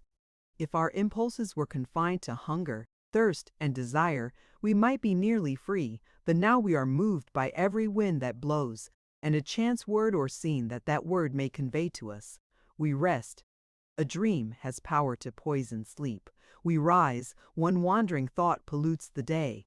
We feel, conceive, or reason, laugh or weep, embrace fond woe, or cast our cares away. It is the same, for be it joy or sorrow, the path of its departure still is free. Man's yesterday may ne'er be like his morrow, not may endure but mutability. It was nearly noon when I arrived at the top of the ascent. For some time I sat upon the rock that overlooks the sea of ice. A mist covered both that and the surrounding mountains. Presently a breeze dissipated the cloud, and I descended upon the glacier. The surface is very uneven, rising like the waves of a troubled sea, descending low and interspersed by rifts that sink deep. The field of ice is almost a league in width, but I spent nearly 2 hours in crossing it. The opposite mountain is a bare perpendicular rock. From the side where I now stood, Montanvert was exactly opposite, at the distance of a league, and above it rose Mont Blanc, in awful majesty. I remained in a recess of the rock, gazing on this wonderful and stupendous scene. The sea, or rather the vast river of ice, wound among its dependent mountains, whose aerial summits hung over its recesses. Their icy and glittering peaks shone in the sunlight over the clouds. My heart, which was before sorrowful, now swelled with something like joy. I exclaimed, "Wandering spirits, if indeed ye wander, and do not rest in your narrow beds, allow me this faint happiness, or take me, as your companion, away from the joys of life." As I said this, I suddenly beheld the figure of a man at some distance advancing towards me with superhuman speed. He bounded over the crevices in the ice, among which I had walked with caution. His stature also, as he approached, seemed to exceed that of man. I was troubled. A mist came over my eyes, and I felt a faintness seize me, but I was quickly restored by the cold gale of the mountains. I perceived, as the shape came nearer, sight, tremendous and abhorred, that it was the wretch whom I had created. I trembled with rage and horror, resolving to wait his approach and then close with him in mortal combat. He approached. His countenance bespoke bitter anguish, combined with disdain and malignity, while its unearthly ugliness rendered it almost too horrible for human eyes. But I scarcely observed this. Rage and hatred had at first deprived me of utterance, and I recovered only to overwhelm him with words expressive of furious detestation and contempt. "Devil," I exclaimed, "do you dare approach me? And do not you fear the fierce vengeance of my arm wreaked on your miserable head? Begone, vile insect, or rather stay, that I may trample you to dust. And oh, that I could, with the extinction of your miserable existence, restore those victims whom you have so diabolically murdered." "I expected this reception," said the demon. "All men hate the wretched. How then must I be hated, who am miserable beyond all living things? Yet you, my Creator, detest and spurn me, thy creature, to whom thou art bound by ties only dissoluble by the annihilation of one of us. You purpose to kill me. How dare you sport thus with life? Do your duty towards me, and I will do mine towards you and the rest of mankind. If you will comply with my conditions, I will leave them, and you at peace. But if you refuse, I will glut the maw of death until it be satiated with the blood of your remaining friends. Abhorred monster, fiend that thou art, the tortures of hell are too mild a vengeance for thy crimes. Wretched devil, you reproach me with your creation. Come on then, that I may extinguish the spark which I so negligently bestowed." My rage was without bounds. I sprang on him, impelled by all the feelings which can arm one being against the existence of another. He easily eluded me and said, "Be calm. I entreat you to hear me before you give vent to your hatred on my devoted head. Have I not suffered enough, that you seek to increase my misery? Life, although it may only be an accumulation of anguish, is dear to me, and I will defend it. Remember, thou hast made me more powerful than thyself. My height is superior to thine, my joints more supple, but I will not be tempted to set myself in opposition to thee. I am thy creature, and I will be even mild and docile to my natural lord and king, if thou wilt also perform thy part, the which thou owest me. O Frankenstein, be not equitable to every other, and trample upon me alone, to whom thy justice, and even thy clemency and affection, is most due. Remember that I am thy creature. I ought to be thy Adam, but I am rather the fallen angel, whom thou drivest from joy for no misdeed. Everywhere I see bliss, from which I alone am irrevocably excluded. I was benevolent and good. Misery made me a fiend. Make me happy, and I shall again be virtuous. Begone. I will not hear you. There can be no community between you and me. We are enemies. Begone, or let us try our strength in a fight, in which one must fall. How can I move thee? Will no entreaties cause thee to turn a favorable eye upon thy creature, who implores thy goodness and compassion? Believe me, Frankenstein, I was benevolent. My soul glowed with love and humanity. But am I not alone, miserably alone? You, my creator, Abhor me? What hope can I gather from your fellow creatures who owe me nothing? They spurn and hate me. The desert mountains and dreary glaciers are my refuge. I have wandered here many days. The caves of ice, which I only do not fear, are a dwelling to me, and the only one which man does not grudge. These bleak skies I hail, for they are kinder to me than your fellow beings. If the multitude of mankind knew of my existence, they would do as you do, and arm themselves for my destruction. Shall I not then hate them who abhor me? I will keep no terms with my enemies. I am miserable, and they shall share my wretchedness. Yet it is in your power to recompense me and deliver them from an evil which it only remains for you to make so great that not only you and your family, but thousands of others, shall be swallowed up in the whirlwinds of its rage. Let your compassion be moved, and do not disdain me. Listen to my tale. When you have heard that, abandon or commiserate me as you shall judge that I deserve. But hear me, the guilty are allowed, by human laws, bloody as they are, to speak in their own defense before they are condemned. Listen to me, Frankenstein. You accuse me of murder, and yet you would, with a satisfied conscience, destroy your own creature. Oh, praise the eternal justice of man. Yet I ask you not to spare me. Listen to me, and then, if you can, and if you will, destroy the work of your hands.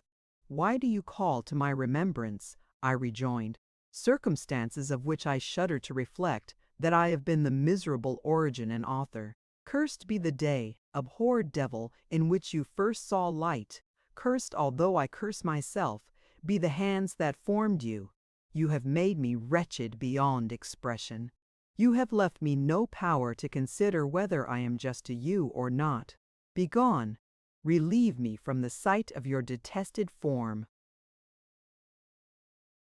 Thus I relieve thee, my Creator, he said, and placed his hated hands before my eyes, which I flung from me with violence.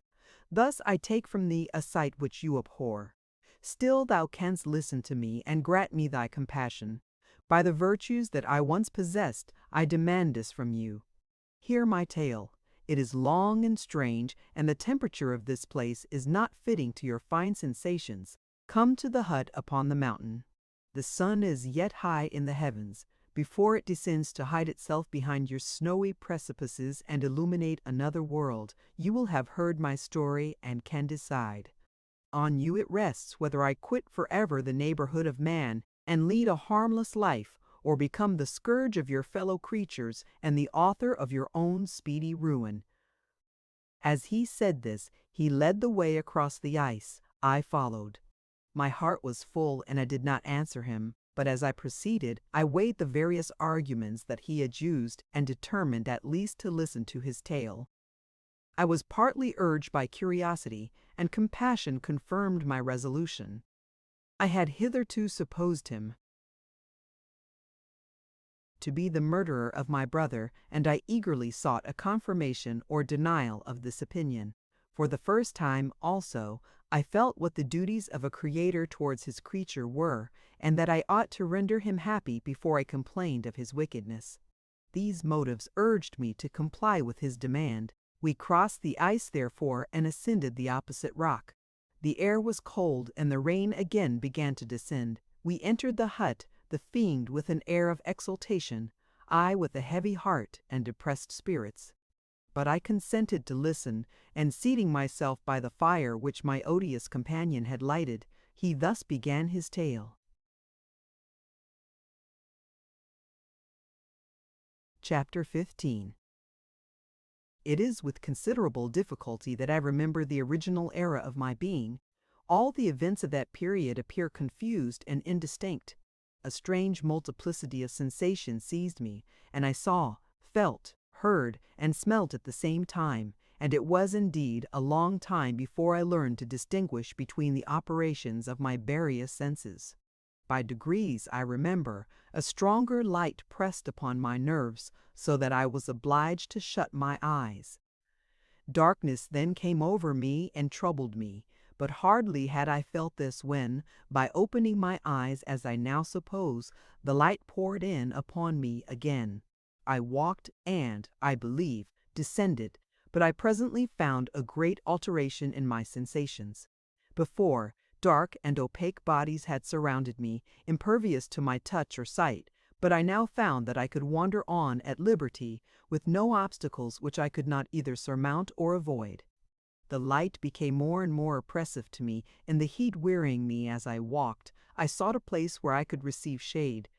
This was the forest near Ingolstadt, and here I lay by the side of a brook resting from my fatigue until I felt tormented by hunger and thirst. This roused me from my nearly dormant state, and I ate some berries which I found hanging on the trees or lying on the ground. I slaked my thirst at the brook, and then lying down, was overcome by sleep. It was dark when I awoke. I felt cold also, and half frightened, as it were, instinctively finding myself so desolate. Before I had quitted your apartment, on a sensation of cold, I had covered myself with some clothes, but these were insufficient to secure me from the dews of night. I was a poor, helpless, miserable wretch. I knew and could distinguish nothing, but feeling pain invade me on all sides, I sat down and wept.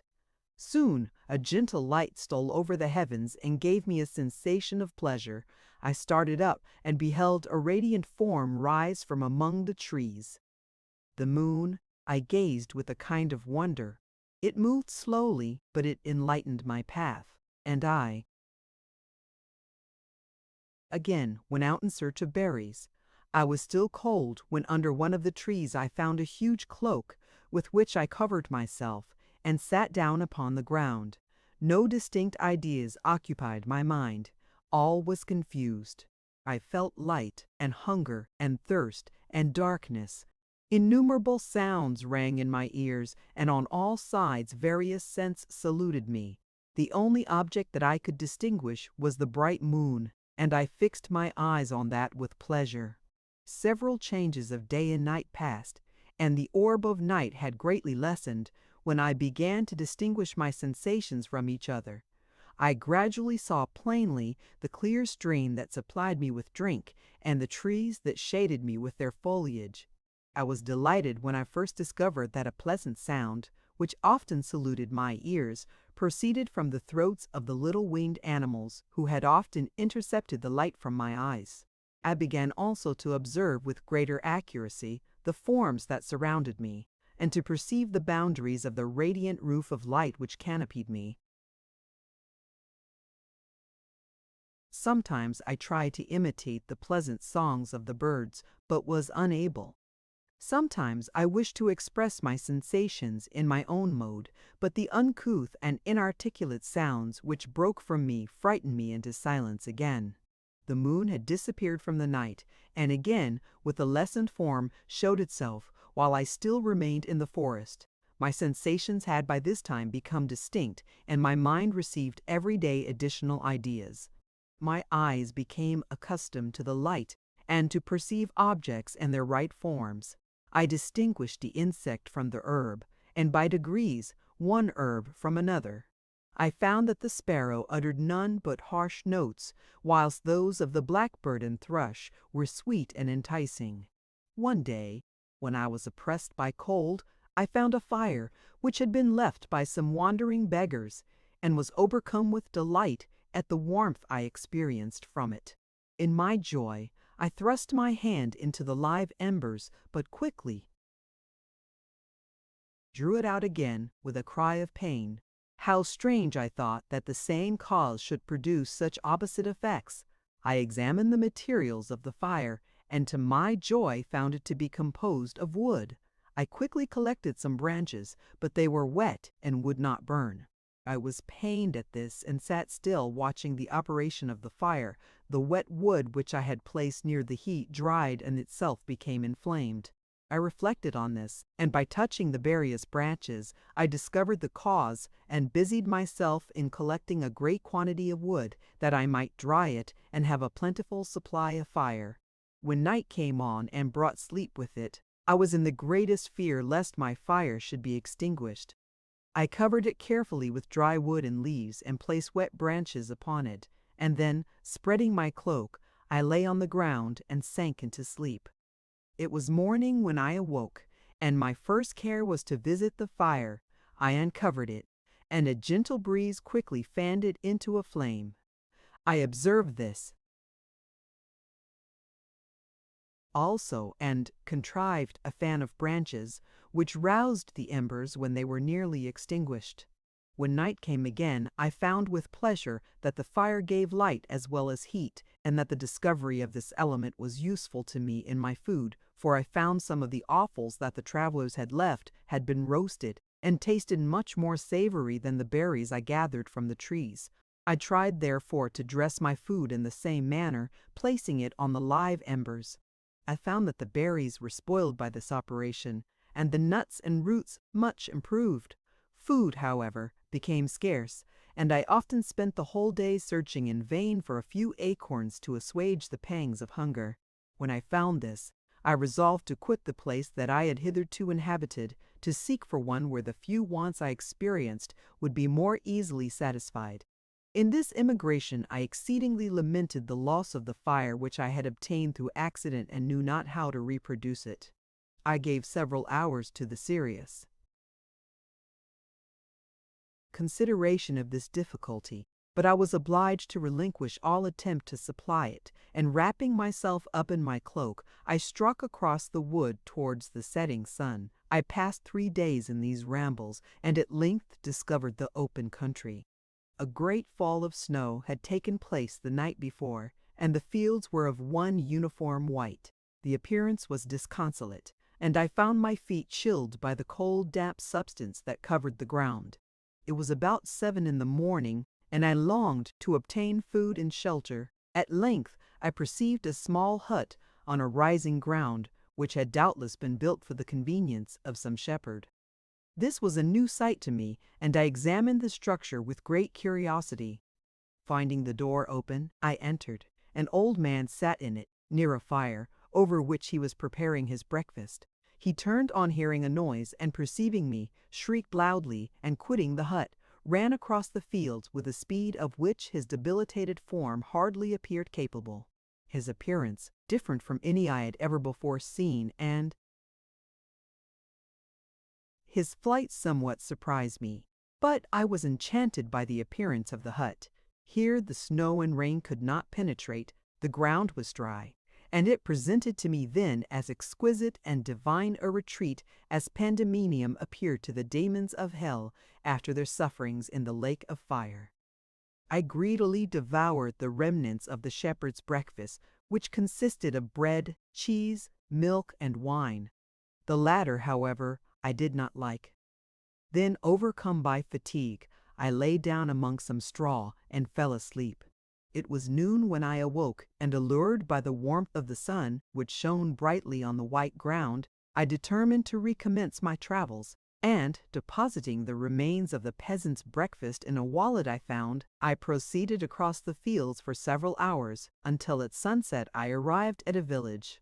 How miraculous did this appear! The huts, the neater cottages and stately houses engaged my admiration by turns. The vegetables in the gardens, the milk and cheese that I saw placed at the windows of some of the cottages allured my appetite. One of the best of these I entered, but I had hardly placed my foot within the door before the children shrieked and one of the women fainted. The whole village was roused. Some fled, some attacked me, until, grievously bruised by stones and many other kinds of missile weapons, I escaped to the open country and fearfully took refuge in a low hovel, quite bare and making a wretched appearance after the palaces I had beheld in the village. This hovel, however, joined a cottage of a neat and pleasant appearance, but after my late dearly bought experience, I dared not enter it. My place of refuge was constructed of wood, but so low that I could with difficulty sit upright in it. No wood, however, was placed on the earth, which formed the floor, but it was dry, and although the wind entered it by innumerable chinks, I found it an agreeable asylum from the snow and rain. Here, then, I retreated and lay down happy to have found a shelter, however miserable, from the inclemency of the season, and still more from the barbarity of men. As soon as morning dawned, I crept from my kennel, that I might view the adjacent cottage and discover if I could remain in the habitation I had found.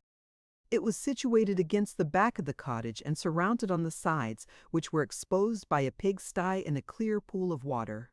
One part was open, and by that I had crept in, but now I covered every crevice by which I might be perceived with stones and wood, yet in such a manner that I might move them on occasion to pass out. All the light I enjoyed came through the sty, and that was sufficient for me. Having thus arranged my dwelling and carpeted it with clean straw, I retired, for I saw the figure of a man at a distance, and I remembered too well my treatment the night before to trust myself in his power. I had first, however, provided for my sustenance for that day by a loaf of coarse bread, which I purloined, and a cup with which I could drink more conveniently than from my hand of the pure water which flowed by my retreat. The floor was a little raised, so that it was kept perfectly dry, and by its vicinity to the chimney of the cottage it was tolerably warm. Being thus provided, I resolved to reside in this hovel until something should occur which might alter my determination.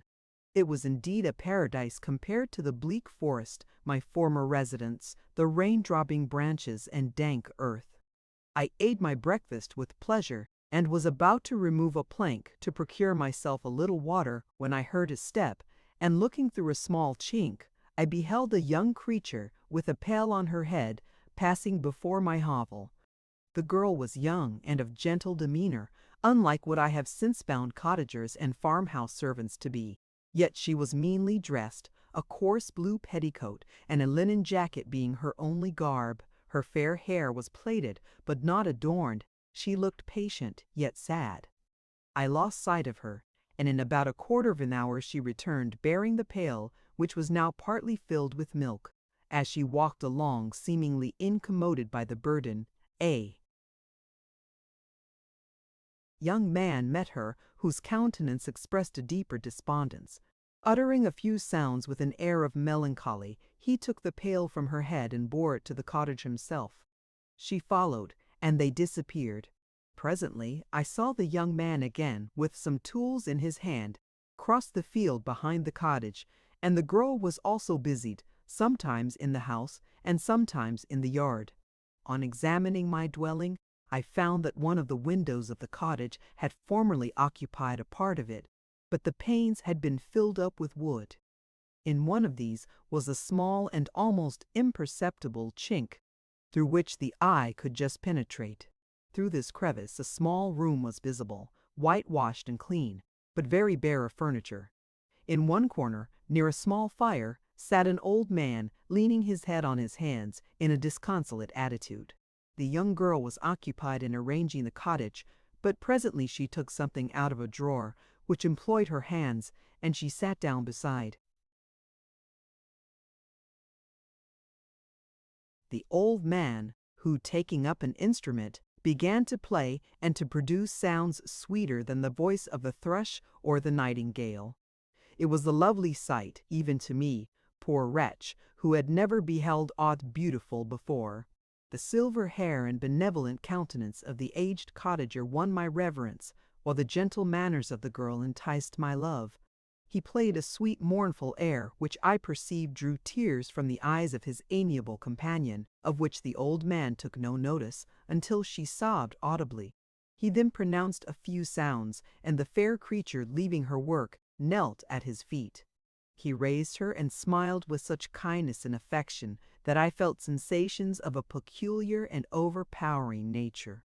They were a mixture of pain and pleasure, such as I had never before experienced, either from hunger or cold, warmth or food, and I withdrew from the window, unable to bear these emotions.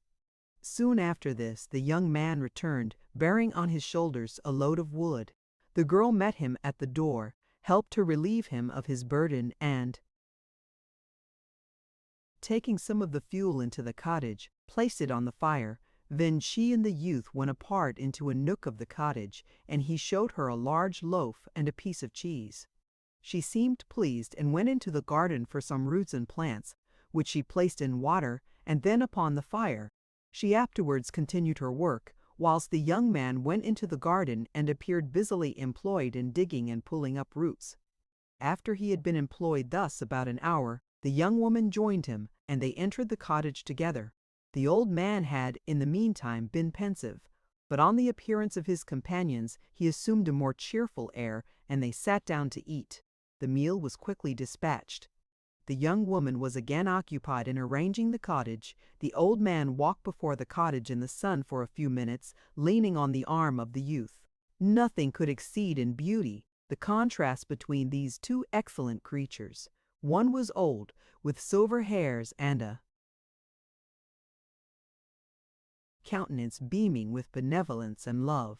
The younger was slight and graceful in his figure, and his features were molded with the finest symmetry, yet his eyes and attitude expressed the utmost sadness and despondency. The old man returned to the cottage, and the youth, with tools different from those he had used in the morning, directed his steps across the fields. Night quickly shut in, but to my extreme wonder, I found that the cottagers had a means of prolonging light by the use of tapers, and was delighted to find that the setting of the sun did not put an end to the pleasure I experienced in watching my human neighbors. In the evening, the young girl and her companion were employed in various occupations which I did not understand, and the old man again took up the instrument which produced the divine sounds that had enchanted me in the morning. So soon as he had finished, the youth began, not to play, but to utter sounds that were monotonous, and neither resembling the harmony of the old man's instrument, nor the songs of the birds. I since found that he read aloud, but at that time I knew nothing of the science of words or letters. The family, after having been thus occupied for a short time, extinguished their lights and retired, as I conjectured, to rest. Chapter 16. I lay on my straw, but I could not sleep. I thought of the occurrences of the day. What chiefly struck me was the gentle manners of these people, and I longed to join them, but dared not. I remembered too well the treatment I had suffered the night before from the barbarous villagers, and resolved, whatever course of conduct I might hereafter think it right to pursue, that for the present I would remain quietly in my hovel, watching and endeavoring to discover the motives which influenced their actions. The cottagers arose the next morning before the sun. The young woman arranged the cottage and prepared the food, and the youth departed after the first meal. This day was passed in the same routine as that which preceded it. The young man was constantly employed out of doors, and the girl in various laborious occupations within. The old man, whom I soon perceived to be blind, employed his leisure hours on his instrument or in contemplation. Nothing could exceed the love and respect which the younger cottagers exhibited towards their venerable companion. They performed towards him every little office of affection and duty with gentleness, and he rewarded them by his benevolent smiles. They were not entirely happy. The young man and his companion often went apart and appeared to weep. I saw no cause for their unhappiness, but I was deeply affected by it. If such lovely creatures were miserable, it was less strange that I, an imperfect and solitary being, should be wretched. Yet why were these gentle beings unhappy? They possessed a delightful house, for such it was in my eyes, and every luxury. They had a fire to warm them when chill and delicious viands when hungry. They were dressed in excellent clothes, and, still more, they enjoyed one another's company and speech, interchanging each day looks of affection and kindness. What did their tears imply? Did they really express pain? I was at first unable to solve these questions, but perpetual attention in time explained to me many appearances which were at first enigmatic. A considerable period elapsed before I discovered one of the causes of the uneasiness of this amiable family. It was poverty, and they suffered that evil in a very distressing degree. Their nourishment consisted entirely of the vegetables of their garden and the milk of one cow, which gave very little during the winter, when its masters could scarcely procure food to support it. They often, I believe, suffered the pangs of hunger very poignantly, especially the two younger cottagers, for several times they placed food before the old man when they reserved none for themselves. This trait of kindness moved me sensibly. I had been accustomed, during the night, to steal a part of their store for my own consumption, but when I found that in doing this I inflicted pain on the cottagers, I abstained and satisfied myself with berries, nuts, and roots which I gathered from a neighboring wood. I discovered also another means through which I was enabled to assist their labors. I found that the youth spent a great part of each day in collecting wood for the family fire, and during the night I often took his tools, the use of which I quickly discovered, and brought home firing sufficient for the consumption of several days.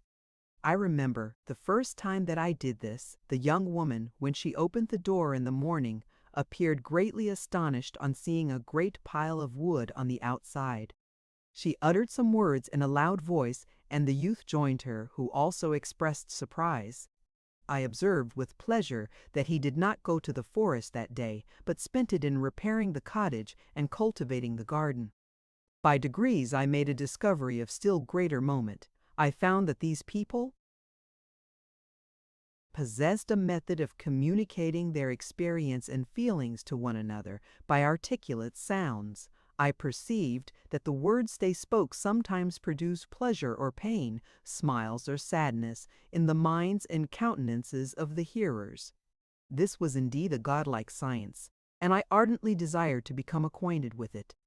But I was baffled in every attempt I made for this purpose.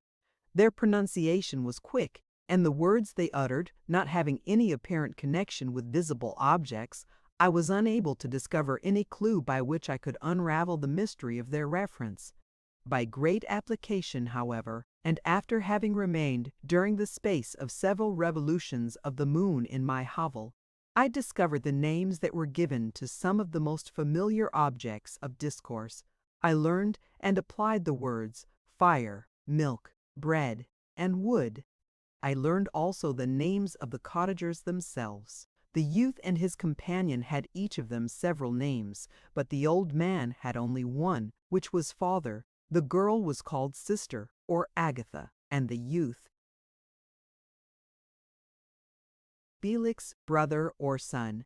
I cannot describe the delight I felt when I learned the ideas appropriated to each of these sounds and was able to pronounce them. I distinguished several other words without being able as yet to understand or apply them, such as good, dearest, unhappy. I spent the winter in this manner. The gentle manners and beauty of the cottagers greatly endeared them to me. When they were unhappy, I felt depressed. When they rejoiced, I sympathized in their joys. I saw few human beings besides them, and if any other happened to enter the cottage, their harsh manners and rude gait only enhanced to me the superior accomplishments of my friends. The old man, I could perceive, often endeavored to encourage his children, as sometimes I found that he called them, to cast off their melancholy. He would talk in a cheerful accent, with an expression of goodness that bestowed pleasure even upon me.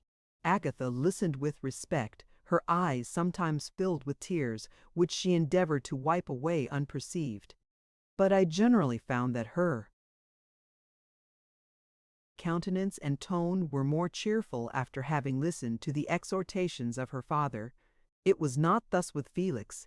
He was always the saddest of the group, and even to my unpractised senses he appeared to have suffered more deeply than his friends. But if his countenance was more sorrowful, his voice was more cheerful than that of his sister, especially when he addressed the old man. I could mention innumerable instances which, although slight, marks the dispositions of these amiable cottagers. In the midst of poverty and want, Felix carried with pleasure to his sister the first little white flower that peeped out from beneath the snowy ground. Early in the morning, before she had risen, he cleared away the snow that obstructed her path to the milk house, drew water from the well, and brought the wood from the outhouse, where, to his perpetual astonishment, he found his store always replenished by an invisible hand. In the day, I believe, he worked sometimes for a neighboring farmer, because he often went forth and did not return until dinner, yet brought no wood with him. At other times he worked in the garden, but as there was little to do in the frosty season, he read to the old man and Agatha. This reading had puzzled me extremely at first, but by degrees I discovered that he uttered many of the same sounds when he read as when he talked. I conjectured, therefore, that he found on the paper signs for speech, which he understood, and I ardently longed to comprehend these also. But how was that possible when I did not even understand the sounds for which they stood as signs? I improved, however, sensibly in this science, but not sufficiently to follow up any kind of conversation, although I applied my whole mind to the endeavor, for I easily perceived that although I eagerly longed to discover myself to the cottagers, I ought not to make the attempt until I had first become master of their language, which knowledge might enable me to make them overlook the deformity of my figure, for with this also the contrast perpetually presented to my eyes had made me acquainted. I had admired the perfect forms of my cottagers, their grace, beauty, and delicate complexions, but how was I terrified when I viewed myself in a transparent pool. At first I started back, unable to believe that it was indeed I who was reflected in the mirror, and when I became fully convinced that I was in reality the monster that I am, I was filled with the bitterest sensations of despondence and mortification. Alas! I did not yet entirely know the fatal effects of this miserable deformity. As the sun became warmer and the light of day longer, the snow vanished, and I beheld the bare trees and the black earth. From this time Felix was more employed, and the heart-moving indications of impending famine disappeared. Their food, as I afterwards found, was coarse, but it was wholesome, and they procured a sufficiency of it. Several new kinds of plants sprang up in the garden, which they dressed, and these signs of comfort increased daily as the season advanced. The old man, leaning on his son, walked each day at noon, when it did not rain, as I found it was called when the heavens poured forth its waters. This frequently took place, but a high wind quickly dried the earth, and the season became far more pleasant than it had been. My mode of life in my hovel was uniform. During the morning I attended the motions of the cottagers, and when they were dispersed in various occupations, I slept. The remainder of the day was spent in observing my friends.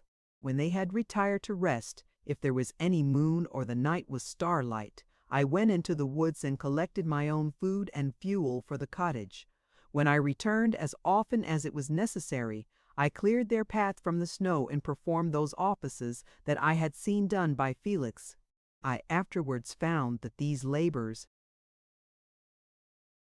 performed by an invisible hand, greatly astonished them, and once or twice I heard them, on these occasions, utter the words, "Good spirit, wonderful," but I did not then understand the signification of these terms.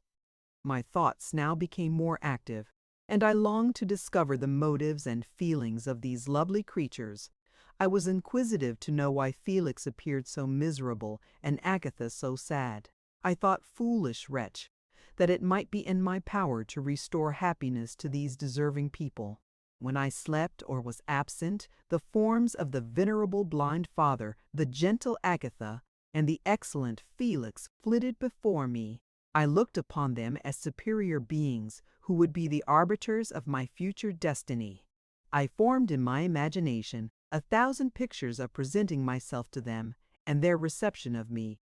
I imagined that they would be disgusted until, by my gentle demeanor and conciliating words, I should first win their favor and afterwards their love. These thoughts exhilarated me and led me to apply with fresh ardor to the acquiring the art of language. My organs were indeed harsh, but supple, and although my voice was very unlike the soft music of their tones, yet I pronounced such words as I understood with tolerable ease. It was as the ass and the lapdog, yet surely the gentle ass, whose intentions were affectionate, although his manners were rude, deserved better treatment than blows and execration. The pleasant showers and genial warmth of spring greatly altered the aspect of the earth. Men who before this change seemed to have been hid in caves, dispersed themselves, and were employed in various arts of cultivation. The birds sang in more cheerful notes, and the leaves began to bud forth on the trees. Happy, happy earth! Fit habitation for gods, which, so short a time before, was bleak, damp, and unwholesome. My spirits were elevated by the enchanting appearance of nature. The past was blotted from my memory, the present was tranquil, and the future gilded by bright rays of hope and anticipations of joy. Chapter 17. I now hasten to the more moving part of my story. I shall relate events that impressed me with feelings which, from what I had been, have made me what I am. Spring advanced rapidly, the weather became fine, and the skies cloudless. It surprised me that what before was desert and gloomy should now bloom with the most beautiful flowers in verdure. My senses were gratified and refreshed by 1,000 scents of delight and 1,000 sights of beauty. It was on one of these days, when my cottagers periodically rested from labor, the old man played on his guitar, and the children listened to him, that I observed the countenance of Felix was melancholy. Beyond expression, he sighed frequently, and once his father paused in his music, and I conjectured by his manner that he inquired the cause of his son's sorrow. Felix replied in a cheerful accent, and the old man was recommencing his music when someone tapped at the door. It was a lady on horseback, accompanied by a countryman as a guide. The lady was dressed in a dark suit and covered with a thick black veil. Agatha asked a question, to which the stranger only replied by pronouncing, in a sweet accent, the name of Felix. Her voice was musical, but unlike that of either of my friends. On hearing this word, Felix came up hastily to the lady, who, when she saw him, threw up her veil, and I beheld a countenance of angelic beauty and expression, her hair of a shining raven black and curiously braided. Her eyes were dark but gentle, although animated, her features of a regular proportion, and her complexion wondrously fair, each cheek tinged with a lovely pink. Felix seemed ravished with delight when he saw her. Every trait of sorrow vanished from his face, and it instantly expressed a degree of ecstatic joy of which I could hardly have believed it capable. His eyes sparkled, as his cheek flushed with pleasure, and at that moment I thought him as beautiful as the stranger. She appeared affected by different feelings. Wiping a few tears from her lovely eyes, she held out her hand to Felix, who kissed it rapturously and called her, as well as I could distinguish, his sweet Arabian. She did not appear to understand him, but smiled. He assisted her to dismount, and dismissing her guide, conducted her into the cottage. Some conversation took place between him and his father, and the young stranger knelt at the old man's feet and would have kissed his hand, but he raised her and embraced her affectionately. I soon perceived that although the stranger uttered articulate sounds and appeared to have a language of her own, she was neither understood by nor herself understood the cottagers. They made many signs which I did not comprehend, but I saw that her presence diffused gladness through the cottage, dispelling their sorrow as the sun dissipates the morning mists.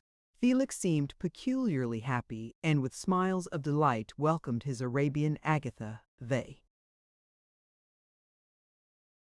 ever gentle Agatha kissed the hands of the lovely stranger, and pointing to her brother, made signs which appeared to me to mean that he had been sorrowful until she came.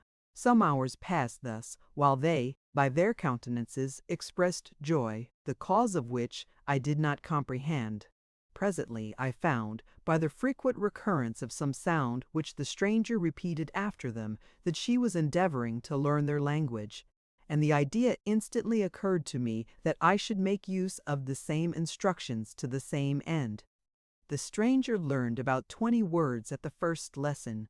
Most of them, indeed, were those which I had before understood, but I profited by the others. As night came on, Agatha and the Arabian retired early. When they separated, Felix kissed the hand of the stranger and said, "Good night, sweet Safie." He sat up much longer, conversing with his father, and by the frequent repetition of her name, I conjectured that their lovely guest was the subject of their conversation. I ardently desired to understand them, and bent every faculty towards that purpose, but found it utterly impossible. The next morning Felix went out to his work, and after the usual occupations of Agatha were finished, the Arabian sat at the feet of the old man, and taking his guitar, played some airs so entrancingly beautiful that they at once drew tears of sorrow and delight from my eyes. She sang, and her voice flowed in a rich cadence, swelling or dying away like a nightingale of the woods. When she had finished, she gave the guitar to Agatha, who at first declined it. She played a simple air, and her voice accompanied it in sweet accents, but unlike the wondrous strain of the stranger. The old man appeared enraptured, and said some words which Agatha endeavored to explain to Safie, and by which he appeared to wish to express that she bestowed on him the greatest delight by her music. The days now passed as peaceably as before, with the sole alteration that joy had taken place of sadness in the countenances of my friends. Safie was always gay and happy. She and I improved rapidly in the knowledge of language, so that in 2 months I began to comprehend most of the words uttered by my protectors. In the meanwhile also the black ground was covered with herbage, and the green banks interspersed with innumerable flowers, sweet to the scent in the eyes, stars of pale radiance among the moonlight woods. The sun became warmer, the nights clear and balmy, and my nocturnal rambles were an extreme pleasure to me, although they were considerably shortened by the late setting and early rising of the sun, for I never ventured abroad during daylight, fearful of meeting with the same treatment I had formerly abhorred interdit. My days were spent in close attention, that I might more speedily master the language, and I may boast that I improved more rapidly than the Arabian, who understood very little and conversed in broken accents, whilst I comprehended and could imitate almost every word that was spoken. While I improved in speech, I also learned the science of letters as it was taught to the stranger, and this opened before me a wide field for wonder and delight. The book from which Felix instructed Safie was Volney's Ruins of Empires. I should not have understood the purport of this book had not Felix, in reading it, given very minute explanations. He had chosen this work, he said, because the declamatory style was framed in imitation of the Eastern authors. Through this work I obtained a cursory knowledge of history and a view of the several empires at present existing in the world. It gave me an insight into the manners, governments, and religions of the different nations of the earth. I heard of the slothful Asiatics, of the stupendous genius and mental activity of the Grecians, of the wars and wonderful virtue of the early Romans, of their subsequent degenerating, of the decline of that mighty empire, of chivalry, Christianity, and kings. I heard of the discovery of the American hemisphere, and wept with Safie over the hapless fate of its original inhabitants. These wonderful narrations inspired me with strange feelings. Was man, indeed, at once so powerful, so virtuous and magnificent, yet so vicious and base? He appeared at one time a mere scion of the evil principle, and at another as all that can be conceived of noble and godlike. To be a great and virtuous man appeared the highest honor that can befall a sensitive being. To be base and vicious, as many on record have been, appeared the lowest degradation, a condition more abject than that of the blind mole or harmless worm. For a long time I could not conceive how one man could go forth to murder his fellow, or even why there were laws and governments. But when I heard details of vice and bloodshed, my wonder ceased, and I turned away with disgust and loathing. Every conversation of the cottagers now opened new wonders to me. While I listened to the instructions which Felix bestowed upon the Arabian, the strange system of human society was explained to me.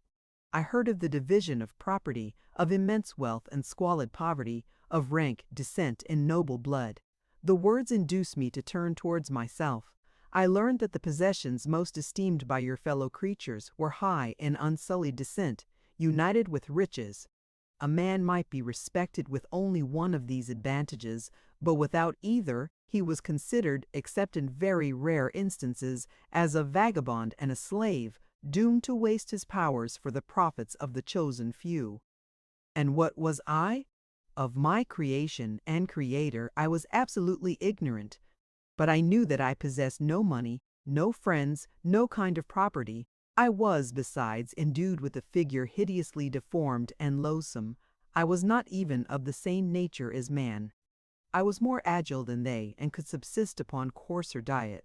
I bore the extremes of heat and cold with less injury to my frame. My stature far exceeded theirs. When I looked around, I saw and heard of none like me. Was I then a monster, a blot upon the earth, from which all men fled and whom all men disowned? I cannot describe to you the agony that these reflections inflicted upon me. I tried to dispel them, but sorrow only increased with knowledge. Oh, that I had forever remained in my native wood, nor known nor felt beyond the sensations of hunger, thirst, and heat. Of what a strange nature is knowledge! It clings to the mind when it has once seized on it, like a lichen on the rock. I wish sometimes to shake off all thought and feeling, but I learned that there was but one means to overcome the sensation of pain, and that was death, a state which I feared yet did not understand. I admired virtue and good feelings, and loved the gentle manners and amiable qualities of my cottagers, but I was shut out from intercourse with them, except through means which I obtained by stealth when I was unseen and unknown, and which rather increased than satisfied the desire I had of becoming one among my fellows. The gentle words of Agatha and the animated smiles of the charming Arabian were not for me. The mild exhortations of the old man and the lively conversation of the loved Felix were not for me. Miserable, unhappy wretch! Other lessons were impressed upon me even more deeply. I heard of the difference of sexes and the birth and growth of children, how the father doted on the smiles of the infant and the lively sallies of the older child, how all the life and cares of the mother were wrapped up in the precious charge, how the mind of youth expanded and gained knowledge of brother, sister, and all the various relationships which bind one human being to another in mutual bonds. But where were my friends and relations?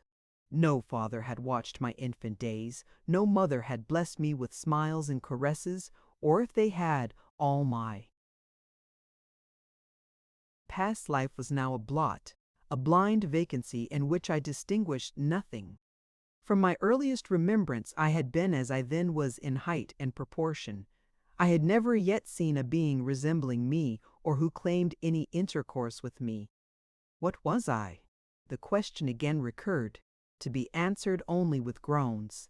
I will soon explain to what these feelings tended, but allow me now to return to the cottagers whose story excited in me such various feelings of indignation, delight, and wonder, but which all terminated in additional love and reverence for my protectors, for so I loved, in an innocent, half painful self-deceit, to call them. Chapter 18.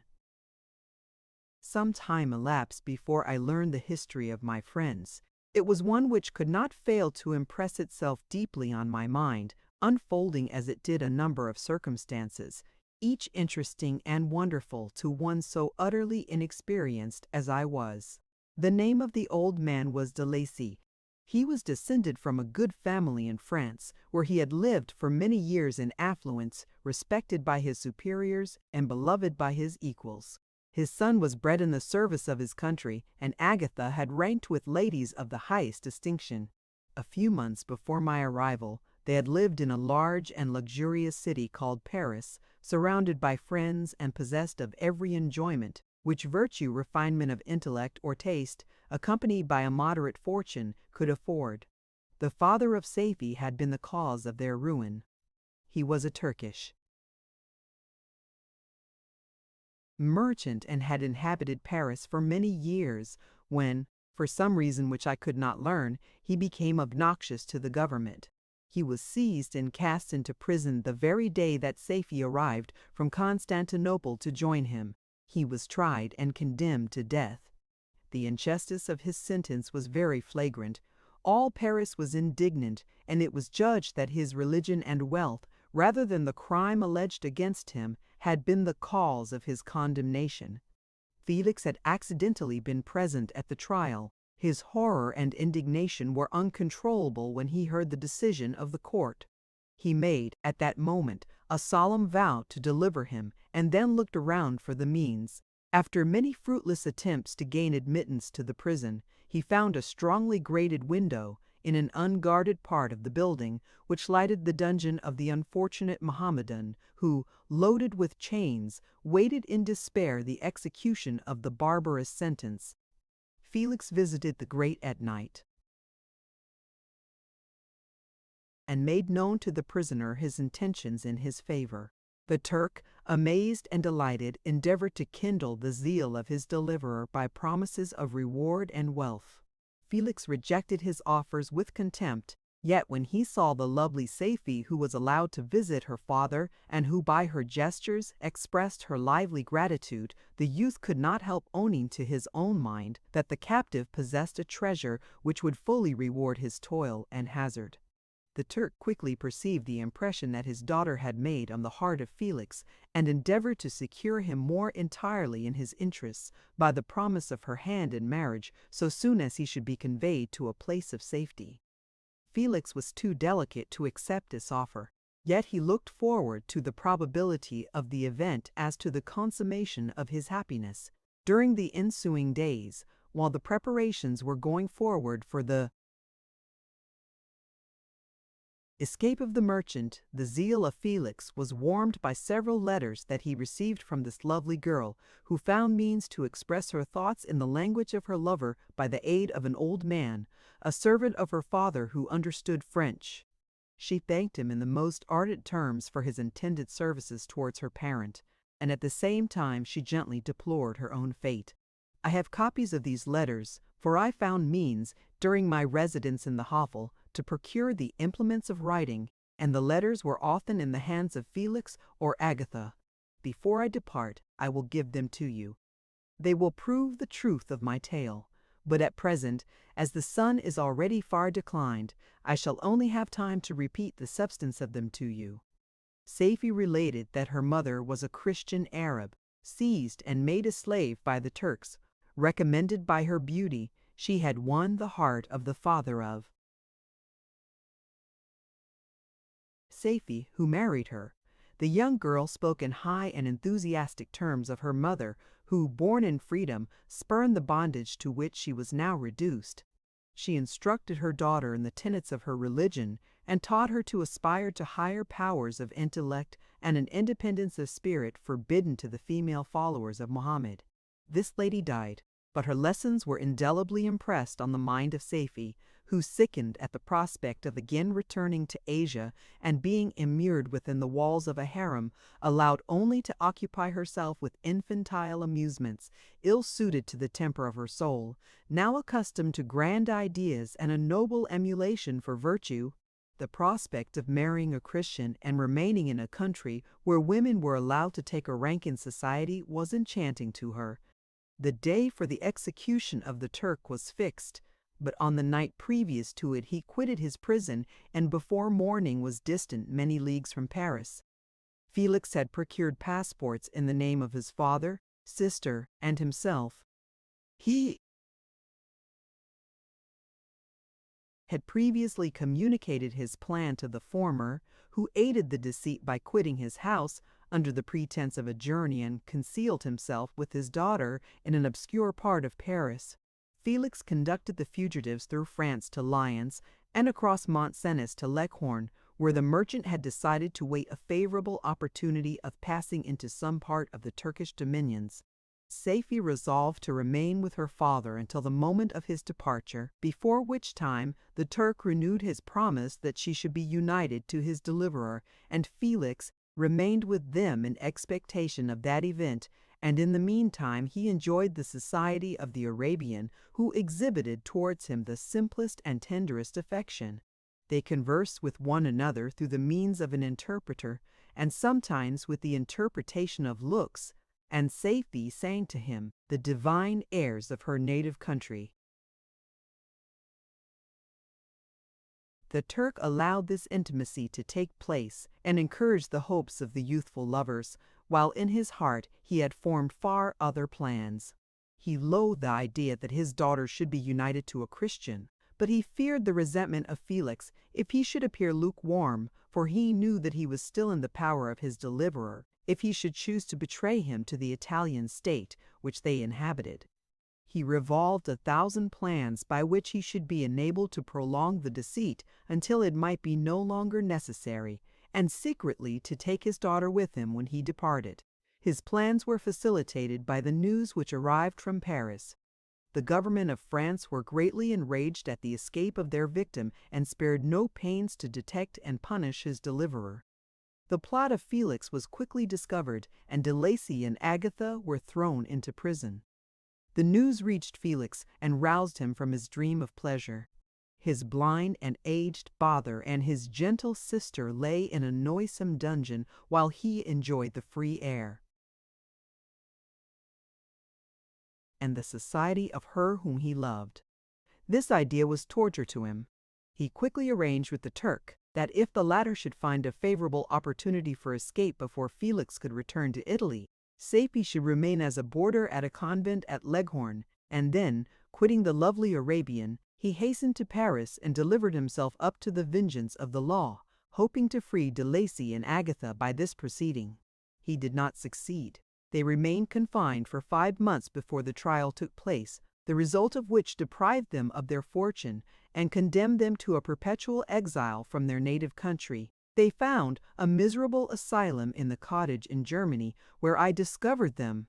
Felix soon learned that the treacherous Turk, for whom he and his family endured such unheard-of oppression, on discovering that his deliverer was thus reduced to poverty and ruin, became a traitor to good feeling and honor, and had quitted Italy with his daughter, insultingly sending Felix a pittance of money to aid him, as he said, in some plan of future maintenance.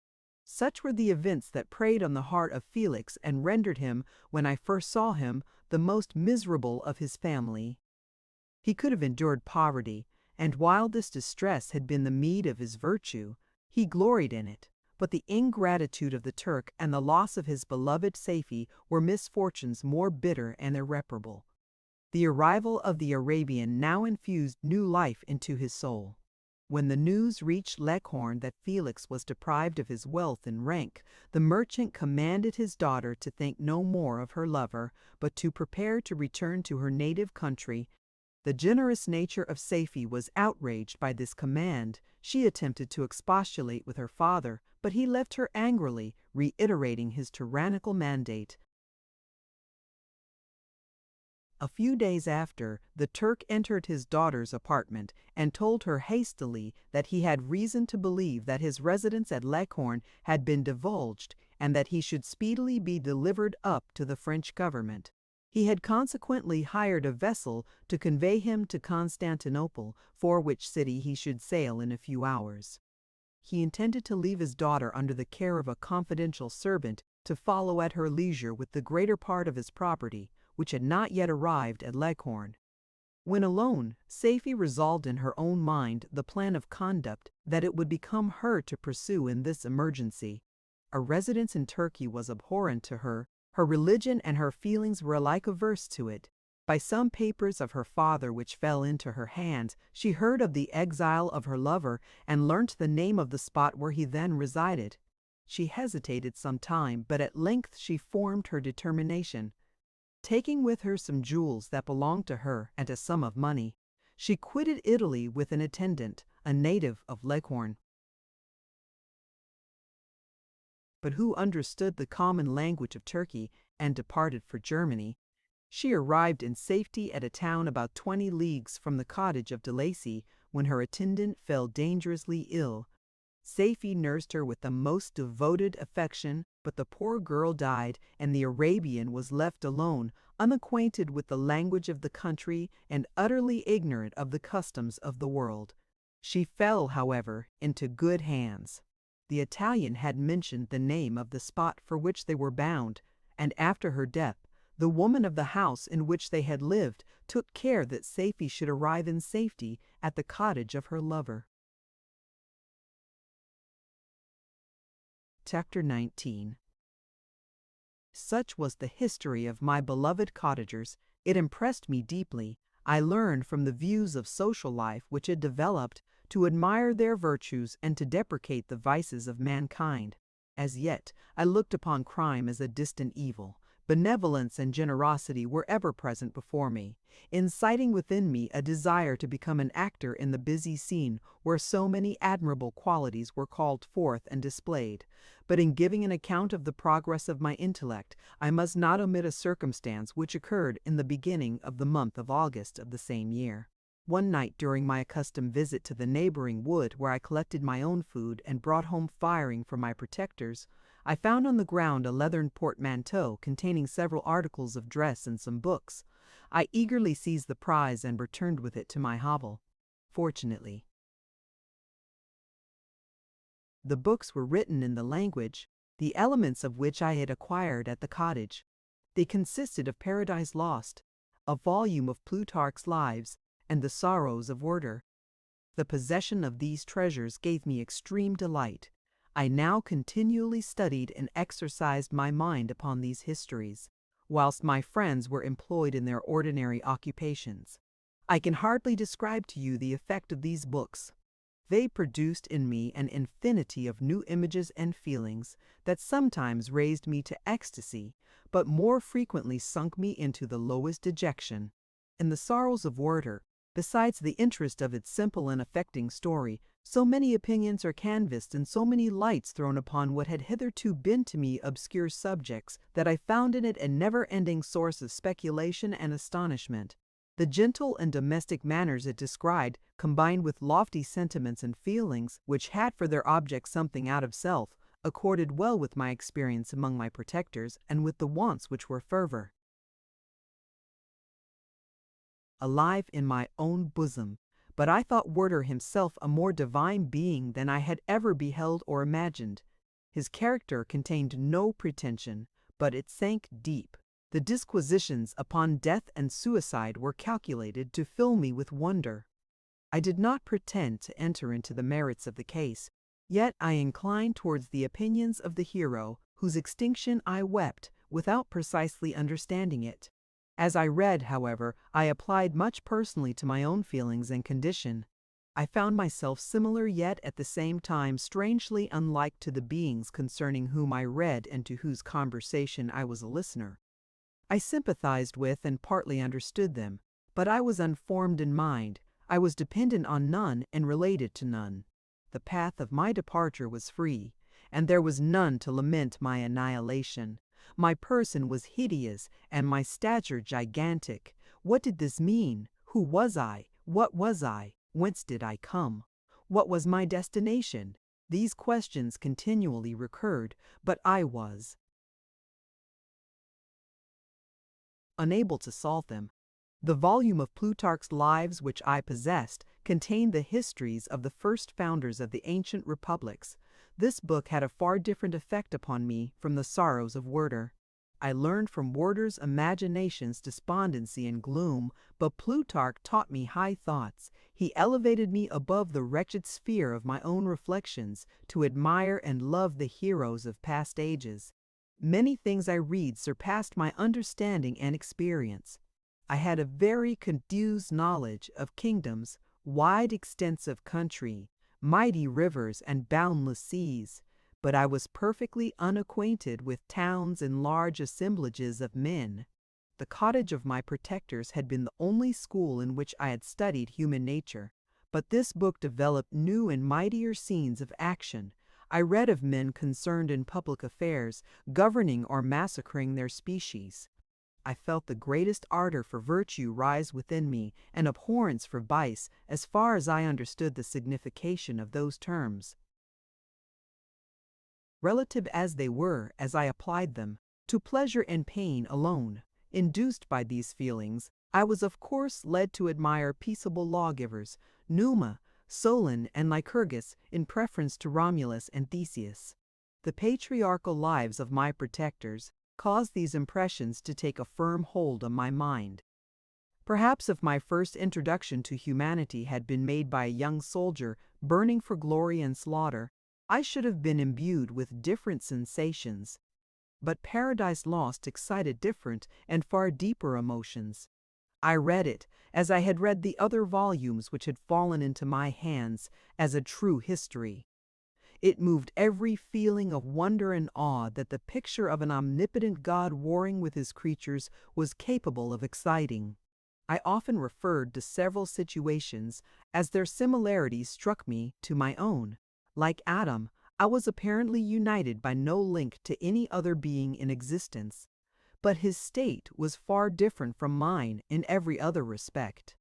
He had come forth from the hands of God, a perfect creature, happy and prosperous, guarded by the especial care of his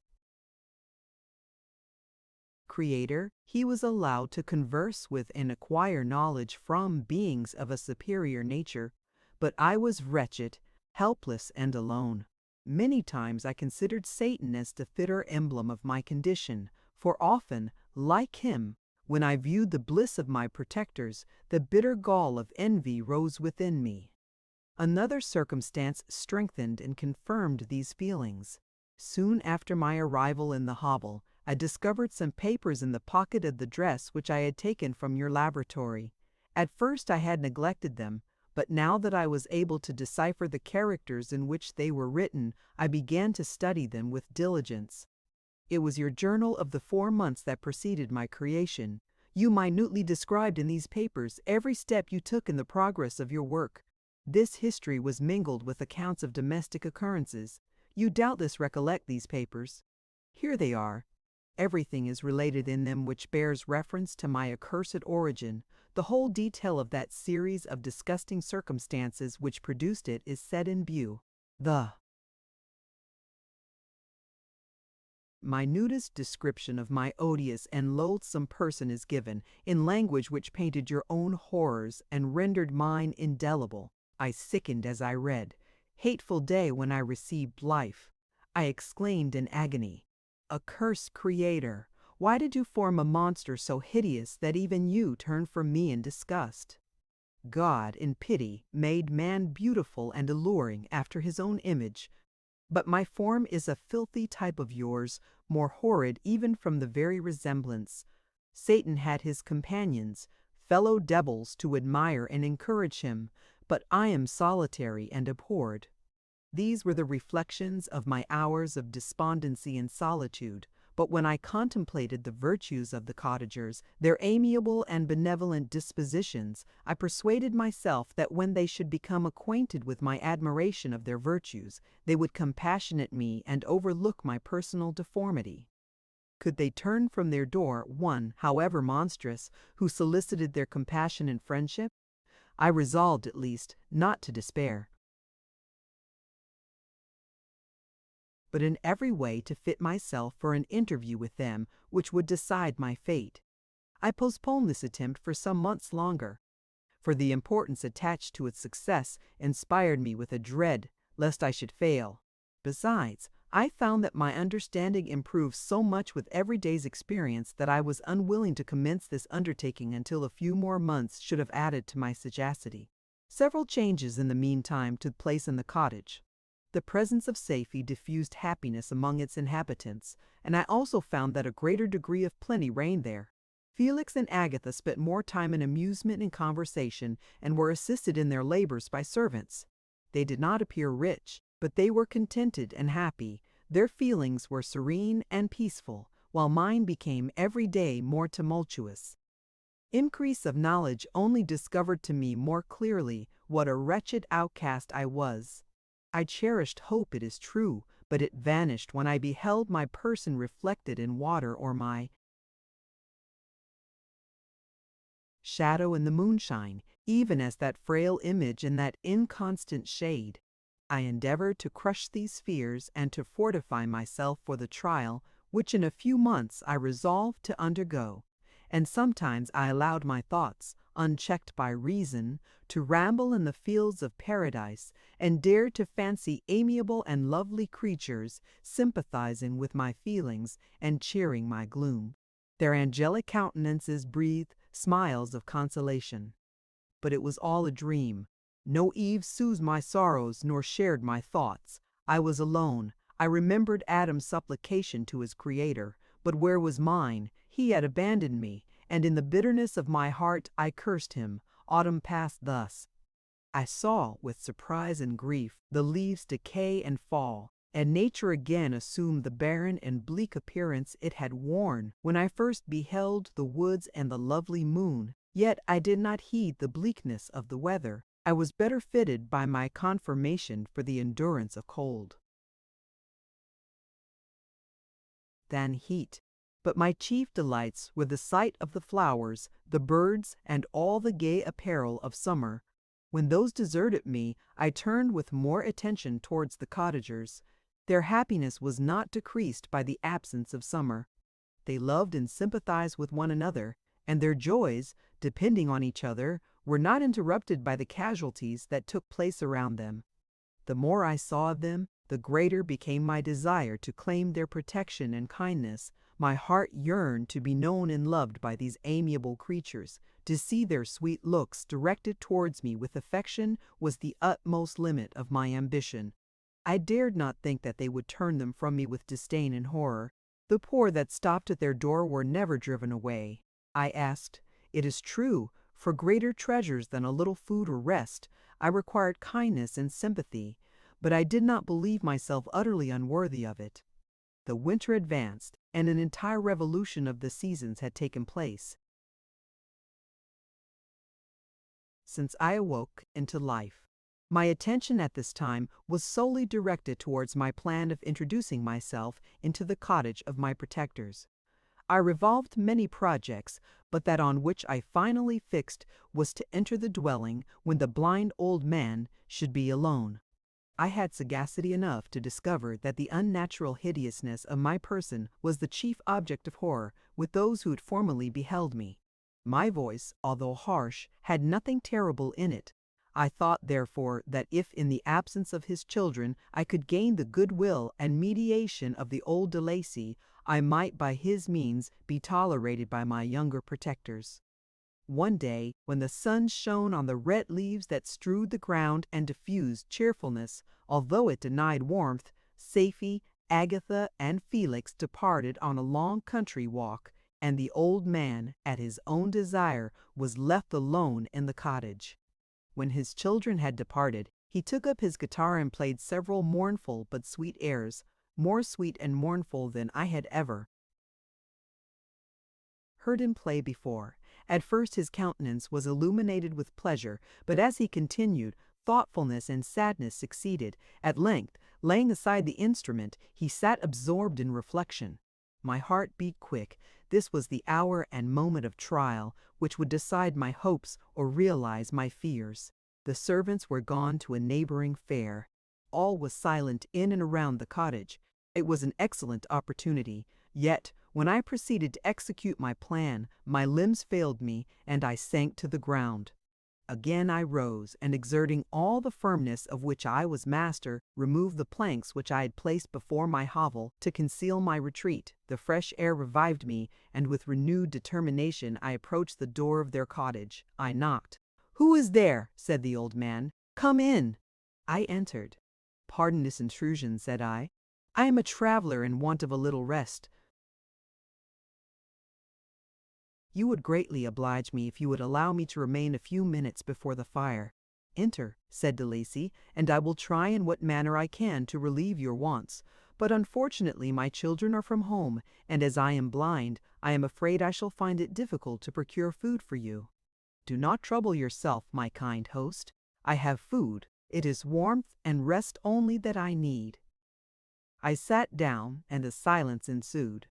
I knew that every minute was precious to me, yet I remained irresolute in what manner to commence the interview, when the old man addressed me. By your language, stranger, I suppose you are my countryman. Are you French? No. But I was educated by a French family and understand that language only. I am now going to claim the protection of some friends whom I sincerely love, and of whose favor I have some hopes. Are they Germans? No, they are French, but let us change the subject. I'm an unfortunate and deserted creature. I look around and I have no relation or friend upon earth. These amiable people to whom I go have never seen me and know little of me. I am full of fears, for if I fail there, I am an outcast in the world forever.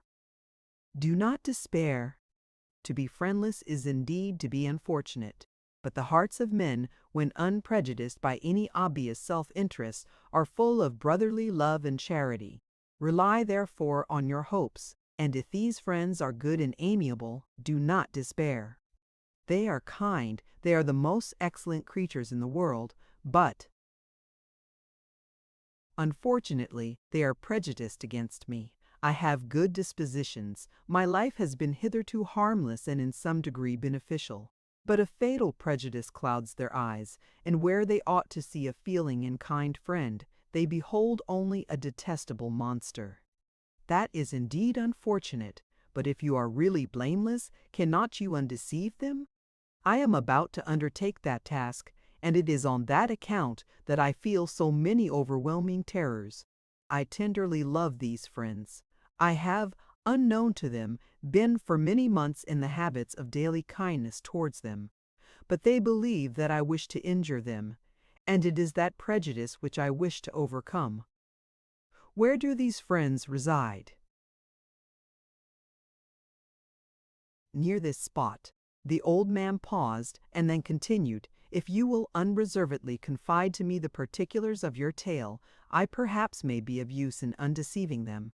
I am blind and cannot judge of your countenance, but there is something in your words which persuades me that you are sincere. I am poor and in exile, but it will afford me true pleasure to be in any way serviceable to a human creature. Excellent man, I thank you and accept your generous offer. You raise me from the dust by this kindness, and I trust that, by your aid, I shall not be driven from the society and sympathy of your fellow creatures. Heaven forbid!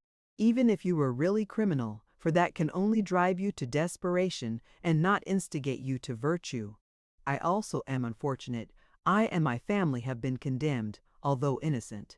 Judge, therefore, if I do not feel for your misfortunes. How can I thank you, my best and only benefactor? From your lips first have I heard the voice of kindness directed towards me. I shall be forever grateful, and your present humanity assures me of success with those friends whom I am on the point of meeting. May I know the names and residence of those friends? I paused. This, I thought, was the moment of decision, which was to rob me of or bestow happiness on me forever. I struggled vainly for firmness sufficient to answer him, but the effort destroyed all my remaining strength. I sank on the chair and sobbed aloud. At that moment I heard the steps of my younger protectors. I had not a moment to lose, but seizing the hand of the old man, I cried, "Now is the time. Save and protect me. You and your family are the friends whom I seek.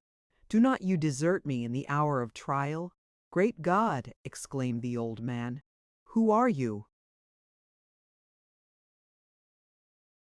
At that instant the cottage door was opened, and Felix, Safie, and Agatha entered. Who can describe their horror and consternation on beholding me? Agatha fainted, and Safie, unable to attend to her friend, rushed out of the cottage. Felix darted forward, and with supernatural force tore me from his father, to whose knees I clung. In a transport of fury, he dashed me to the ground, and struck me violently with a stick. I could have torn him limb from limb, as the lion rends the antelope. But my heart sank within me as with bitter sickness, and I refrained. I saw him on the point of repeating his blow, when, overcome by pain and anguish, I quitted the cottage, and in the general tumult escaped unperceived to my hovel. Chapter 20. Cursed, cursed Creator, why did I live?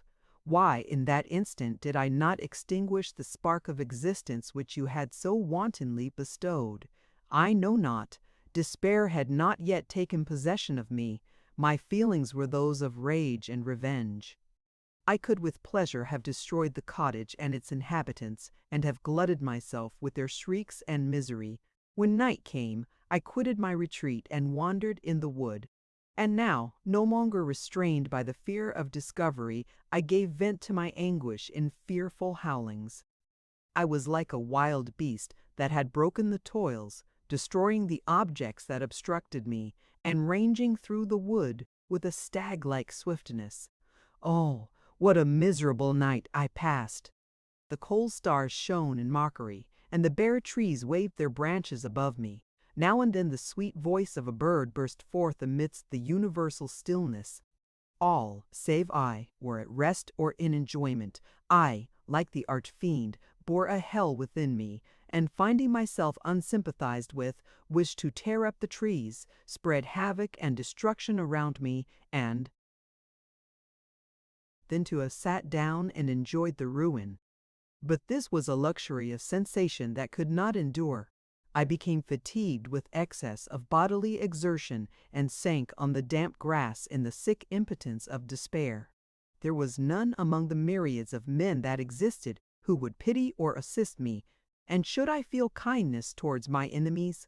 No. From that moment I declared everlasting war against the species, and more than all, against him who had formed me and sent me forth to this insupportable misery. The sun rose. I heard the voices of men and knew that it was impossible to return to my retreat during that day. Accordingly, I hid myself in some thick underwood, determining to devote the ensuing hours to reflection on my situation. The pleasant sunshine and the pure air of day restored me to some degree of tranquillity, and when I considered what had passed at the cottage, I could not help believing that I had been too hasty in my conclusions. I had certainly acted imprudently. It was apparent that my conversation had interested the father in my behalf, and I was a fool in having exposed my person to the horror of his children. I ought to have familiarized the old De Lacy to me, and by degrees to have discovered myself to the rest of his family, when they should have been prepared for my approach. But I did not believe my errors to be irretrievable, and after much consideration, I resolved to return to the cottage, seek the old man, and by my representations win him to my party. These thoughts calmed me, and in the afternoon I sank into a profound sleep, but the fever of my blood did not allow me to be visited by peaceful dreams. The horrible scene of the preceding day was forever acting before my eyes. The females were flying, and the enraged Felix tearing me from his father's feet. I awoke exhausted, and finding that it was already night, I crept forth from my hiding place and went in search of food. When my hunger was appeased, I directed my steps towards the well-known path that conducted to the cottage. All there was at peace. I crept into my hovel and remained in silent expectation of the accustomed hour when the family arose. That hour passed, the sun mounted high in the heavens, but the cottagers did not appear. I trembled violently, apprehending some dreadful misfortune. The inside of the cottage was dark, and I heard no motion. I cannot describe the agony of this suspense. Presently 2 countrymen passed by, but pausing near the cottage, they entered into conversation, using violent gesticulations, but I did not understand what they said, as they spoke the language of the country, which differed from that of my protectors. Soon after, however, Felix approached with another man. I was surprised, as I knew that he had not quitted the cottage that morning, and waited anxiously to discover from his discourse the meaning of these unusual appearances. "Do you consider," said his companion to him, "that you will be obliged to pay 3 months' rent and to lose the produce of your garden? I do not wish to take any unfair advantage, and I beg therefore that you will take some days to consider of your determination." "It is utterly useless," replied Felix. "We can never again inhabit your cottage. The life of my father is in the greatest danger, owing to the dreadful circumstance that I have related. My wife and my sister will never recover from their horror. I entreat you not to reason with me any more. Take possession of your tenement and let me fly from this place." Felix trembled violently as he said this. He and his companion entered the cottage, in which they remained for a few minutes and then departed. I never saw any of the family of de Lacy more. I continued for the remainder of the day in my hovel in a state of utter and stupid despair. My protectors had departed and had broken the only link that held me to the world. For the first time, the feelings of revenge and hatred filled my bosom, and I did not strive to control them, but allowing myself to be borne away by the stream, I bent my mind towards injury and death. When I thought of my friends, of the mild voice of de Lacy, the gentle eyes of Agatha, and the exquisite beauty of the Arabian, these thoughts vanished, and a gush of tears somewhat soothed me. But again, when I reflected that they had spurned and deserted me, anger returned, a rage of anger, and unable to injure anything human, I turned my fury towards inanimate objects. As night advanced, I placed a variety of combustibles around the cottage, and after having destroyed every vestige of cultivation in the garden, I waited with forced impatience until the moon had sunk to commence my operations. As the night advanced, a fierce wind arose from the woods and quickly dispersed the clouds that had loitered in the heavens. The blast tore along like a mighty avalanche and produced a kind of insanity in my spirits that burst all bounds of reason and reflection. I lighted the dry branch of a tree and danced with fury around the devoted cottage, my eyes still fixed on the western horizon, the edge of which the moon nearly touched. A part of its orb was at length hid, and I waved my brand. It sank, and, with a loud scream, I fired the straw, and heath, and bushes which I had collected. The wind fanned the fire, and the cottage was quickly enveloped by the flames, which clung to it and licked it with their forked and destroying tongues. As soon as I was convinced that no assistance could save any part of the habitation, I quitted the scene and sought for refuge in the woods. And now, with the world before me, whither should I bend my steps? I resolved to fly far from the scene of my misfortunes, but to me, hated and despised, every country must be equally horrible. At length the thought of you crossed my mind. I learned from your papers that you are my father, my creator, and to whom could I apply with more fitness than to him who had given me life? Among the lessons that Felix had bestowed upon Safie, geography had not been omitted. I had learned from these the relative situations of the different countries of the earth. You had mentioned Geneva as the name of your native town, and towards this place I resolved to proceed. But how was I to direct myself? I knew that I must travel in a southwesterly direction to reach my destination, but the sun was my only guide. I did not know the names of the towns that I was to pass through, nor could I ask information from a single human being, but I did not despair. From you only could I hope for succor, although towards you I felt no sentiment but that of hatred. Unfeeling, heartless creator! You had endowed me with perceptions and passions, and then cast me abroad an object for the scorn and horror of mankind. But on you only had I any claim for pity and redress, and from you I determined to seek that justice which I vainly attempted to gain from any other being that wore the human form. My travels were long, and the sufferings I endured intense. It was late in autumn when I quitted the district where I had so long resided. I traveled only at night, fearful of encountering the visage of a human being. Nature decayed around me, and the sun became heatless. Rain and snow poured around me, mighty rivers were frozen, the surface of the earth was hard and chill and bare, and I found no shelter. O earth! How often did I imprecate curses on the cause of my being! The mildness of my nature had fled, and all within me was turned to gall and bitterness.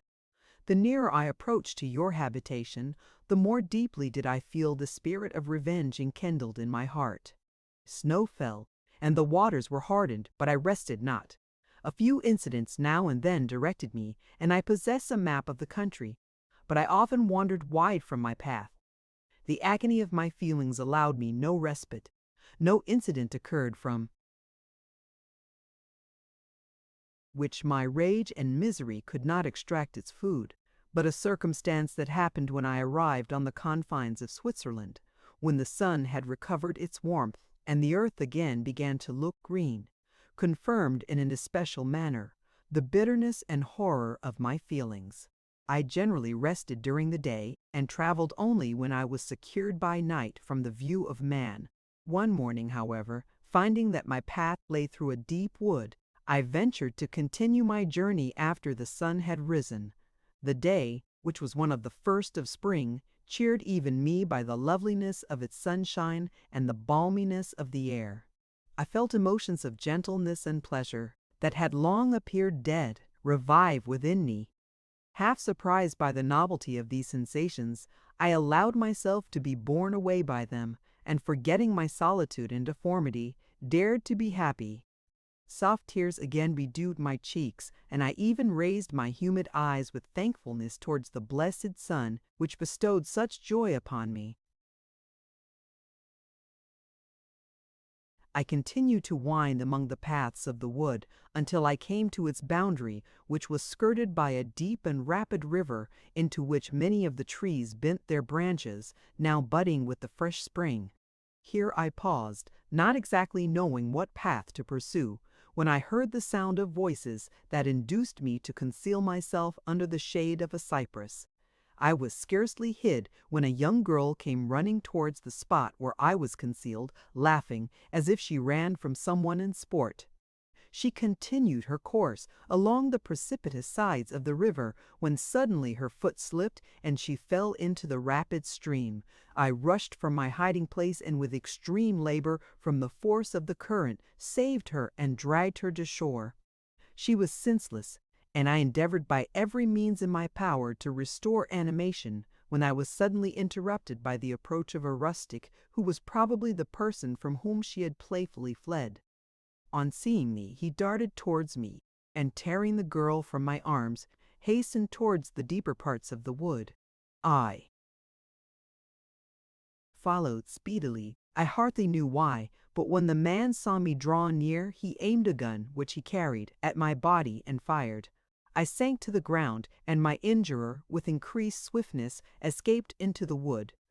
This was then the reward of my benevolence. I had saved a human being from destruction, and as a recompense I now writhed under the miserable pain of a wound which shattered the flesh and bone. The feelings of kindness and gentleness, which I had entertained but a few moments before, gave place to hellish rage and gnashing of teeth. Inflamed by pain, I vowed eternal hatred and vengeance to all mankind, but the agony of my wound overcame me, my pulses paused, and I fainted. For some weeks I led a miserable life in the woods, endeavoring to cure the wound which I had received. The ball had entered my shoulder, and I knew not whether it had remained there or passed through. At any rate, I had no means of extracting it. My sufferings were augmented also by the oppressive sense of the injustice and ingratitude of their infliction. My daily vows rose for revenge, a deep and deadly revenge, such as would alone compensate for the outrages and anguish I had endured. After some weeks my wound healed, and I continued my journey. The labors I endured were no longer to be alleviated by the bright sun or gentle breezes of spring. All joy was but a mockery which insulted my desolate state, and made me feel more painfully that I was not made for the enjoyment of pleasure. But my toils now drew near a close, and in 2 months from this time I reached the environs of Geneva. It was evening when I arrived, and I retired to a hiding place among the fields that surround it, to meditate in what manner I should apply to you. I was oppressed by fatigue and hunger, and far too unhappy to enjoy the gentle breezes of evening or the prospect of the sun setting behind the stupendous mountains of Jura. At this time a slight sleep relieved me from the pain of reflection, which was disturbed by the approach of a beautiful child, who came running into the recess I had chosen with all the sportiveness of infancy. Suddenly, as I gazed on him, an idea seized me that this little creature was unprejudiced, and had lived too short a time to have imbibed a horror of deformity. If, therefore, I could seize him and educate him as my companion and friend, I should not be so desolate in this peopled earth. Urged by this impulse, I seized on the boy as he passed and drew him towards me. As soon as he beheld my form, he placed his hands before his eyes and uttered a shrill scream. I drew his hand forcibly from his face and said, "Child, what is the meaning of this? I do not intend to hurt you. Listen to me." He struggled violently. "Let me go," he cried. "Monster, ugly wretch, you wish to eat me and tear me to pieces. You are an ogre. Let me go, or I will tell my papa." "Boy, you will never see your father again. You must come with me." "Hideous monster, let me go. My papa is a syndic. He is M. Frankenstein, he will punish you. You dare not keep me. Frankenstein, you belong then to my enemy, to him towards whom I have sworn eternal revenge. You shall be my first victim." The child still struggled and loaded me with epithets which carried despair to my heart. I grasped his throat to silence him, and in a moment he lay dead at my feet. I gazed on my victim, and my heart swelled with exultation and hellish triumph. Clapping my hands, I exclaimed, "I too can create desolation. My enemy is not invulnerable. This death will carry despair to him, and 1,000 other miseries shall torment and destroy him." As I fixed my eyes on the child, I saw something glittering on his breast. I took it. It was a portrait of a most lovely woman. In spite of my malignity, it softened and attracted me. For a few moments I gazed with delight on her dark eyes, fringed by deep lashes, and her lovely lips. But presently my rage returned. I remembered that I was forever deprived of the delights that such beautiful creatures could bestow, and that she whose resemblance I contemplated would, in regarding me, have changed that air of divine benignity to one expressive of disgust and affright. Can you wonder that such thoughts transported me with rage? I only wonder that at that moment, instead of venting my sensations in exclamations and agony, I did not rush among mankind and perish in the attempt to destroy them. While I was overcome by these feelings, I left the spot where I had committed the murder, and seeking a more secluded hiding place, I entered a barn which had appeared to me to be empty. A woman was sleeping on some straw. She was young, not indeed so beautiful as her whose portrait I held, but of an agreeable aspect and blooming in the loveliness of youth and health. Here, I thought, is one of those whose joy, imparting smiles, are bestowed on all but me. And then I bent over her and whispered, "Awake, fairest, thy lover is near. He who would give his life but to obtain one look of affection from thine eyes. My beloved, awake." The sleeper stirred. A thrill of terror ran through me. Should she indeed awake and see me and curse me and denounce the murderer? Thus would she assuredly act if her darkened eyes opened and she beheld me. The thought was madness. It stirred the fiend within me. Not I, but she shall suffer.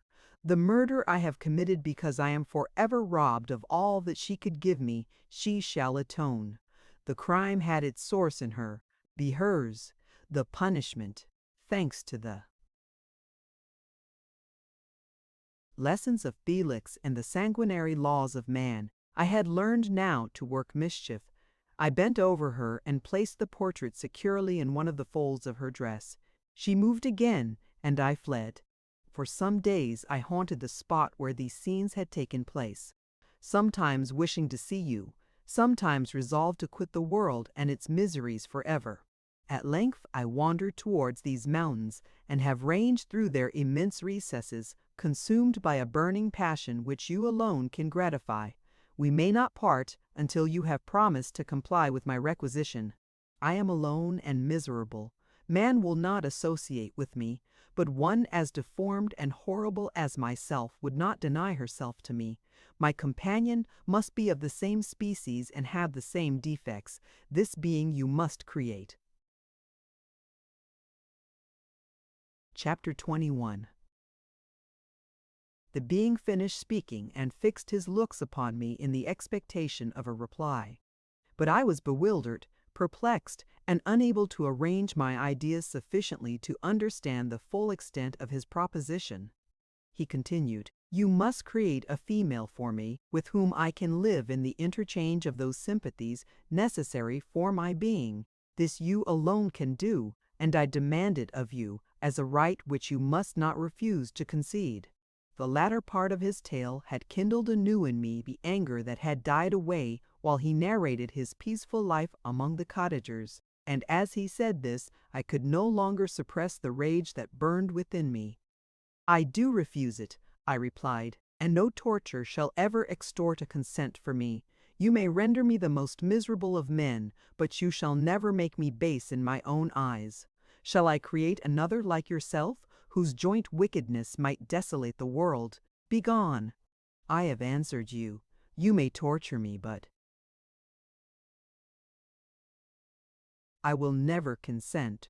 "You are in the wrong," replied the fiend, "and instead of threatening, I am content to reason with you. I am malicious because I am miserable. Am I not shunned and hated by all mankind?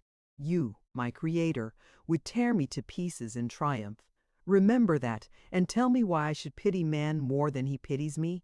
You would not call it murder if you could precipitate me into one of those ice rifts and destroy my frame, the work of your own hands. Shall I respect man when he condemns me? Let him live with me in the interchange of kindness, and instead of injury, I would bestow every benefit upon him with tears of gratitude at his acceptance. But that cannot be. The human senses are insurmountable barriers to our union. Yet mine shall not be the submission of abject slavery. I will revenge my injuries. If I cannot inspire love, I will cause fear, and chiefly toward you, my arch enemy. Because my creator, do I swear inextinguishable hatred. Have a care, I will work at your destruction, nor finish until I desolate your heart, so that you shall curse the hour of your birth." A fiendish rage animated him as he said this. His face was wrinkled into contortions too horrible for human eyes to behold, but presently he calmed himself and proceeded, "I intended to reason. This passion is detrimental to me, for you do not reflect that you are the cause of its excess. If any being felt emotions of benevolence towards me, I should return them 100 and 100-fold. For that one creature's sake, I would make peace with the whole kind. But I now indulge in dreams of bliss that cannot be realized. What I ask of you is reasonable and moderate. I demand a creature of another sex, but as hideous as myself. The gratification is small, but it is all that I can receive, and it shall content me. It is true, we shall be monsters, cut off from all the world, but on that account we shall be more attached to one another. Our lives will not be happy, but they will be harmless and free from the misery I now feel. Oh, my Creator, make me happy. Let me feel gratitude towards you for one benefit. Let me see that I excite the sympathy of some existing thing. Do not deny me my request." I was moved. I shuddered when I thought of the possible consequences of my consent, but I felt that there was some justice in his argument. His tale and the feelings he now expressed proved him to be a creature of fine sensations, and did I not, as his maker, owe him all the portion of happiness that it was in my power to bestow? He saw my change of feeling and continued, "If you consent, neither you nor any other human being shall ever see us again. I will go to the vast wilds of South America. My food is not that of man. I do not destroy the lamb and the kid to glut my appetite. Acorns and berries afford me sufficient nourishment. My companion will be of the same nature as myself, and will be content with the same fare. We shall make our bed of dried leaves. The sun will shine on us as on man, and will ripen our food. The picture I present to you is peaceful and human, and you must feel that you could deny it only in the wantonness of power and cruelty. Pitiless as you have been towards me, I now see compassion in your eyes. Let me seize the favorable moment and persuade you to promise what I so ardently desire. You propose, replied I, to fly from the habitations of man, to dwell in those wilds where the beasts of the field will be your only companions. How can you, who long for the love and sympathy of man, persevere in this exile?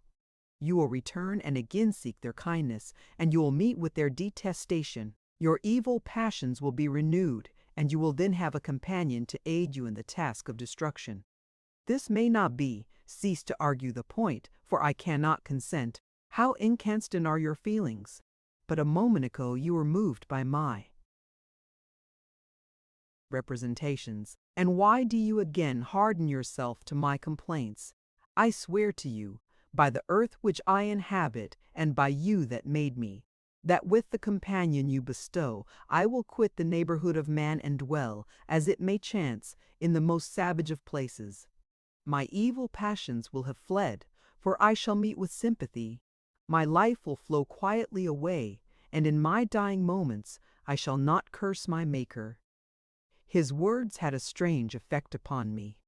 I compassionated him, and sometimes felt a wish to console him, but when I looked upon him, when I saw the filthy mass that moved and talked, my heart sickened, and my feelings were altered to those of horror and hatred.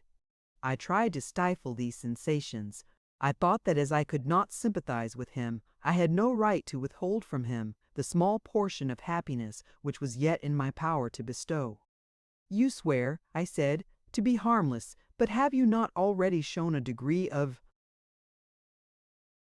malice that should reasonably make me distrust you? May not even this be a feint that will increase your triumph by affording a wider scope for your revenge? How is this? I must not be trifled with, and I demand an answer. If I have no ties and no affections, hatred and vice must be my portion.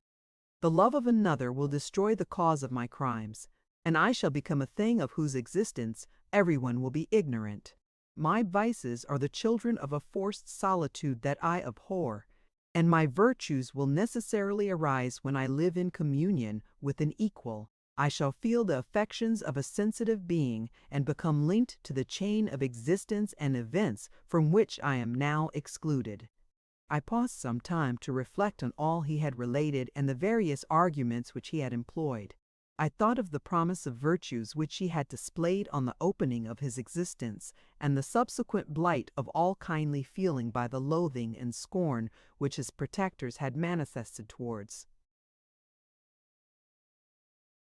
him. His power and threats were not omitted in my calculations. A creature who could exist in the ice caves of the glaciers and hide himself from pursuit among the ridges of inaccessible precipices was a being possessing faculties it would be vain to cope with. After a long pause of reflection, I concluded that the justice due both to him and my fellow creatures demanded of me that I should comply with his request. Turning to him, therefore, I said, I consent to your demand, on your solemn oath, to quit Europe forever and every other place in the neighborhood of man, as soon as I shall deliver into your hands a female who will accompany you in your exile. I swear, he cried, by the sun and by the blue sky of heaven and by the fire of love that burns my heart, that if you grant my prayer while they exist, you shall never behold me again. Depart to your home and commence your labors. I shall watch their progress with unutterable anxiety, and fear not but that when you are ready, I shall appear. Saying this, he suddenly quitted me, fearful, perhaps, of any change in my sentiments. I saw him descend the mountain with greater speed than the flight of an eagle, and quickly lost among the undulations of the sea of ice. His tale had occupied the whole day, and the sun was upon the verge of the horizon when he departed. I knew that I ought to hasten my descent towards the valley, as I should soon be encompassed in darkness. But my heart was heavy, and my steps slow. The labor of winding among the little paths of the mountain and fixing my feet firmly as I advanced perplexed me. occupied as I was by the emotions which the occurrences of the day had produced. Night was far advanced when I came to the halfway resting place and seated myself beside the fountain. The stars shone at intervals as the clouds passed from over them. The dark pines rose before me, and every here and there a broken tree lay on the ground. It was a scene of wonderful solemnity and stirred strange thoughts within me. I wept bitterly, and clasping my hands in agony, I exclaimed, "Oh, stars and clouds and winds, ye are all about to mock me. If ye really pity me, crush sensation and memory. Let me become as naught, but if not, depart, depart, and leave me in darkness." These were wild and miserable thoughts, but I cannot describe to you how the eternal twinkling of the stars weighed upon me, and how I listened to every blast of wind, as if it were a dull, ugly siroc on its way to consume me. Morning dawned before I arrived at the village of Chamonix. I took no rest, but returned immediately to Geneva. Even in my own heart, I could give no expression to my sensations.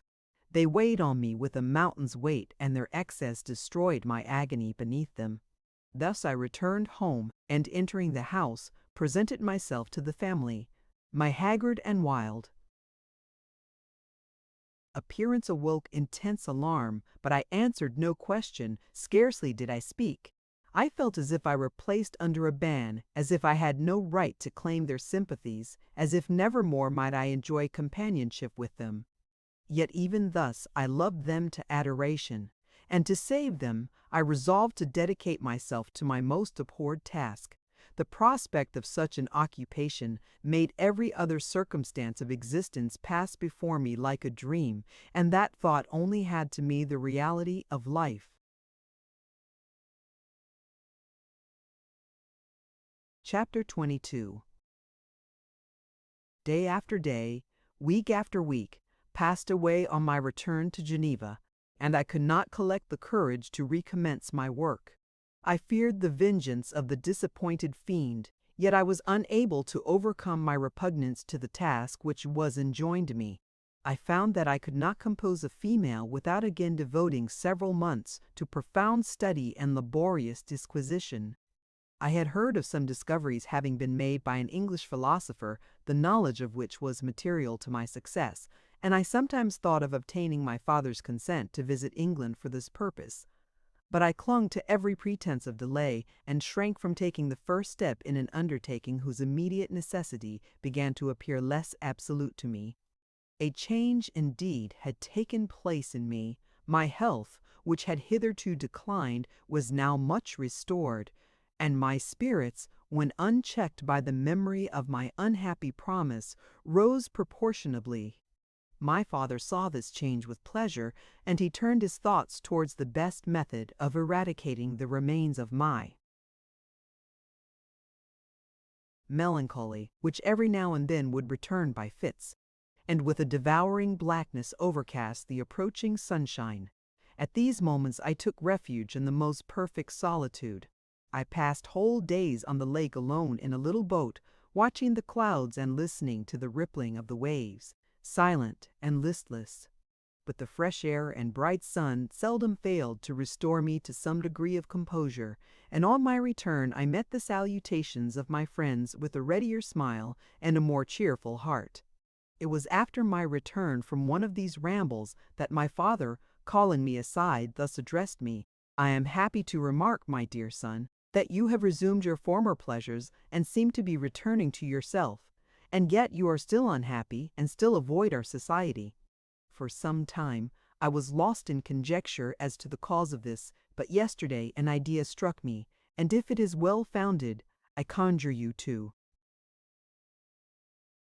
avow it. Reserve on such a point would be not only useless, but draw down treble misery on us all.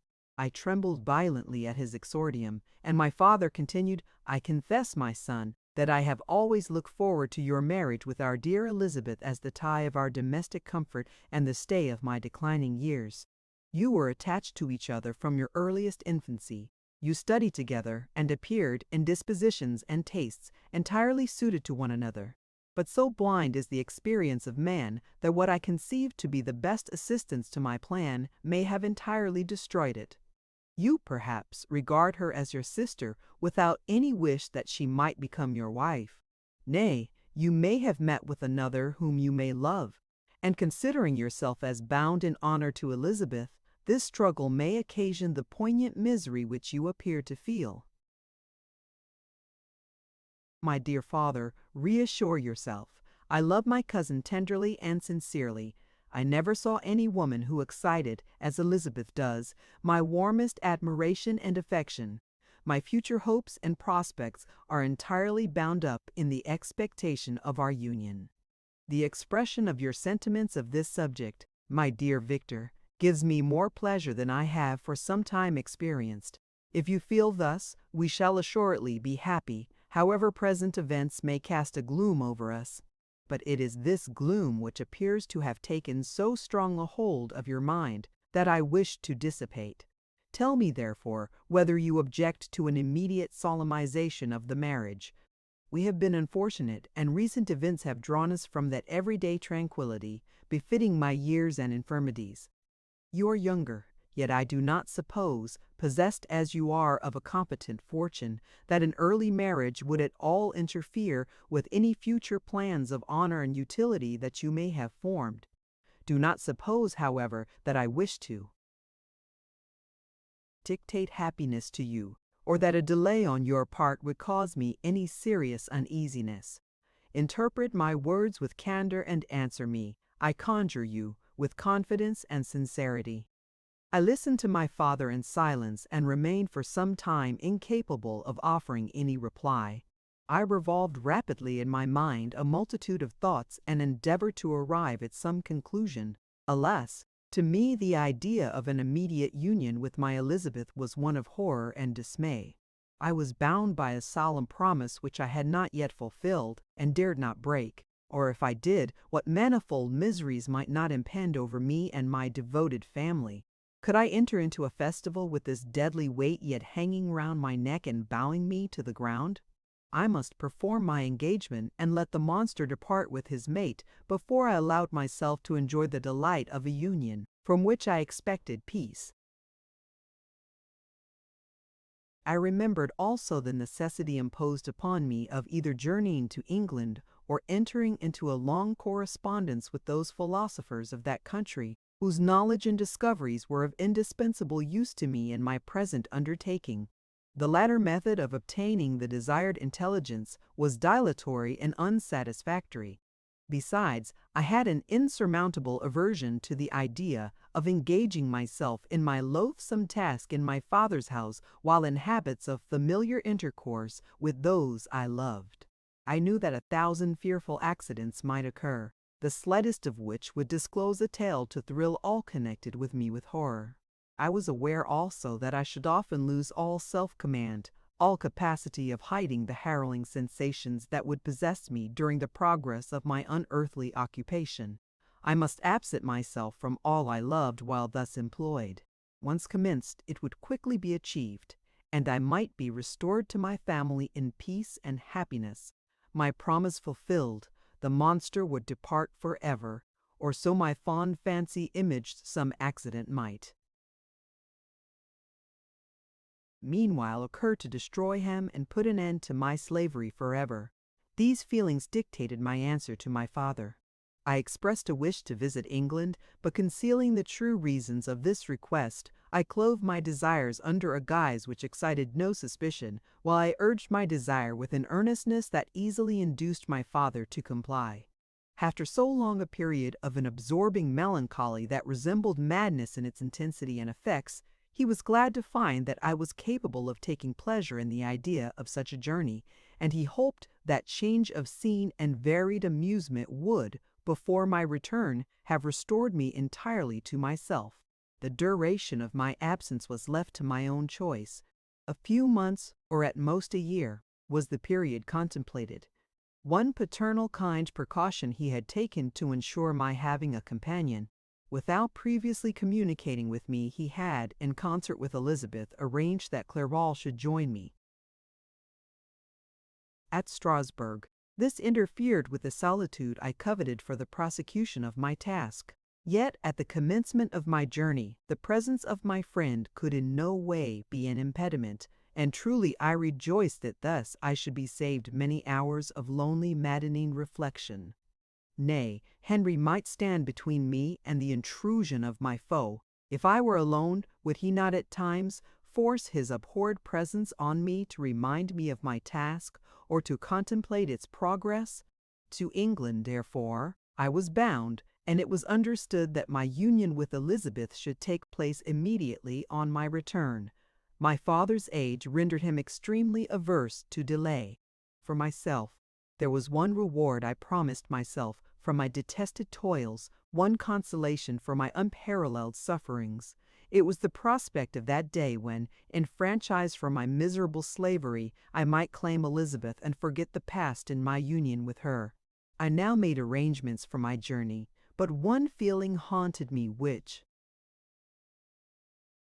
filled me with fear and agitation.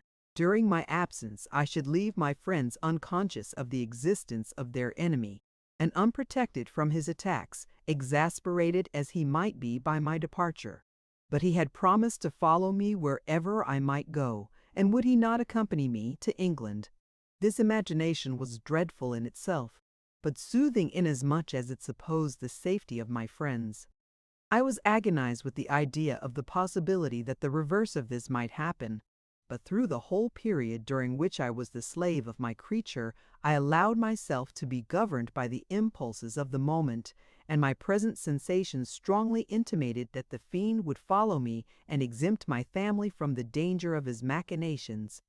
It was in the latter end of September that I again quitted my native country. My journey had been my own suggestion, and Elizabeth therefore acquiesced, but she was filled with disquiet at the idea of my suffering, away from her, the inroads of misery and grief. It had been her care which provided me a companion in Clerval. And yet a man is blind to 1,000 minute circumstances which call forth a woman's sedulous attention. She longed to bid me hasten my return. 1,000 conflicting emotions rendered her mute as she bade me a tearful, silent farewell. I threw myself into the carriage that was to convey me away, hardly knowing whither I was going, and careless of what was passing around. I remembered only, and it was with a bitter anguish that I reflected on it, to order that my chemical instruments should be packed to go with me. Filled with dreary imaginations, I passed through many beautiful and majestic scenes, but my eyes were fixed and unobserving. I could only think of the bourne of my travels and the work which was to occupy me whilst they endured. After some days spent in listless indolence, during which I traversed many leagues, I arrived at Strasbourg, where I waited 2 days for Clerval. He came. Alas, how great was the contrast between us! He was alive to every new scene, joyful when he saw the beauties of the setting sun, and more happy when he beheld it rise and recommence a new day. He pointed out to me the shifting colors of the landscape and the appearances of the sky. "This is what it is to live," he cried. "Now I enjoy existence. But you, my dear Frankenstein, wherefore are you desponding and sorrowful?" In truth, I was occupied by gloomy thoughts, and neither saw the descent of the evening star nor the golden sunrise reflected in the Rhine. And you, my friend, would be far more amused with the journal of Clerval, who observed the scenery with an eye of feeling and delight, than in listening to my reflections. I, a miserable wretch, haunted by a curse that shut up every avenue to enjoyment. We had agreed to descend the Rhine in a boat from Strasbourg to Rotterdam, whence we might take shipping for London. During this voyage we passed many willowy islands and saw several beautiful towns. We stayed a day at Mannheim, and on the 5th from our departure from Strasbourg arrived at Mainz. The course of the Rhine below Mainz becomes much more picturesque. The river descends rapidly and winds between hills, not high but steep, and of beautiful forms. We saw many ruined castles standing on the edges of precipices, surrounded by black woods, high and inaccessible. This part of the Rhine, indeed, presents a singularly variegated landscape. In one spot you view rugged hills, ruined castles overlooking tremendous precipices, with the dark Rhine rushing beneath, and on the sudden turn of a promontory, flourishing vineyards with green sloping banks and a meandering river and populous towns occupy the scene. We traveled at the time of the vintage and heard the song of the laborers as we glided down the stream. Even I, depressed in mind, and my spirits continually agitated by gloomy feelings, even I was pleased. I laced the bottom of the boat, and as I gazed on the cloudless blue sky, I seemed to drink in a tranquility to which I had long been a stranger. And if these were my sensations, who can describe those of Henry? He felt as if he had been transported to fairyland and enjoyed a happiness seldom tasted by man. I have seen witsme tortimst maar brizzy tort for the yips of wakan would a moon pornit for diemtable shades, which would cause a gloomy and mournful appearance were it not for the most verdant islands that relieve the eye by their gay appearance. I have seen this lake agitated by a tempest, when the wind core over worlds, winds of water, and gave you and I gave you, will be by the bosk, but I said that the coded aiken but to the effect it is fright. The mountains of Switzerland are more majestic and strange, but there is a charm in the banks of this divine river that I never before saw equaled. Look at that castle which overhangs yon precipice, and that also on the island almost concealed amongst the foliage of those lovely trees, and now that group of laborers coming from among their vines, and that village half hid in the recess of the mountain. Oh, surely the spirit that inhabits and guards this place has a soul more in harmony with man than those who pile the glacier or retire to the inaccessible peaks of the mountains of our own country. Clerval, beloved friend, even now it delights me to record your words and to dwell on the praise of which you are so eminently deserving. He was a being formed in the very poetry of nature. His wild and enthusiastic imagination was chastened by the sensibility of his heart. His soul overflowed with ardent affections, and his friendship was of that devoted and wondrous nature that the worldly minded teach us to look for only in the imagination. But even human sympathies were not sufficient to satisfy his eager mind. The scenery of external nature, which others regard only with admiration, he loved with ardor. The sounding cataract haunted him like a passion. The tall rock, the mountain, and the deep and gloomy wood, their colors and their forms, were then to him an appetite, a feeling, and a love that had no need of a remoter charm by thought supplied, or any interest unborrowed from the eye. Wordsworth's Tintern Abbey. And where does he now exist? Is this gentle and lovely being lost forever? Has this mind, so replete with ideas, imaginations fanciful and magnificent, which formed a world whose existence depended on the life of its creator, has this mind perished? Does it now only exist in my memory? No, it is not thus. Your form, so divinely wrought and beaming with beauty, has decayed, but your spirit still visits and consoles your unhappy friend. Pardon this gush of sorrow. These ineffectual words are but a slight tribute to the unexampled worth of Henry, but they soothe my heart, overflowing with the anguish which his remembrance creates. I will proceed with my tale. Beyond Cologne we descended to the plains of Holland, and we resolved to post the remainder of our way, for the wind was contrary and the stream of the river was too gentle to aid us. Our journey here lost the interest arising from beautiful scenery, but we arrived in a few days at Rotterdam, whence we proceeded by sea to England. It was on a clear morning in the latter days of December that I first saw the white cliffs of Britain. The banks of the Thames presented a new scene. They were flat but fertile, and almost every town was marked by the remembrance of some story. We saw Tilbury Fort and remembered the Spanish Armada, Gravesend, Woolwich, and Greenwich places which I had heard of even in my country. At length we saw the numerous steeples of London, St. Paul's towering above all, and the tower famed in English history. Chapter 23. London was our present point of rest. We determined to remain several months in this wonderful and celebrated city. Clerval desired the intercourse of the men of genius and talent who flourished at this time, but this was with me a secondary object. I was principally occupied with the means of obtaining the information necessary for the completion of my promise, and quickly availed myself of the letters of introduction that I had brought with me, addressed to the most distinguished natural philosophers. If this journey had taken place during my days of study and happiness, it would have afforded me inexpressible pleasure. But a blight had come over my existence, and I only visited these people for the sake of the information they might give me on the subject in which my interest was so terribly profound. Company was irksome to me. When alone, I could fill my mind with the sights of heaven and earth. The voice of Henry soothed me, and I could thus cheat myself into a transitory peace. But busy, uninteresting, joyous faces brought back despair to my heart. I saw an insurmountable barrier placed between me and my fellow men. This barrier was sealed with the blood of William and Justine, and to reflect on the events connected with those names filled my soul with anguish. But in Clerval I saw the image of my former self. He was inquisitive and anxious to gain experience and instruction.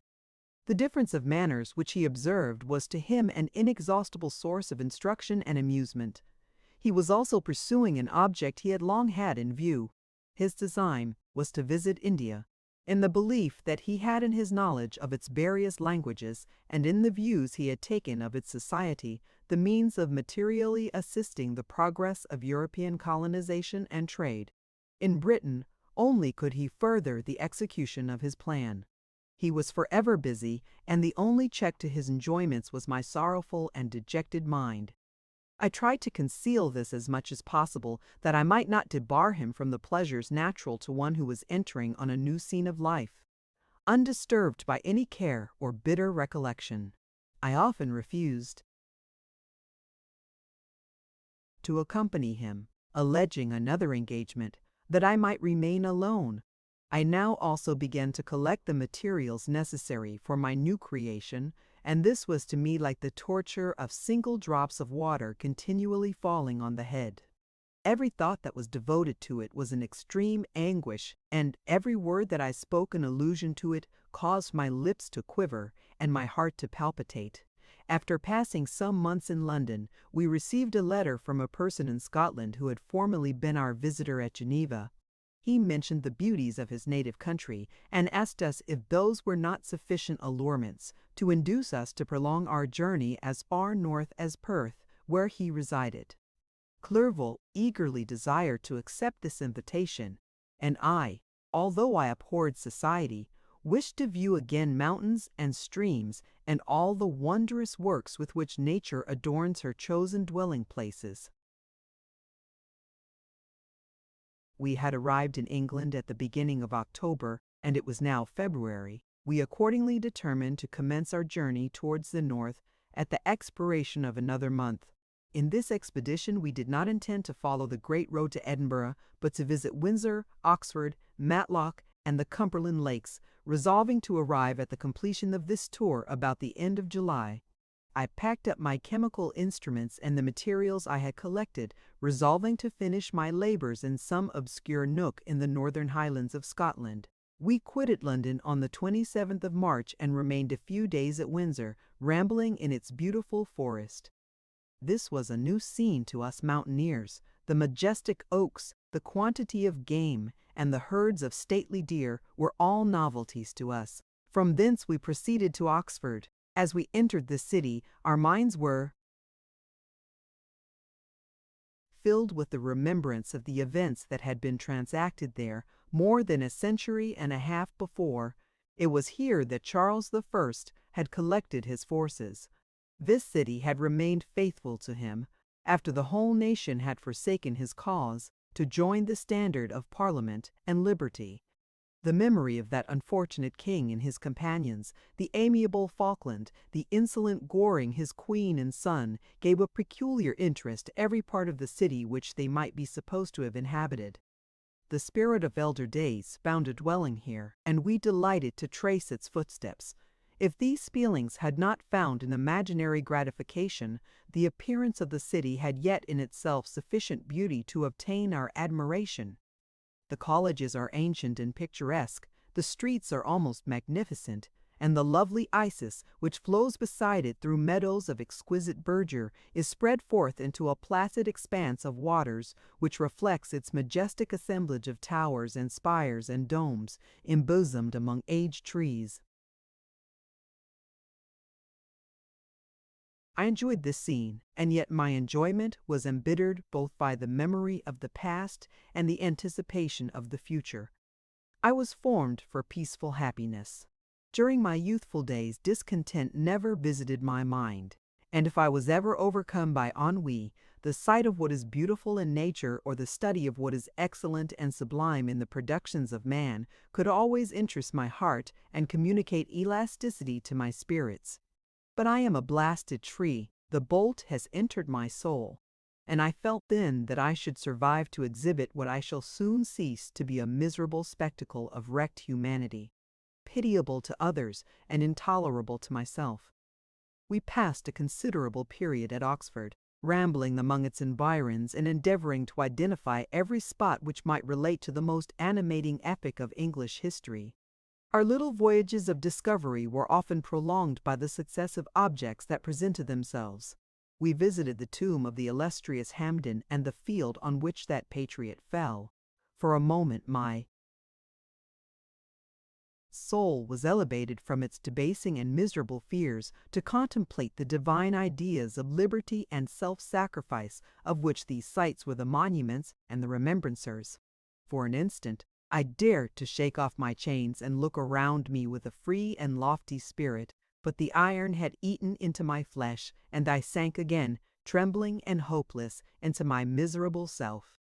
We left Oxford with regret and proceeded to Matlock, which was our next place of rest. The country in the neighborhood of this village resembled, to a greater degree, the scenery of Switzerland.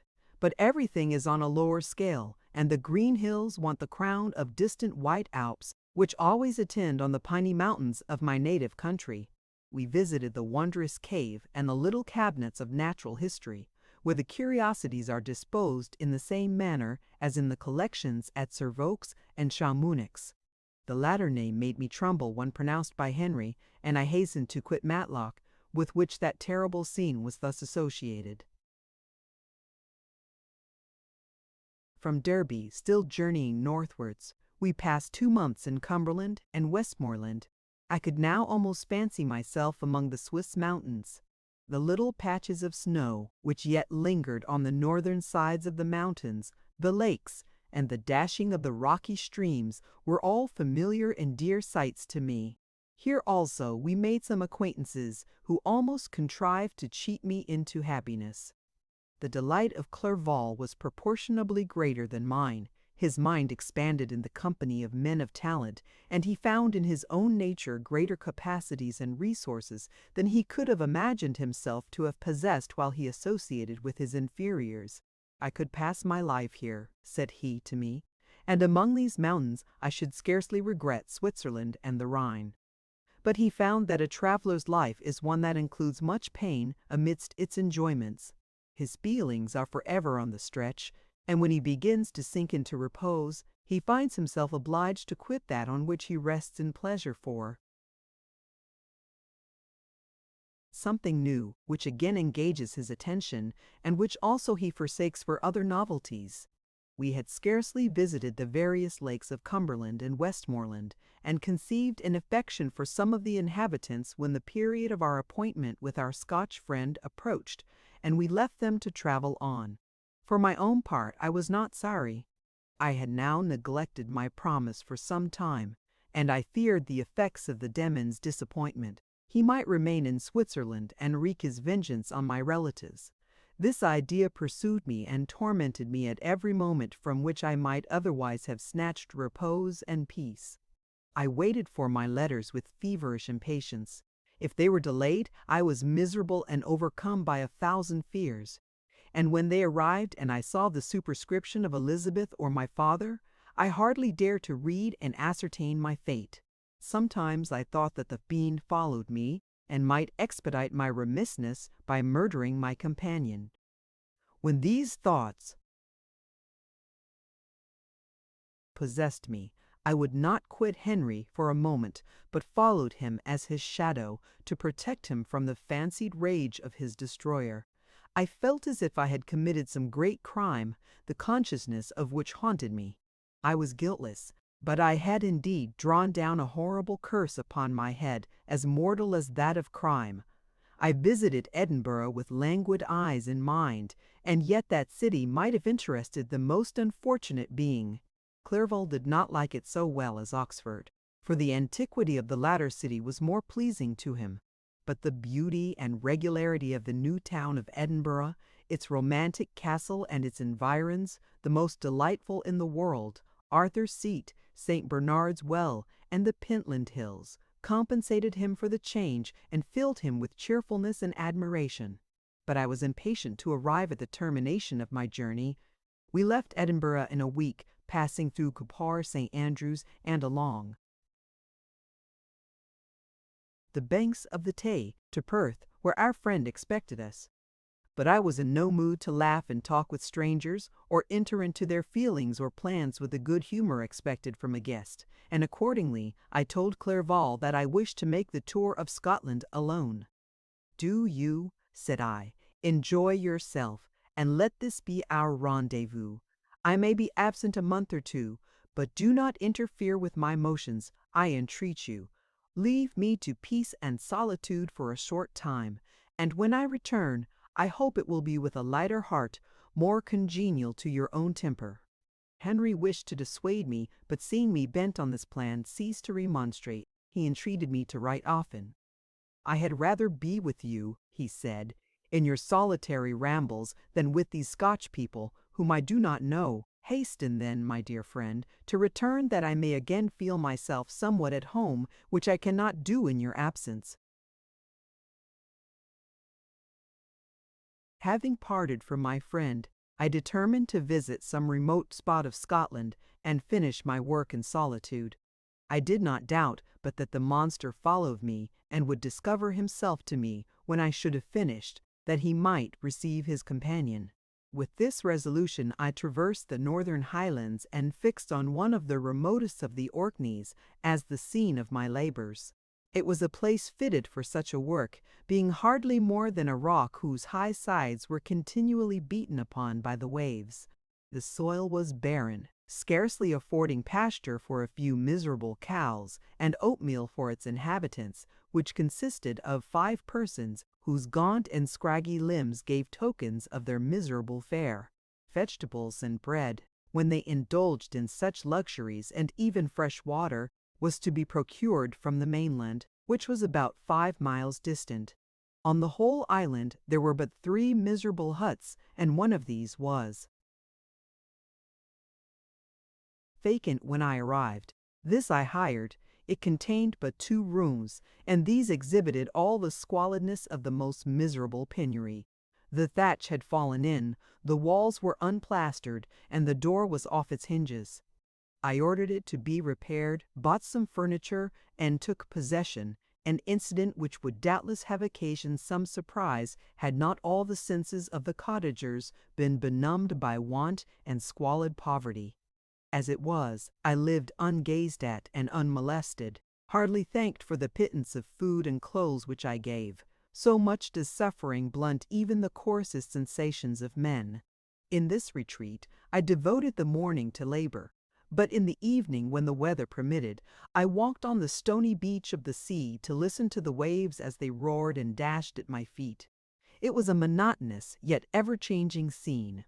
I thought of Switzerland. It was far different from this desolate and appalling landscape. Its hills are covered with vines, and its cottages are scattered thickly in the plains. Its fair lakes reflect a blue and gentle sky, and when troubled by the winds, Their tumult is but as the play of a lively infant when compared to the roarings of the giant ocean. In this manner I distributed my occupations when I first arrived, but as I proceeded in my labor, it became every day more horrible and irksome to me.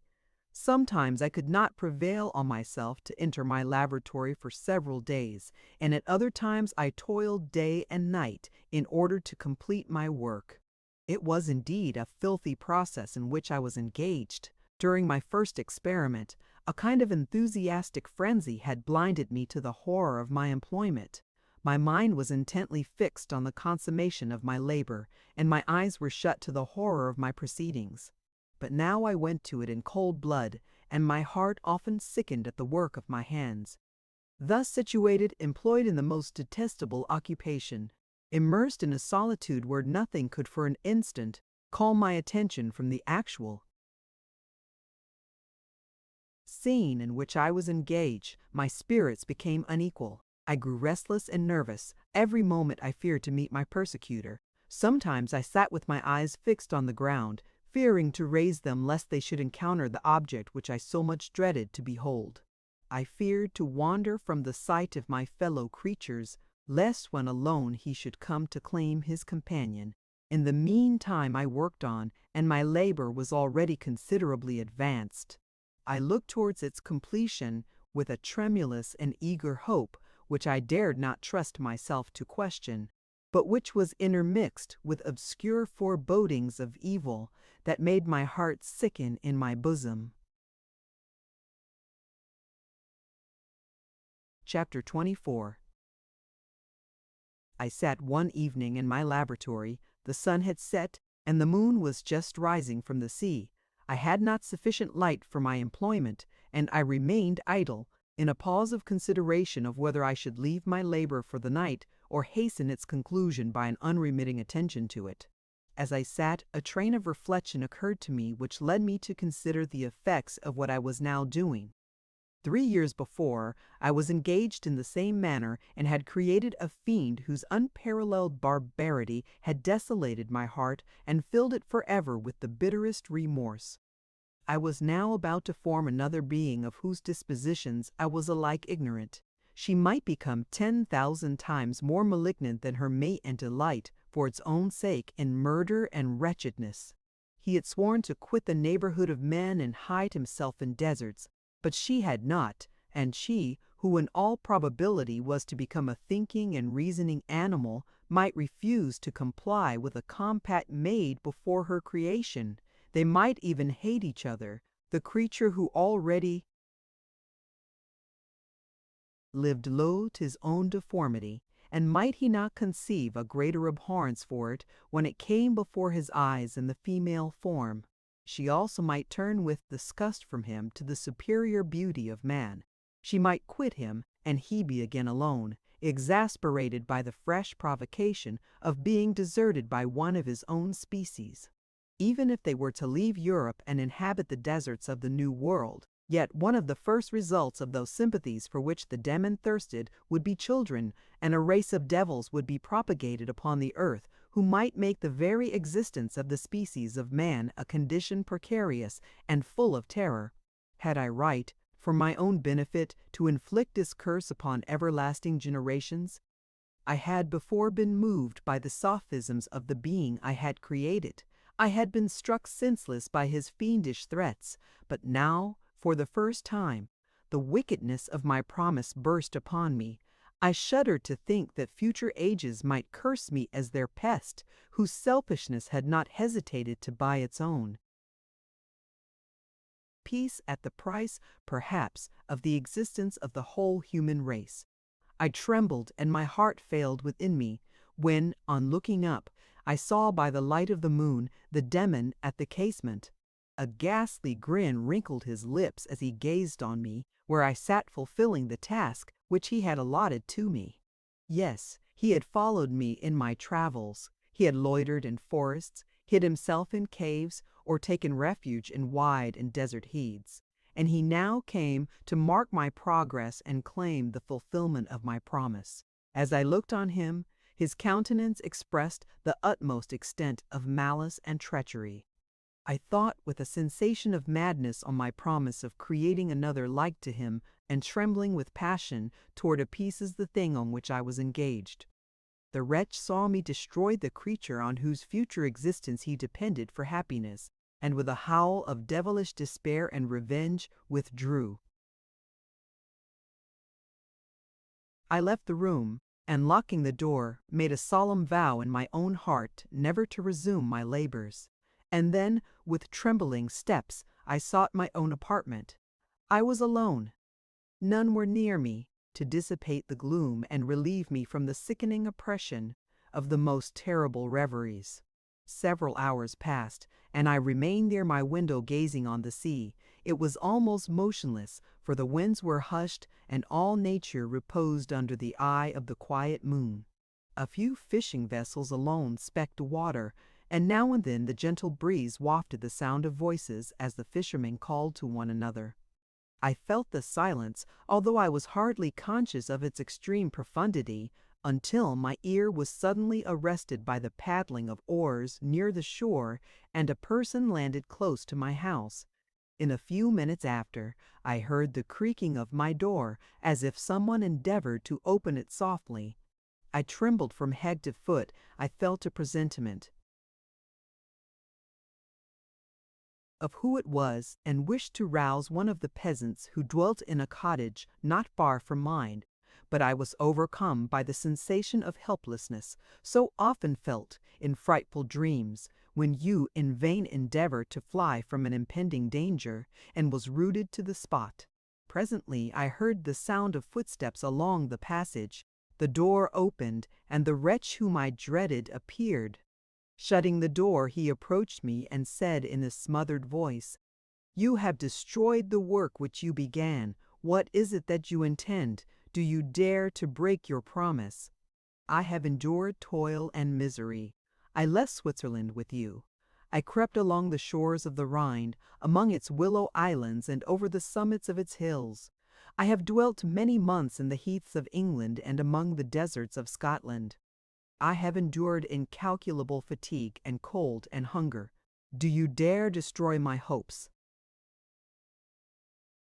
Begone.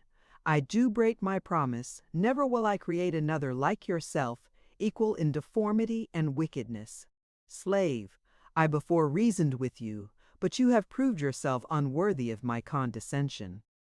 Remember that I have power. You believe yourself miserable, but I can make you so wretched that the light of day will be hateful to you. You are my creator, but I am your master. Obey. The hour of my irresolution is past, and the period of your power is arrived. Your threats cannot move me to do an act of wickedness, but they confirm me in a determination of not creating you a companion in vice. Shall I, in cool blood, set loose upon the earth a daemon whose delight is in death and wretchedness? Begone. I am firm, and your words will only exasperate my rage. The monster saw my determination in my face, and gnashed his teeth in the impotence of anger. Shall each man, cried he, find a wife for his bosom, and each beast have his mate, and I be alone? I had feelings of affection, and they were requited by detestation and scorn. Man, you may hate, but beware. Your hours will pass in dread and misery, and soon the bolt will fall which must ravish from you your happiness forever. Are you to be happy while I grovel in the intensity of my wretchedness? You can blast my other passions, but revenge remains revenge, henceforth, dearer than light or food. I may die, but first you, my tyrant and tormentor, shall curse the sun that gazes on your misery. Beware, for I am fearless and therefore powerful. I will watch with the wiliness of a snake, that I may sting with its venom. Man, you shall repent of the injuries you inflict. Devil, cease, and do not poison the air with these sounds of malice. I have declared my resolution to you, and I am no coward to bend beneath words. Leave me. I am inexorable. It is well. I go. But remember, I shall be with you on your wedding night. I started forward and exclaimed, "Villain, before you sign my death warrant, be sure that you are yourself safe." I would have seized him, but he eluded me and quitted the house with precipitation. In a few moments I saw him in his boat, which shot across the waters with an arrowy swiftness and was soon lost amidst the waves. All was again silent, but his words rang in my ears.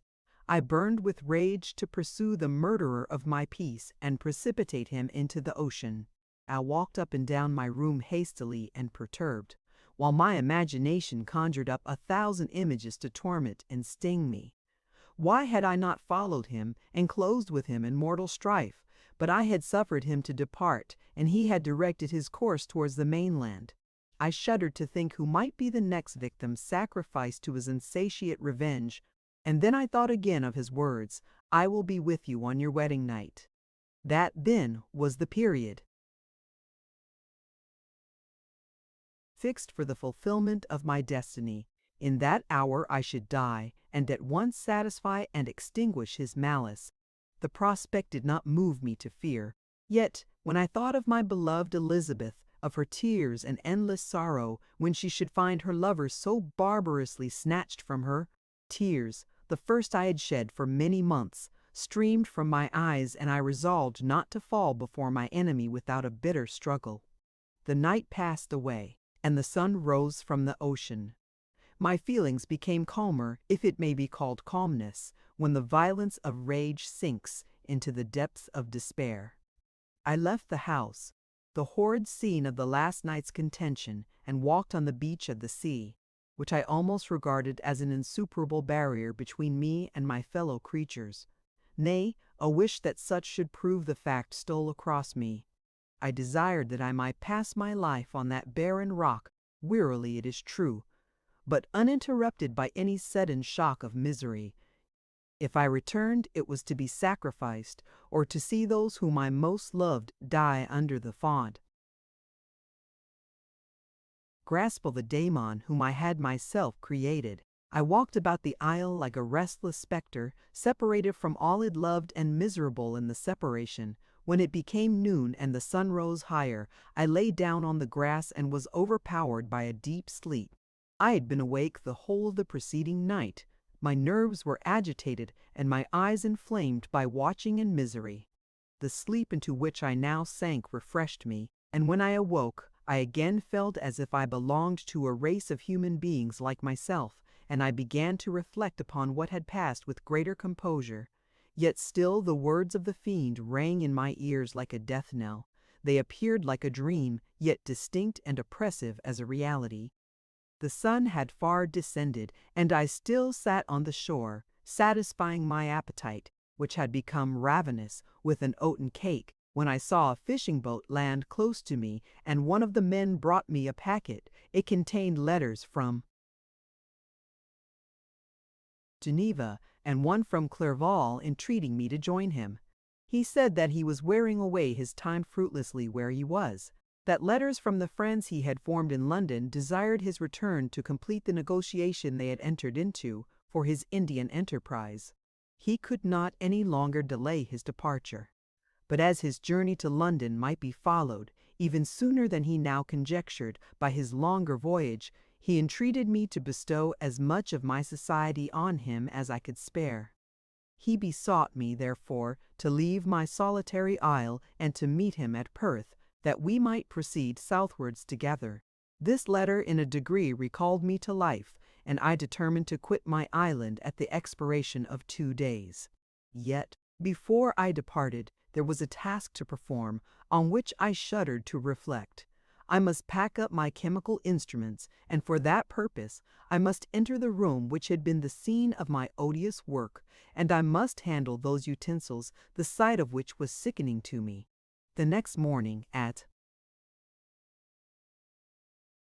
daybreak, I summoned sufficient courage and unlocked the door of my laboratory.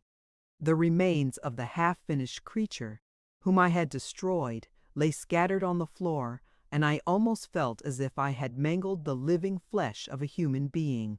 I paused to collect myself and then entered the chamber. With trembling hand I conveyed the instruments out of the room, But I reflected that I ought not to leave the relics of my work to excite the horror and suspicion of the peasants, and I accordingly put them into a basket, with a great quantity of stones, and laying them up, determined to throw them into the sea that very night. And in the meantime I sat upon the beach employed in cleaning and arranging my chemical apparatus.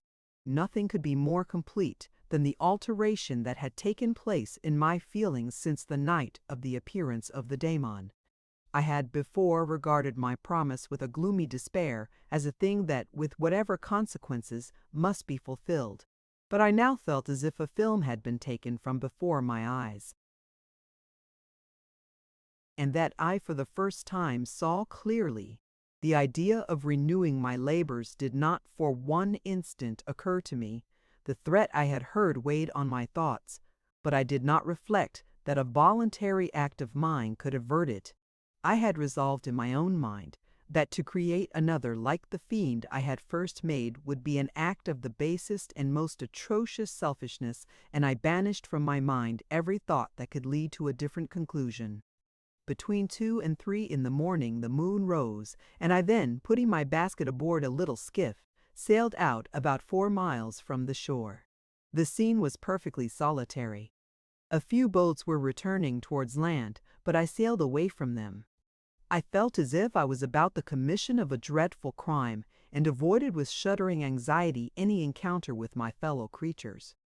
At one time the moon, which had before been clear, was suddenly overspread by a thick cloud, and I took advantage of the moment of darkness and cast my basket into the sea. I listened to the gurgling sound as it sank, and then sailed away from spot.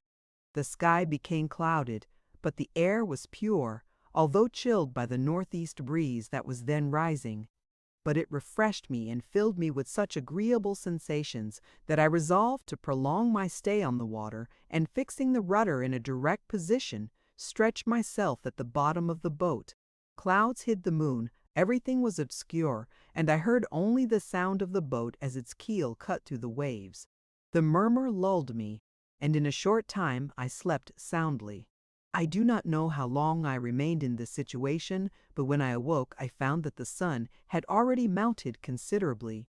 The wind was high, and the waves continually threatened the safety of my little skiff. I found that the wind was northeast and must have driven me far from the coast from which I had embarked.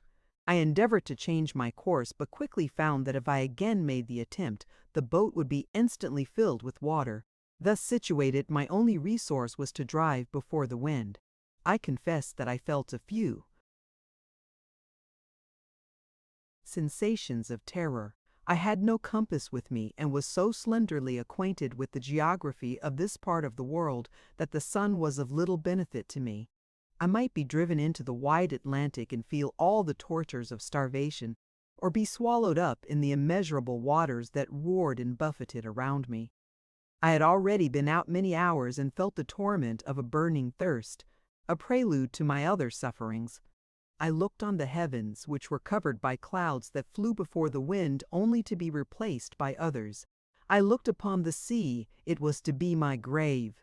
"Fiend," I exclaimed, "your task is already fulfilled." I thought of Elizabeth, of my father, and of Clerval, all left behind, on whom the monster might satisfy his sanguinary and merciless passions. This idea plunged me into a reverie so despairing and frightful that even now, when the scene is on the point of closing before me forever, I shudder to reflect on it. Some hours passed thus, but by degrees, as the sun declined towards the horizon, the wind died away into a gentle breeze, and the sea became free from breakers. But these gave place to a heavy swell. I felt sick and hardly able to hold the rudder, when suddenly I saw a line of high land towards the south. Almost spent as I was by fatigue and the dreadful suspense I endured for several hours, this sudden certainty of life rushed like a flood of warm joy to my heart, and tears gushed from my eyes. How mutable are our feelings, and how strange is that clinging love we have of life, even in the excess of misery. I constructed another sail with a part of my dress and eagerly steered my course towards the land. It had a wild and rocky appearance, but as I approached nearer, I easily perceived the traces of cultivation. I saw vessels near the shore and found myself suddenly transported back to the neighborhood of civilized man. I carefully traced the windings of the land and hailed a steeple, which I at length saw issuing from behind a small promontory. As I was in a state of extreme debility, I resolved to sail directly towards the town as a place where I could most easily procure nourishment. Fortunately, I had money with me. As I turned the promontory, I perceived a small, neat town and a good harbor, which I entered, my heart bounding with joy at my unexpected escape. As I was occupied in fixing the boat and arranging the sails, several people crowded towards the spot. They seemed much surprised at my appearance, but instead of offering me any assistance, whispered together with gestures that at any other time might have produced in me a slight sensation of alarm. As it was, I merely remarked that they spoke English, and I therefore addressed them in that language. "My good friends," said I, "will you be so kind as to tell me the name of this town and inform me where I am?" "You will know that soon enough," replied a man with a hoarse voice. "Maybe you are come to a place that will not prove much to your taste, but you will not be consulted as to your quarters, I promise you." I was exceedingly surprised on receiving so rude an answer from a stranger, and I was also disconcerted on perceiving the frowning and angry countenances of his companions. "Why do you answer me so roughly?" I replied. "Surely it is not the custom of Englishmen to receive strangers so inhospitably." "I do not know," said the man, "what the custom of the English may be, but it is the custom of the Irish to hate villains." While this strange dialogue continued, I perceived the crowd rapidly increase. Their faces expressed a mixture of curiosity and anger, which annoyed and in some degree alarmed me. I inquired the way to the inn, but no one replied. I then moved forward, and a murmuring sound arose from the crowd as they followed and surrounded me, when an ill-looking man approaching tapped me on the shoulder and said, "Come, sir, you must follow me to Mr. Kerwin's to give an account of yourself." "Who is Mr. Kerwin? Why am I to give an account of myself? Is not this a free country?" "Aye, sir, free enough for honest folks. Mr. Kerwin is a magistrate, and you are to give an account of the death of a gentleman who was found murdered here last night." This answer startled me, but I presently recovered myself. I was innocent, that could easily be proved. Accordingly, I followed my conductor in silence and was led to one of the best houses in the town. I was ready to sink from fatigue and hunger, but being surrounded by a crowd, I thought it politic to rouse all my strength, that no physical debility might be construed into apprehension or conscious guilt. Little did I then expect the calamity that was in a few moments to overwhelm me and extinguish in horror and despair all fear of ignominy or death. I must pause here, for it requires all my fortitude to recall the memory of the frightful events which I am about to relate in proper detail to my recollection. Chapter 25. I was soon introduced into the presence of the magistrate, an old benevolent man with calm and mild manners. He looked upon me, however, with some degree of severity, and then, turning towards my conductors, he asked who appeared as witnesses on this occasion. About half a dozen men came forward, and, one being selected by the magistrate, he deposed that he had been out fishing the night before with his son and brother-in-law, Daniel Nugent, when, about 10 o'clock, they observed a strong northerly blast rising, and they accordingly put in for port. It was a very dark night, as the moon had not yet risen. They did not land at the harbor, but, as they had been accustomed, at a creek about 2 miles below. He walked on first, carrying a part of the fishing tackle, and his companions followed him at some distance. As he was proceeding along the sands, he struck his foot against something and fell at his length on the ground. His companions came up to assist him, and by the light of their lantern they found that he had fallen on the body of a man who was to all appearance dead. Their first supposition was that it was the corpse of some person who had been drowned and was thrown on shore by the waves. But on examination they found that the clothes were not wet and even that the body was not then cold. They instantly carried it to the cottage of an old woman near the spot and endeavored, but in vain, to restore it to life. It appeared to be a handsome young man, about 25 years of age. He had apparently been strangled, for there was no sign of any violence except the black mark of fingers on his neck. The first part of this deposition did not in the least interest me, but when the mark of the fingers was mentioned, I remembered the murder of my brother and felt myself extremely agitated. My limbs trembled and a mist came over my eyes, which obliged me to lean on a chair for support. The magistrate observed me with a keen eye, and of course drew an unfavorable augury from my manner. The son confirmed his father's account, but when Daniel Nugent was called, he swore positively that just before the fall of his companion he saw a boat with a single man in it at a short distance from the shore, and as far as he could judge by the light of a few stars, it was the same boat in which I had just landed. A woman deposed that she lived near the beach and was standing at the door of her cottage, waiting for the return of the fisherman about an hour before she heard of the discovery of the body, when she saw a boat with only one man in it push off from that part of the shore where the corpse was afterwards found. Another woman confirmed the account of the fisherman having brought the body into her house. It was not cold. They put it into a bed and rubbed it, and Daniel went to the town for an apothecary, but life was quite gone. Several other men were examined concerning my landing, and they agreed that, with the strong north wind that had arisen during the night, it was very probable that I had beaten about for many hours and had been obliged to return nearly to the same spot from which I had departed. Besides, they observed that it appeared that I had brought the body from another place, and it was likely that, as I did not appear to know the shore, I might have put into the harbor ignorant of the distance of the town from the place where I had deposited the corpse. Mr. Kirwin, on hearing this evidence, desired that I should be taken into the room where the body lay for interment, that it might be observed what effect the sight of it would produce upon me. This idea was probably suggested by the extreme agitation I had exhibited when the mode of the murder had been described. I was accordingly conducted, by the magistrate and several other persons, to the inn. I could not help being struck by the strange coincidences that had taken place during this eventful night, but knowing that I had been conversing with several persons in the island I had inhabited about the time that the body had been found, I was perfectly tranquil as to the consequences of the affair. I entered the room where the corpse lay and was led up to the coffin. How can I describe my sensations on beholding it?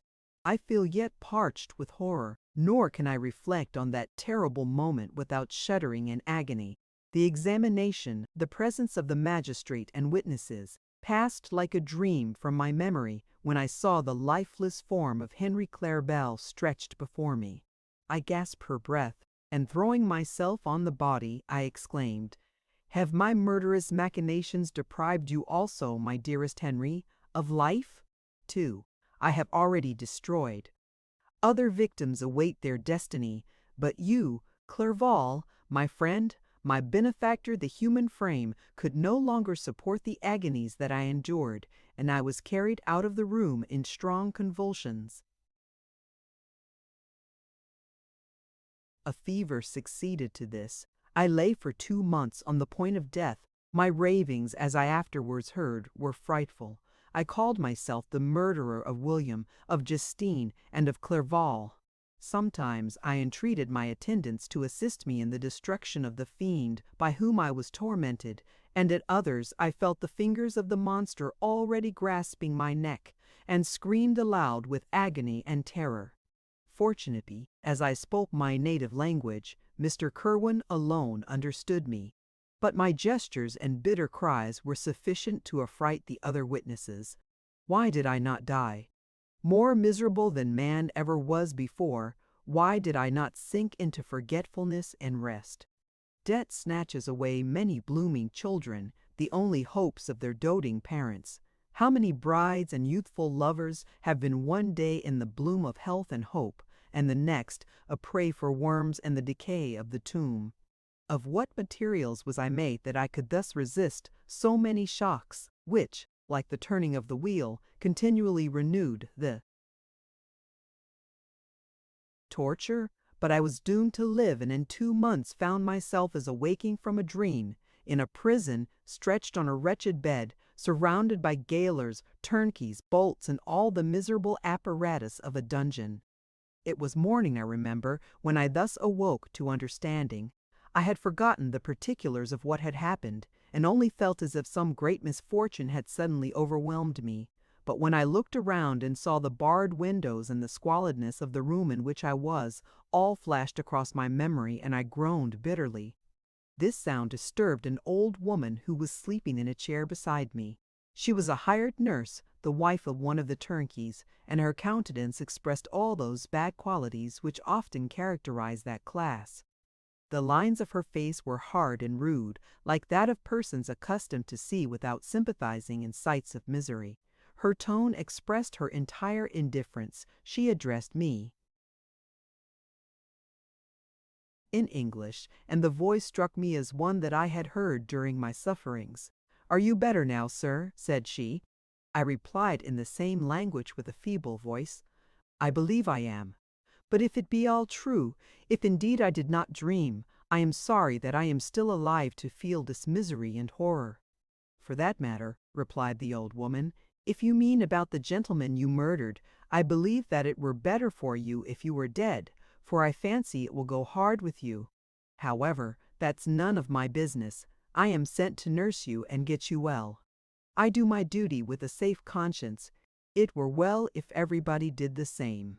I turned with loathing from the woman who could utter so unfeeling a speech to a person just saved, on the very edge of death. But I felt languid and unable to reflect on all that had passed. The whole series of my life appeared to me as a dream. I sometimes doubted if indeed it were all true, for it never presented itself to my mind with the force of reality. As the images that floated before me became more distinct, I grew feverish. A darkness pressed around me. No one was near me who soothed me with the gentle voice of love.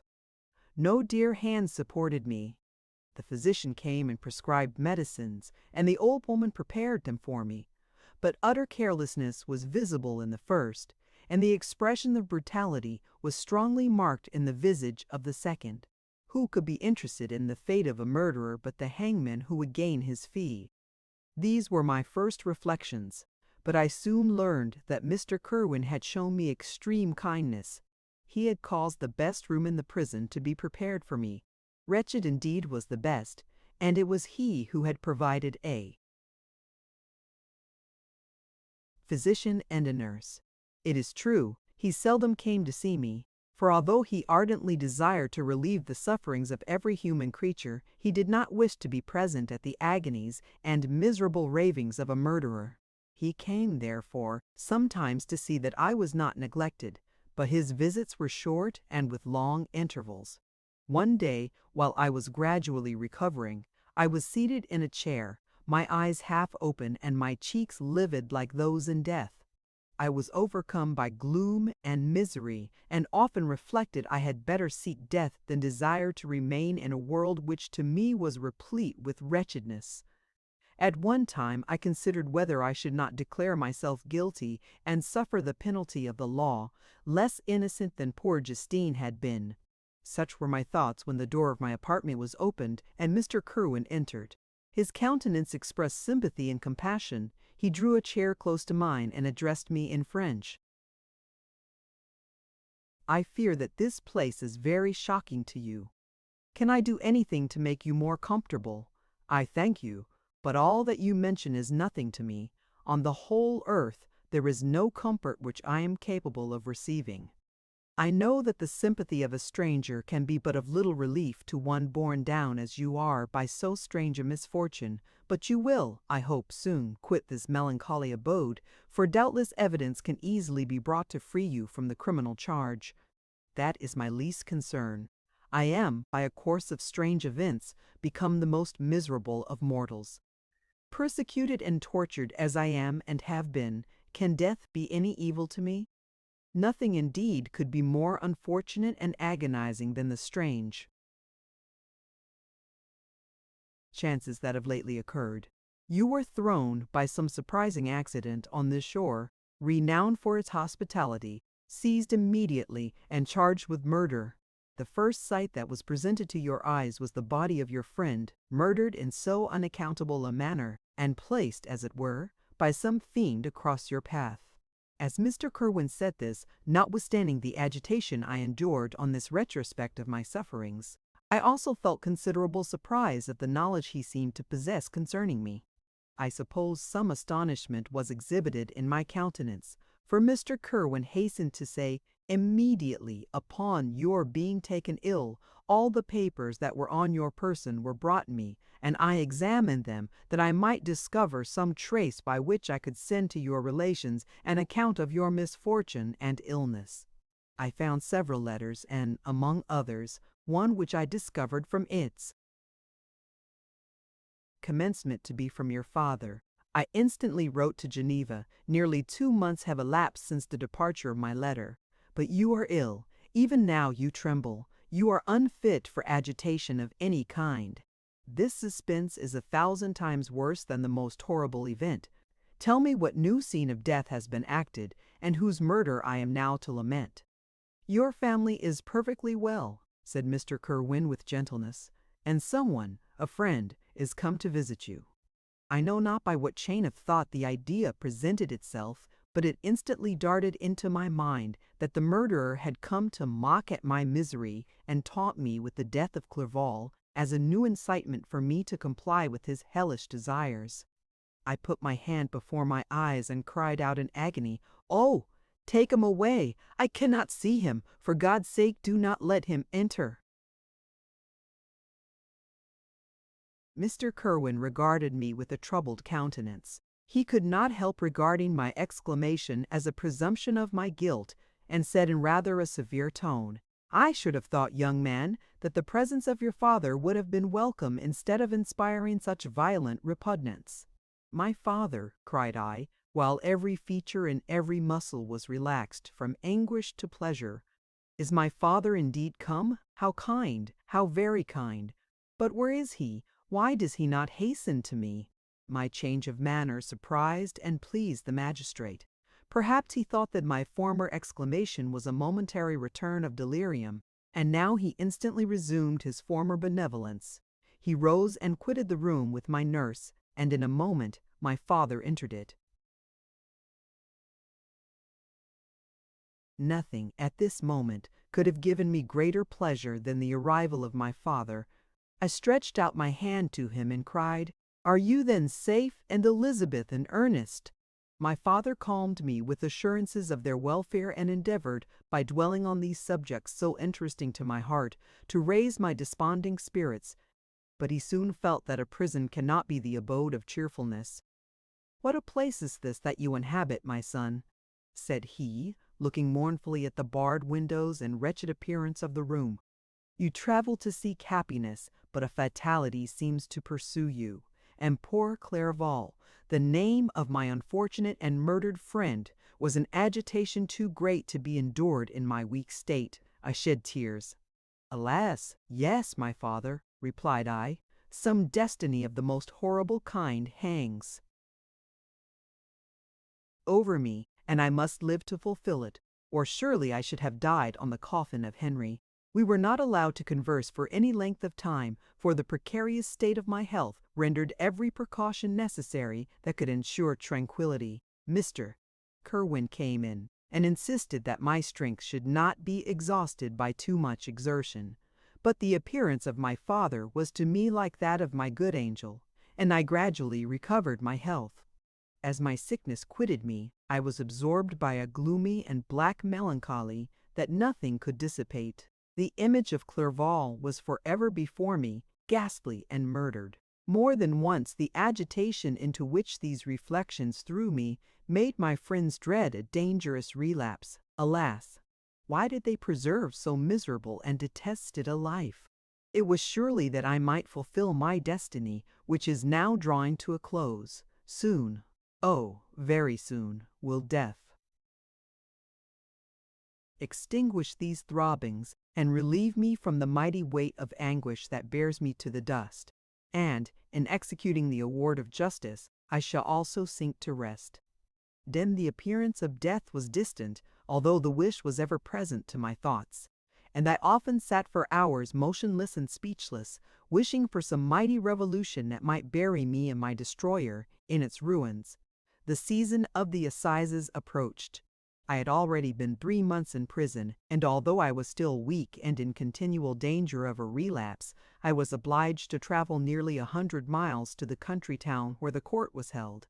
Mr. Kerwin charged himself with every care of collecting witnesses and arranging my defense.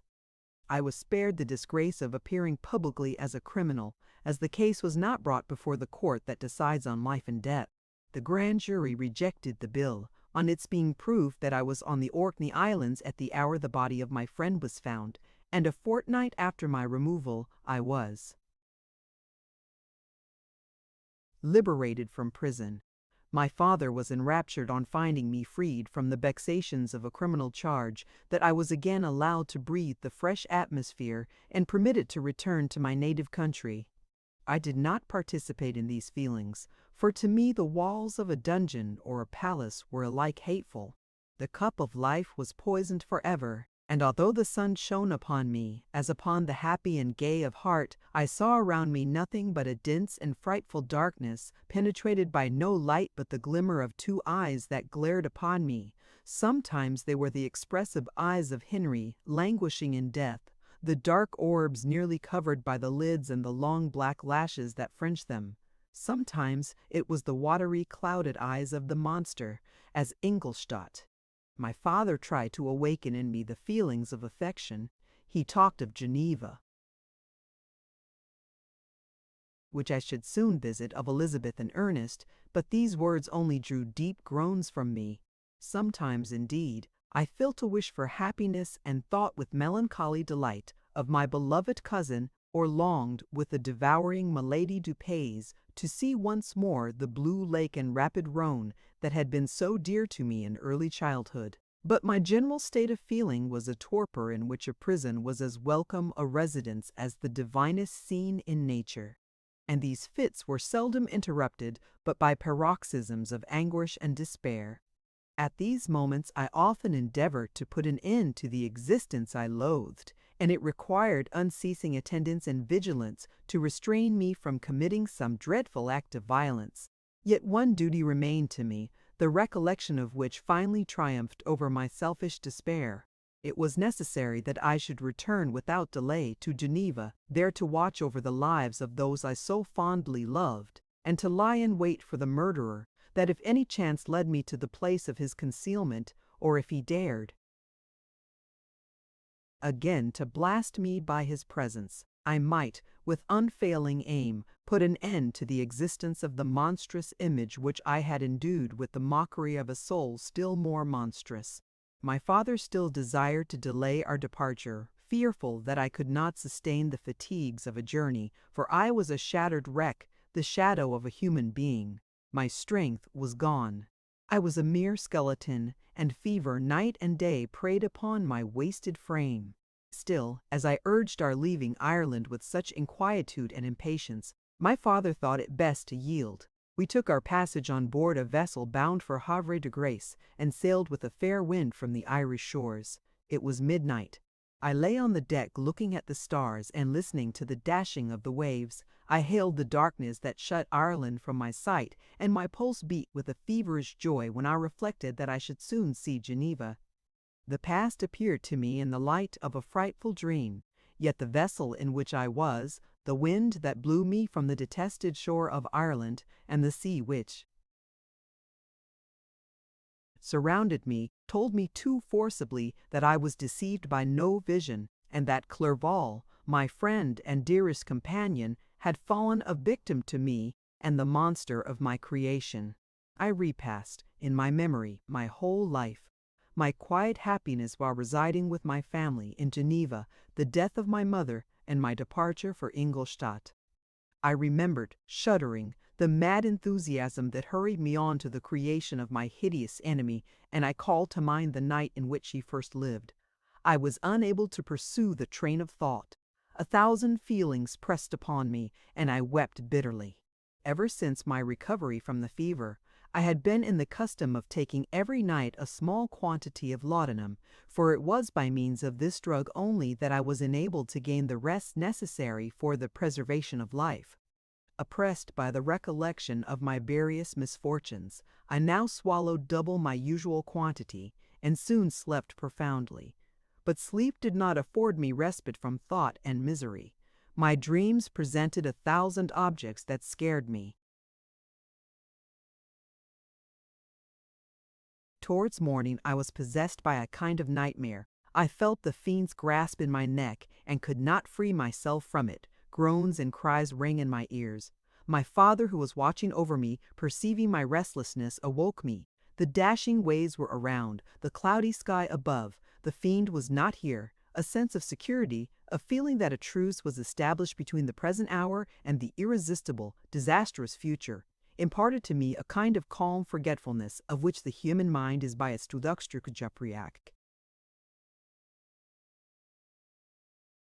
Chapter 26. The voyage came to an end. We landed and proceeded to Paris. I soon found that I had overtaxed my strength and that I must repose before I could continue my journey. My father's care and attentions were indefatigable, but he did not know the origin of my sufferings and sought erroneous methods to remedy the incurable ill. He wished me to seek amusement in society. I abhorred the face of man. Oh, not abhorred! They were my brethren, my fellow beings, and I felt attracted even to the most repulsive among them as to creatures of an angelic nature and celestial mechanism. But I felt that I had no right to share their intercourse. I had unchained an enemy among them whose joy it was to shed their blood and to revel in their groans. How they would, each and all, abhor me and hunt me from the world, did they know my unhallowed acts and the crimes which had their source in me. My father yielded at length to my desire to avoid society and strove by various arguments to banish my despair. Sometimes he thought that I felt deeply the degradation of being obliged to answer a charge of murder, and he endeavored to prove to me the futility of pride. Alas, my father, said I, how little do you know me? Human beings, their feelings and passions, would indeed be degraded if such a wretch as I felt pride. Justine, poor unhappy Justine, was as innocent as I, and she suffered the same charge. She died for it, and I am the cause of this. I murdered her. William, Justine, and Henry, they all died by my hands. My father had often, during my imprisonment, heard me make the same assertion. When I thus accused myself, he sometimes seemed to desire an explanation, and at others he appeared to consider it as the offspring of delirium, and that during my illness some idea of this kind had presented itself to my imagination, the remembrance of which I preserved in my convalescence. I avoided explanation and maintained a continual silence concerning the wretch had created. I had a persuasion that I should be supposed mad, and this in itself would forever have chained my tongue. But, besides, I could not bring myself to disclose a secret which would fill my hearer with consternation and make fear and unnatural horror the inmates of his breast.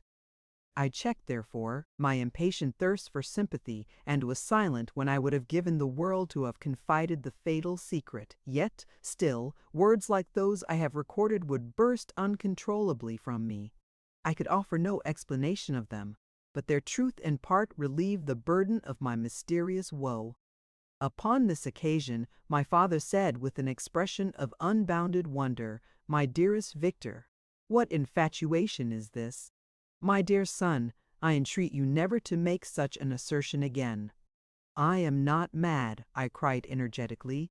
"The sun and the heavens, who have viewed my operations, can bear witness of my truth. I am the assassin of those most innocent victims.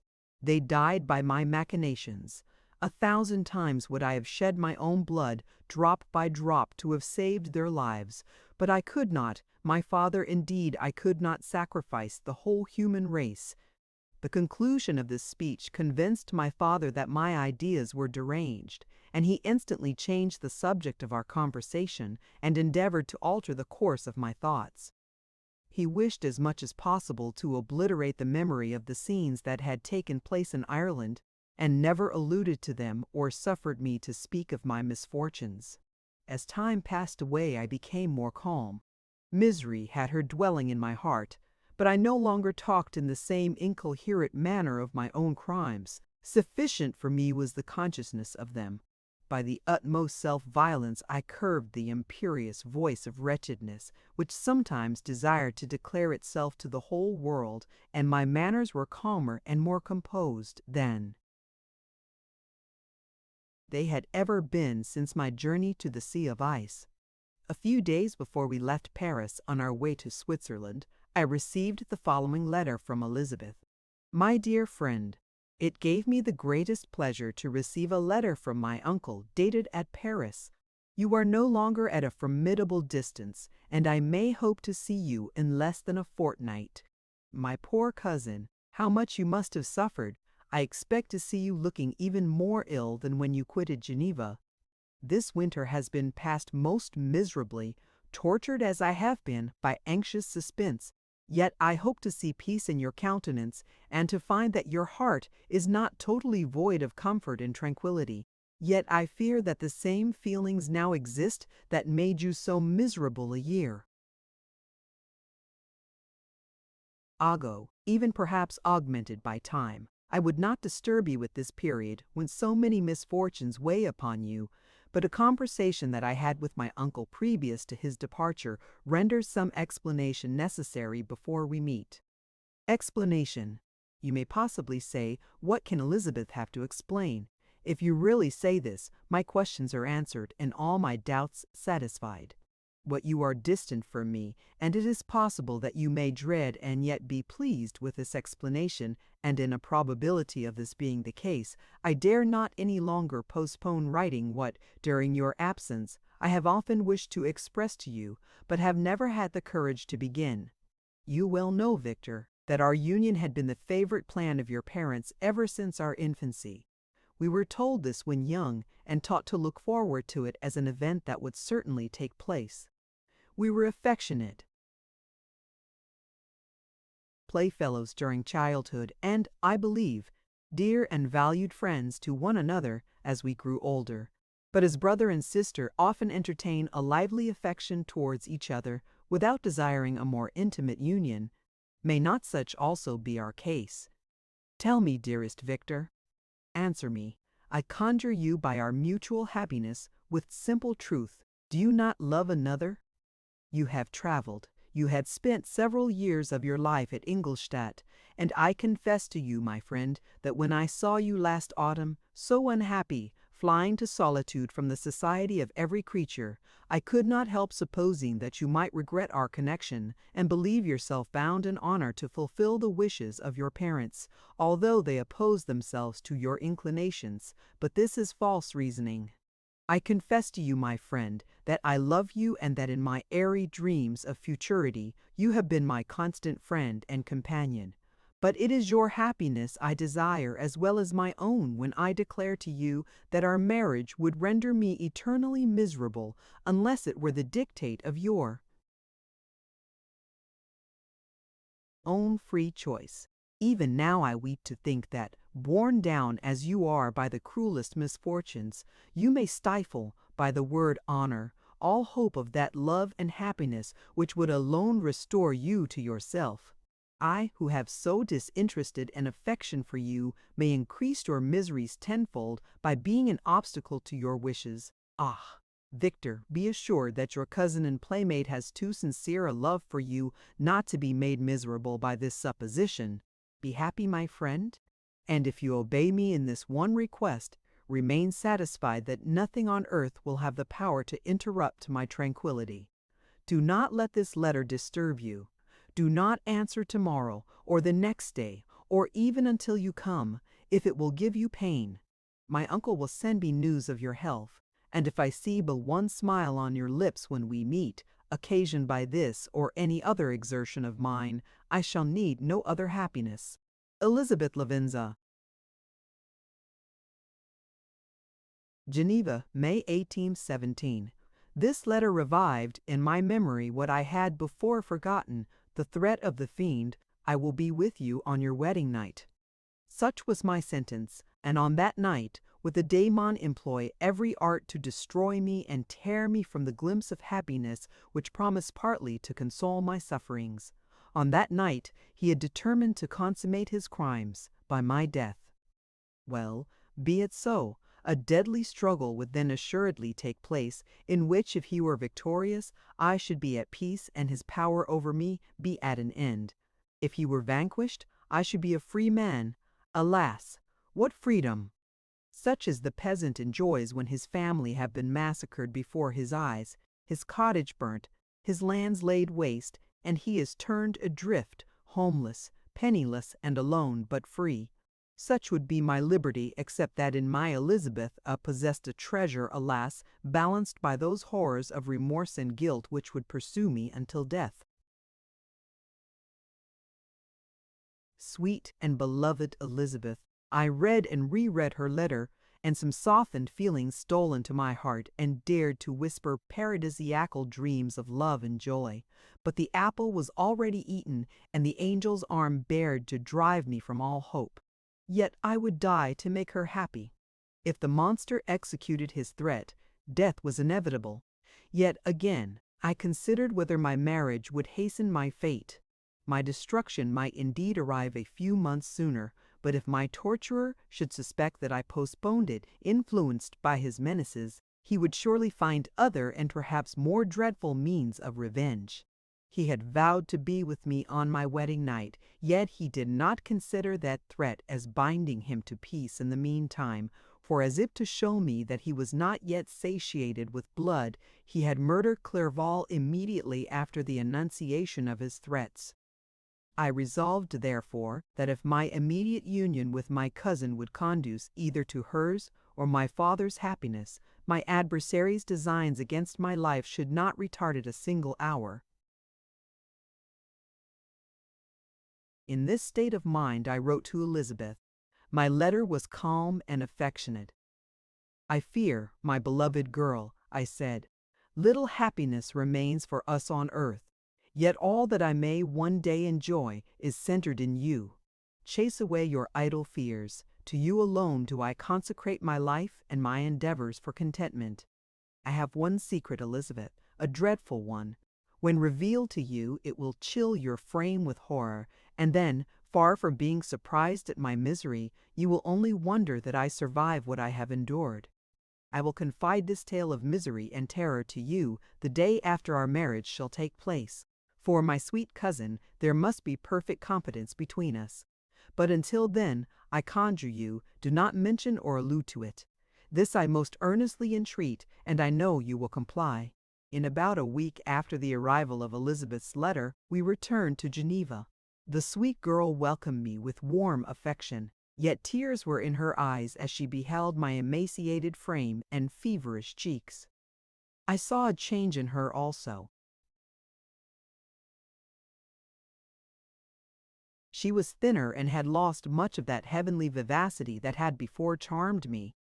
But her gentleness and soft looks of compassion made her a more fit companion for one blasted and miserable as I was. The tranquillity which I now enjoyed did not endure. Memory brought madness with it, and when I thought of what had passed, a real insanity possessed me. Sometimes I was furious and burnt with rage, sometimes low and despondent. I neither spoke nor looked at anyone, but sat motionless, bewildered by the multitude of miseries that overcame me. Elizabeth alone had the power to draw me from these fits. Her gentle voice would soothe me when transported by passion and inspire me with human feelings when sunk in torpor. She wept with me and for me. When reason returned, she would remonstrate and endeavor to inspire me with resignation. Ah, it is well for the unfortunate to be resigned, but for the guilty there is no peace. The agonies of remorse poison the luxury there is otherwise sometimes found in indulging the excess of grief. Soon after my arrival, my father spoke of my immediate marriage with Elizabeth. I remained silent. Have you, then, some other attachment? None on earth. I love Elizabeth, and look forward to our union with delight. Let the day therefore be fixed, and on it I will consecrate myself, in life or death, to the happiness of my cousin. My dear Victor, do not speak thus.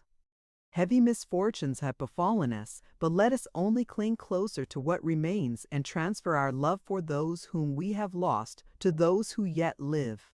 Our circle will be small but bound close by the ties of affection and mutual misfortune, and when time shall have softened your despair, new and dear objects of care will be born to replace those of whom we have been so cruelly deprived. Such were the lessons of my father. But to me, the remembrance of the threat returned. Nor can you wonder that, omnipotent as the fiend had yet been in his deeds of blood, I should almost regard him as invincible, and that when he had pronounced the words, "I shall be with you on your wedding night," I should regard the threatened fate as unavoidable. But death was no evil to me if the loss of Elizabeth were balanced with it, and I therefore, with a contented and even cheerful countenance, agreed with my father that if my cousin would consent, the ceremony should take place in 10 days, and thus put, as I imagined, the seal to my fate. Great God! If for one instant I had thought what might be the hellish intention of my fiendish adversary, I would rather have banished myself forever from my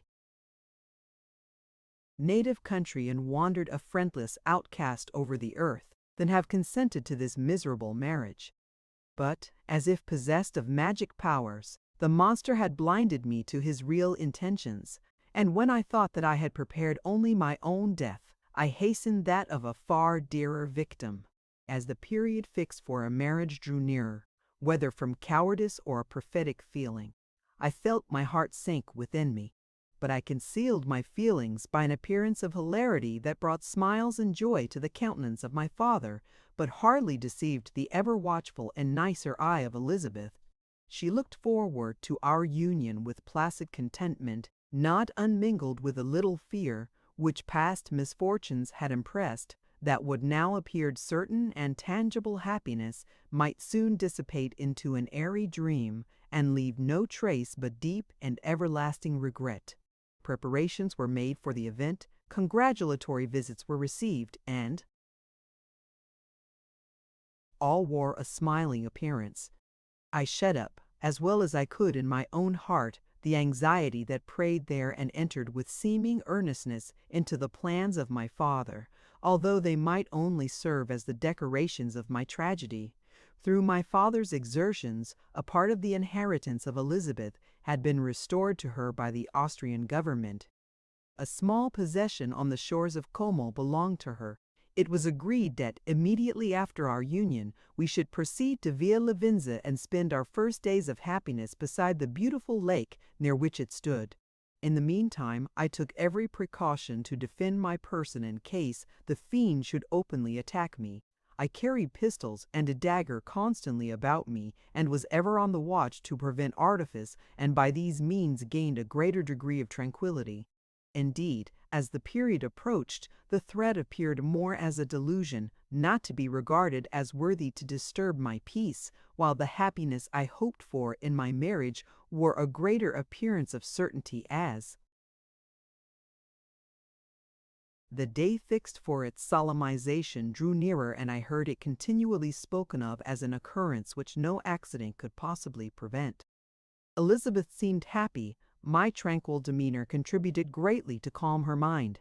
But on the day that was to fulfill my wishes and my destiny, she was melancholy, and a presentiment of evil pervaded her.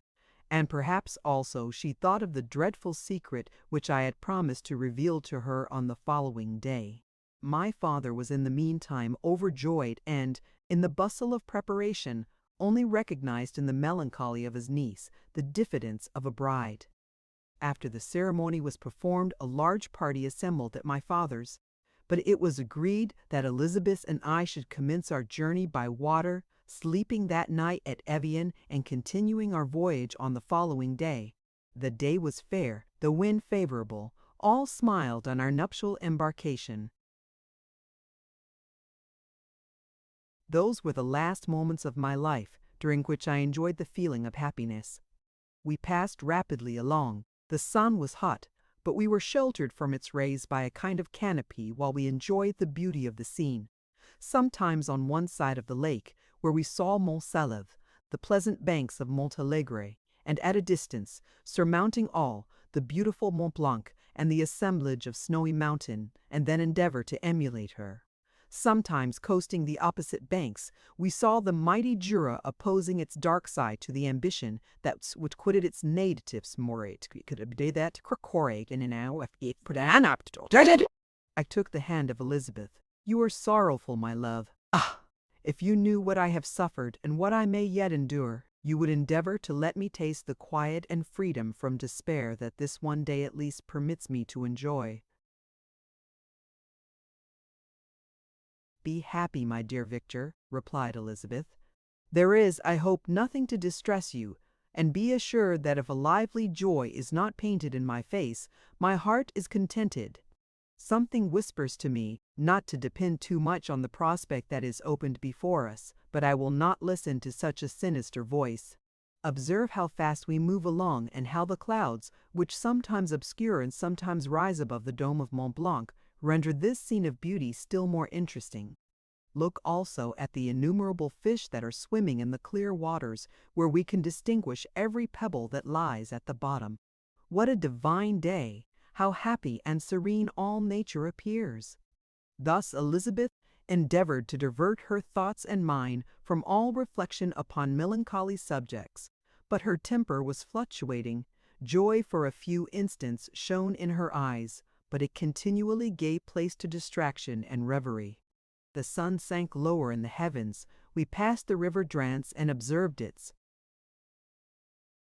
path through the chasms of the higher and the glens of the lower hills. The Alps here come closer to the lake, and we approach the amphitheater of mountains which forms its eastern boundary. The spire of Evian shone under the woods that surrounded it, and the range of mountain above mountain by which it was overhung. The wind, which had hitherto carried us along with amazing rapidity, sank at sunset to a light breeze. The soft air just ruffled the water and caused a pleasant motion among the trees as we approached the shore, from which it wafted the most delightful scent of flowers and hay. The sun sank beneath the horizon as we landed, and as I touched the shore I felt those cares and fears revive which soon were to clasp me and cling to me forever. Chapter 27.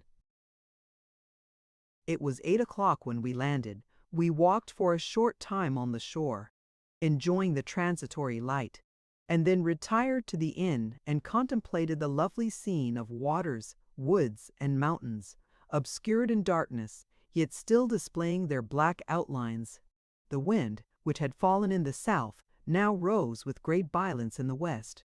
The moon had reached her summit in the heavens and was beginning to descend. The clouds swept across it swifter than the flight of the vulture and dimmed her rays, while the lake reflected the scene of the busy heavens, rendered still busier by the restless waves that were beginning to rise. Suddenly a heavy storm of rain descended. I had been calm during the day, but so soon as night obscured the shapes of objects, 1,000 fears arose in my mind. I was anxious and watchful, while my right hand grasped a pistol which was hidden in my bosom. Every sound terrified me, but I resolved that I would sell my life dearly, and not shrink from the conflict until my own life or that of my adversary was extinguished. Elizabeth observed my agitation for some time in timid and fearful silence, but there was something in my glance which communicated terror to her, and trembling, she asked, "What is it that agitates you, my dear Victor? What is it you fear?" "Oh, peace, peace, my love," replied I. "This night and all will be safe, but this night is dreadful, very dreadful.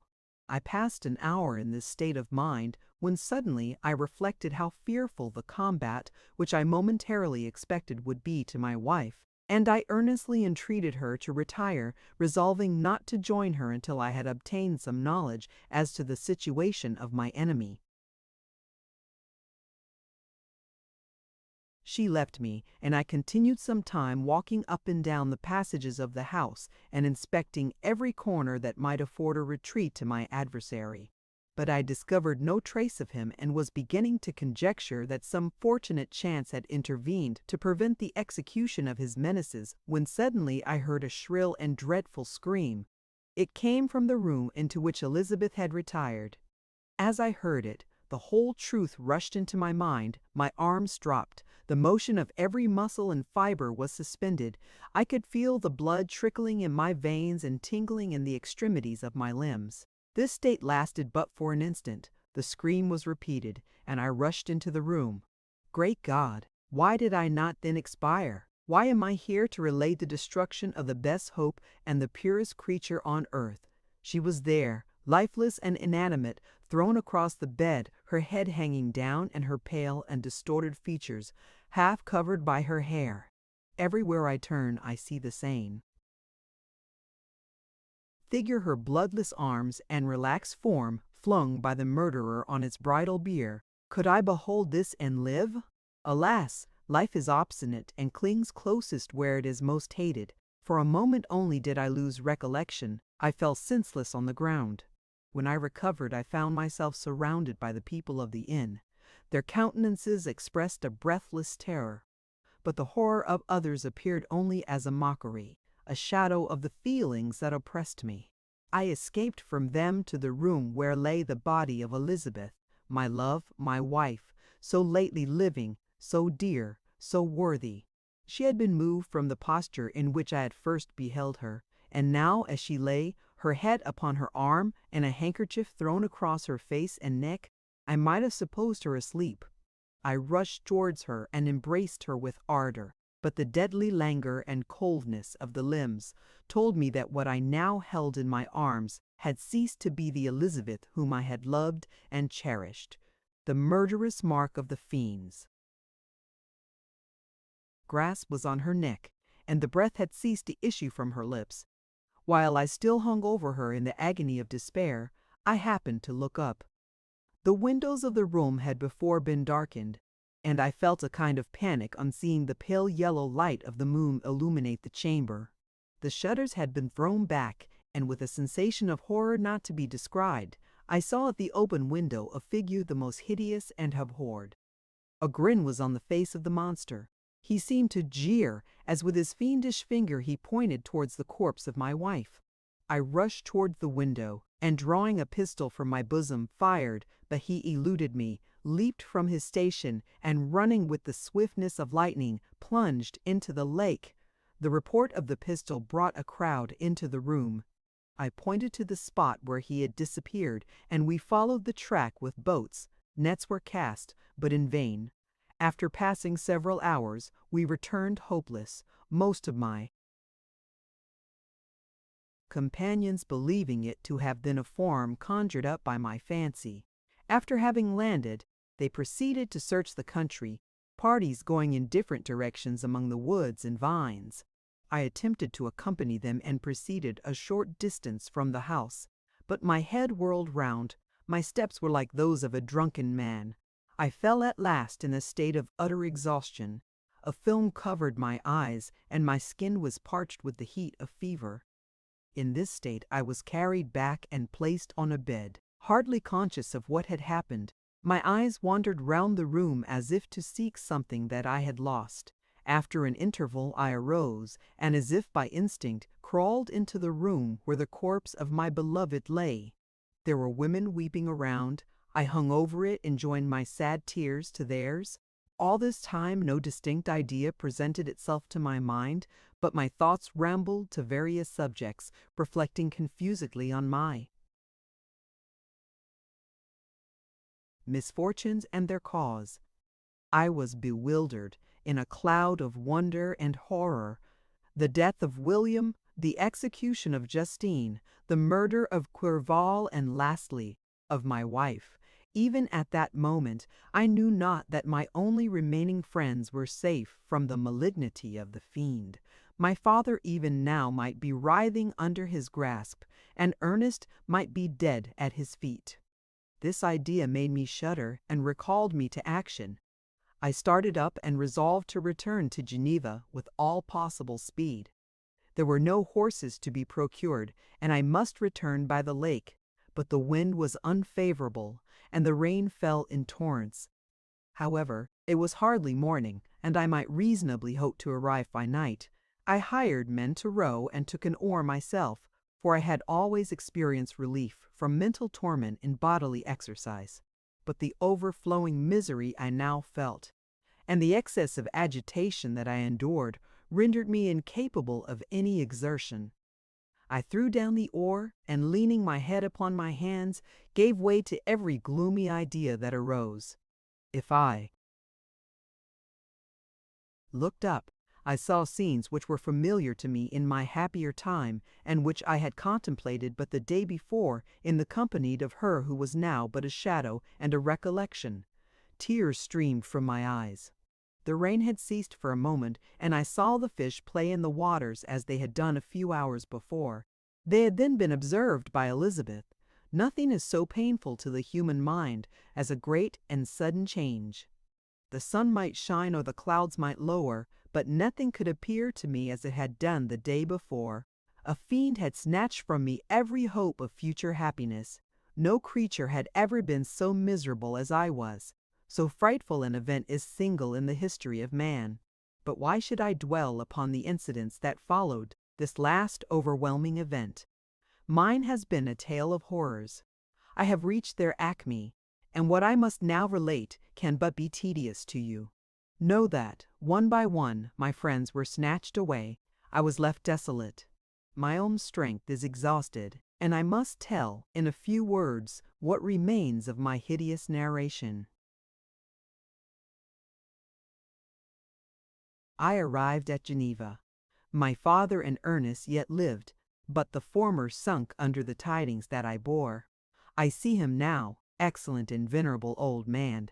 His eyes wandered in vacancy, for they had lost their charm and their delight. His Elizabeth, his more than daughter, whom he doted on with all that affection which a man feels, who in the decline of life, having few affections, clings more earnestly to those that remain.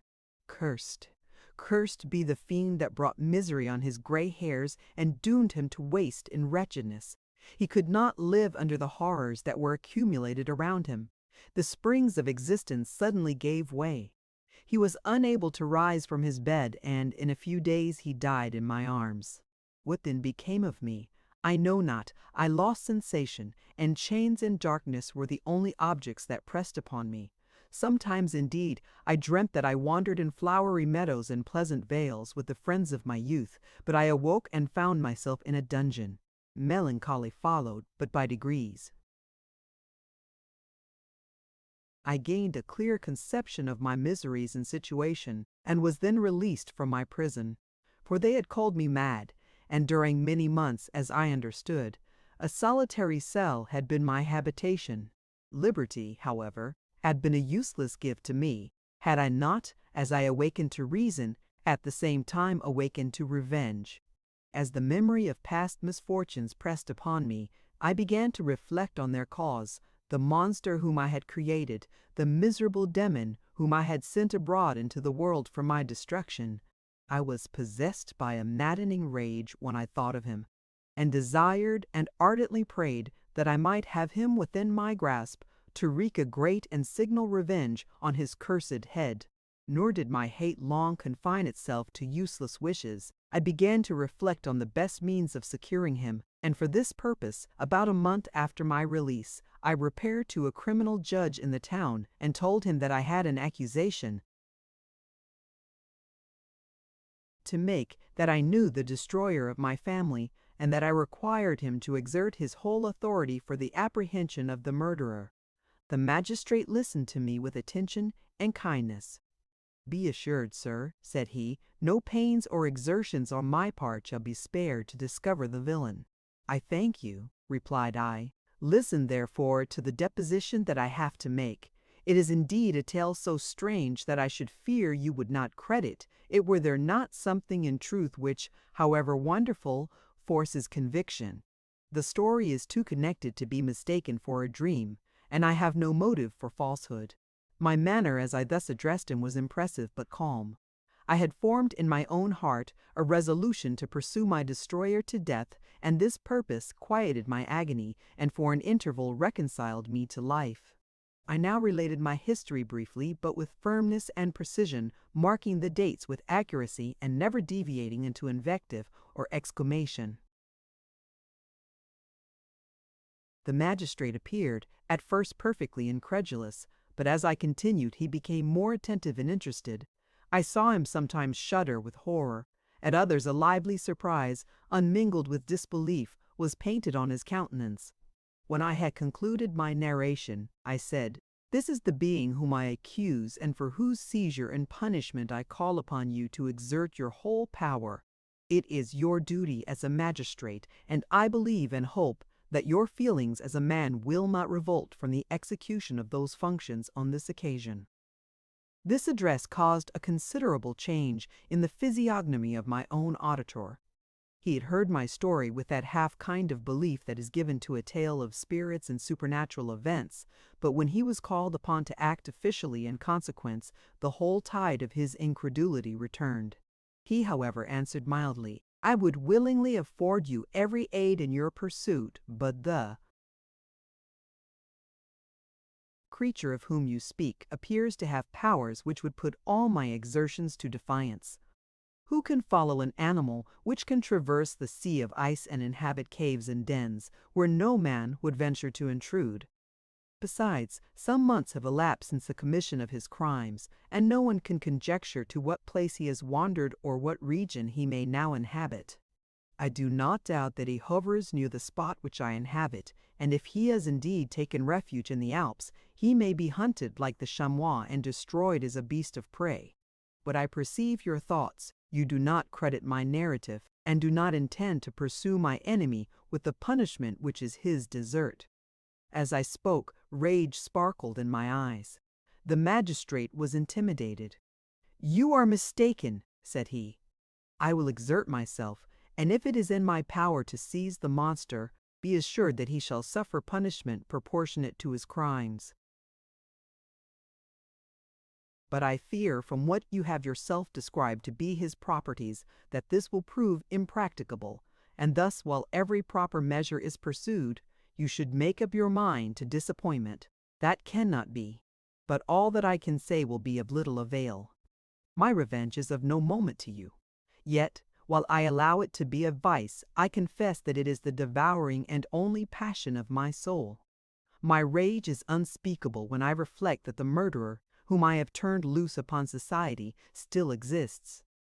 You refuse my just demand. I have but one resource, and I devote myself, either in my life or death, to his destruction." I trembled with excessive agitation as I said this. There was a frenzy in my manner, and something, I doubt not, of that haughty fierceness which the martyrs of old are said to have possessed. But to a Genevan magistrate, whose mind was occupied by far other ideas than those of devotion and heroism, this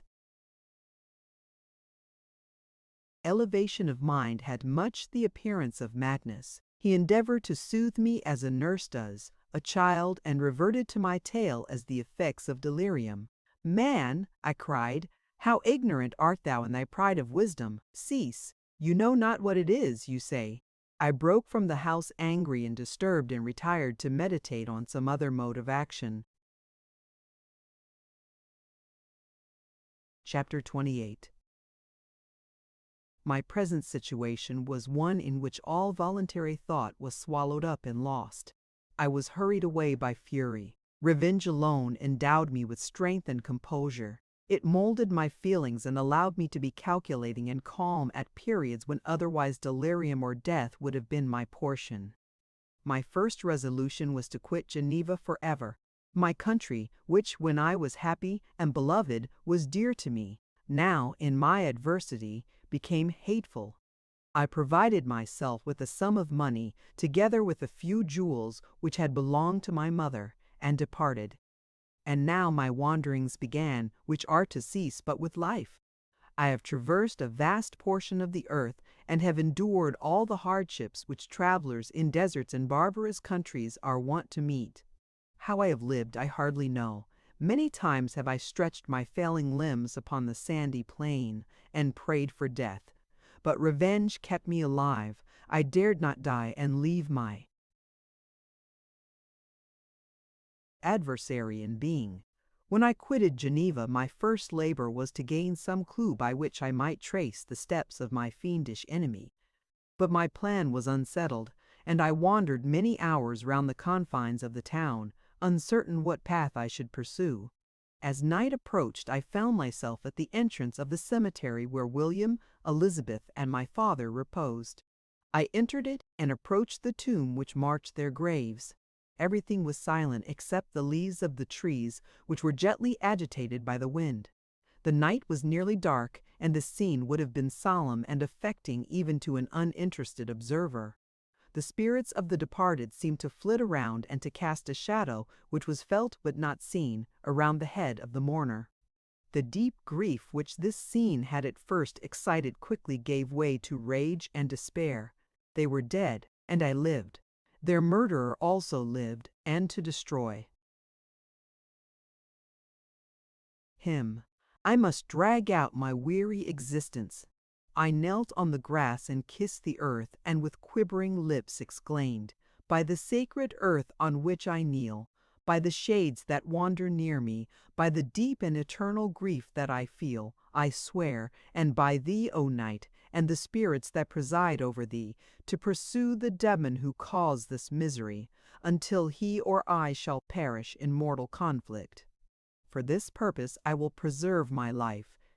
To execute this dear revenge will I again behold the sun and tread the green herbage of earth, which otherwise should vanish from my eyes forever. And I call on you, spirits of the dead, and on you, wandering ministers of vengeance, to aid and conduct me in my work.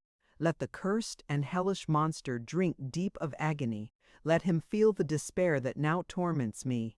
I had begun my adjuration with solemnity and in awe which almost assured me that the shades of my murdered friends heard and approved my devotion, but the furies possessed me as I concluded, and rage choked my utterance. I was answered through the stillness of night by a loud and fiendish laugh. It rang on my ears long and heavily. The mountains re-echoed it, and I felt as if all hell surrounded me with mockery and laughter. Surely in that moment I should have been possessed by frenzy and have destroyed my miserable existence, but that my vow was heard, and that I was reserved for vengeance. The laughter died away when a well-known and abhorred voice, apparently close to my ear, addressed me in an audible whisper. "I am satisfied, miserable wretch. You have determined to live, and I am satisfied." I darted towards the spot from which the sound proceeded, but the devil eluded my grasp. Suddenly the broad disk of the moon arose and shone full upon his ghastly and distorted shape as he fled with more than mortal speed. I pursued him, and for many months this has been my task. Guided by a slight clue, I followed the windings of the Rhone, but vainly. The blue Mediterranean appeared, and by a strange chance I saw the fiend enter by night and hide himself in a vessel bound for the Black Sea. I took my passage in the same ship, but he escaped, I know not how, amidst the wilds of Tartary and Russia. Although he still evaded me, I have ever followed in his track. Sometimes the peasants, scared by this horrid apparition, informed me of his path. Sometimes he himself, who feared that if I lost all trace of him I should despair and die, left some mark to guide me. The snows descended on my head, and I saw the print of his huge step on the white plain. To you first entering on life, to whom care is new and agony unknown, how can you understand what I have felt and still feel? Cold, want, and fatigue were the least pains which I was destined to endure. I was cursed by some devil and carried about with me my eternal hell. Yet still a spirit of good followed and directed my steps, and when I most murmured would suddenly extricate me from seemingly insurmountable difficulties. Sometimes, when nature, overcome by hunger, sank under the exhaustion of her past was prepared for me in the desert that restored and inspirited me. The fare was, indeed, coarse, such as the peasants of the country ate, but I will not doubt that it was set there by the spirits that I had invoked to aid me. Often, when all was dry, the heavens cloudless, and I was parched by thirst, a slight cloud would bedim the sky, shed the few drops that revived me, and vanish. I followed, when I could, the courses of the rivers, but the daemon generally avoided these, as it was here that the population of the country chiefly collected. In other places human beings were seldom seen, and I generally subsisted on the wild animals that crossed my path. I had money with me and gained the friendship of the villagers by distributing it, or I brought with me some food that I had killed, which, after taking a small part, I always presented to those who had provided me with fire and utensils for cooking. My life, as it passed thus, was indeed hateful to me, and it was during sleep alone that I could taste joy. O blessed sleep! Often, when most miserable, I sank to repose, and my dreams lulled me even to rapture. The spirits that guarded me had provided these moments, or rather hours, of happiness, that I might retain strength to fulfill my pilgrimage. Deprived of this respite, I should have sunk under my hardships. During the day I was sustained and inspirited by the hope of night, for in sleep I saw my friends, my wife, and my beloved country. Again I saw the benevolent countenance of my father, heard the silver tones of my Elizabeth's voice, and beheld Clerval enjoying health and youth. Often, when wearied by a toilsome march, I persuaded myself that I was dreaming until night should come, and that I should then enjoy reality in the arms of my dearest friends. What agonizing fondness did I feel for them! How did I cling to their dear forms, as sometimes they haunted even my waking hours, and persuade myself that they still lived. At such moments vengeance, that burned within me,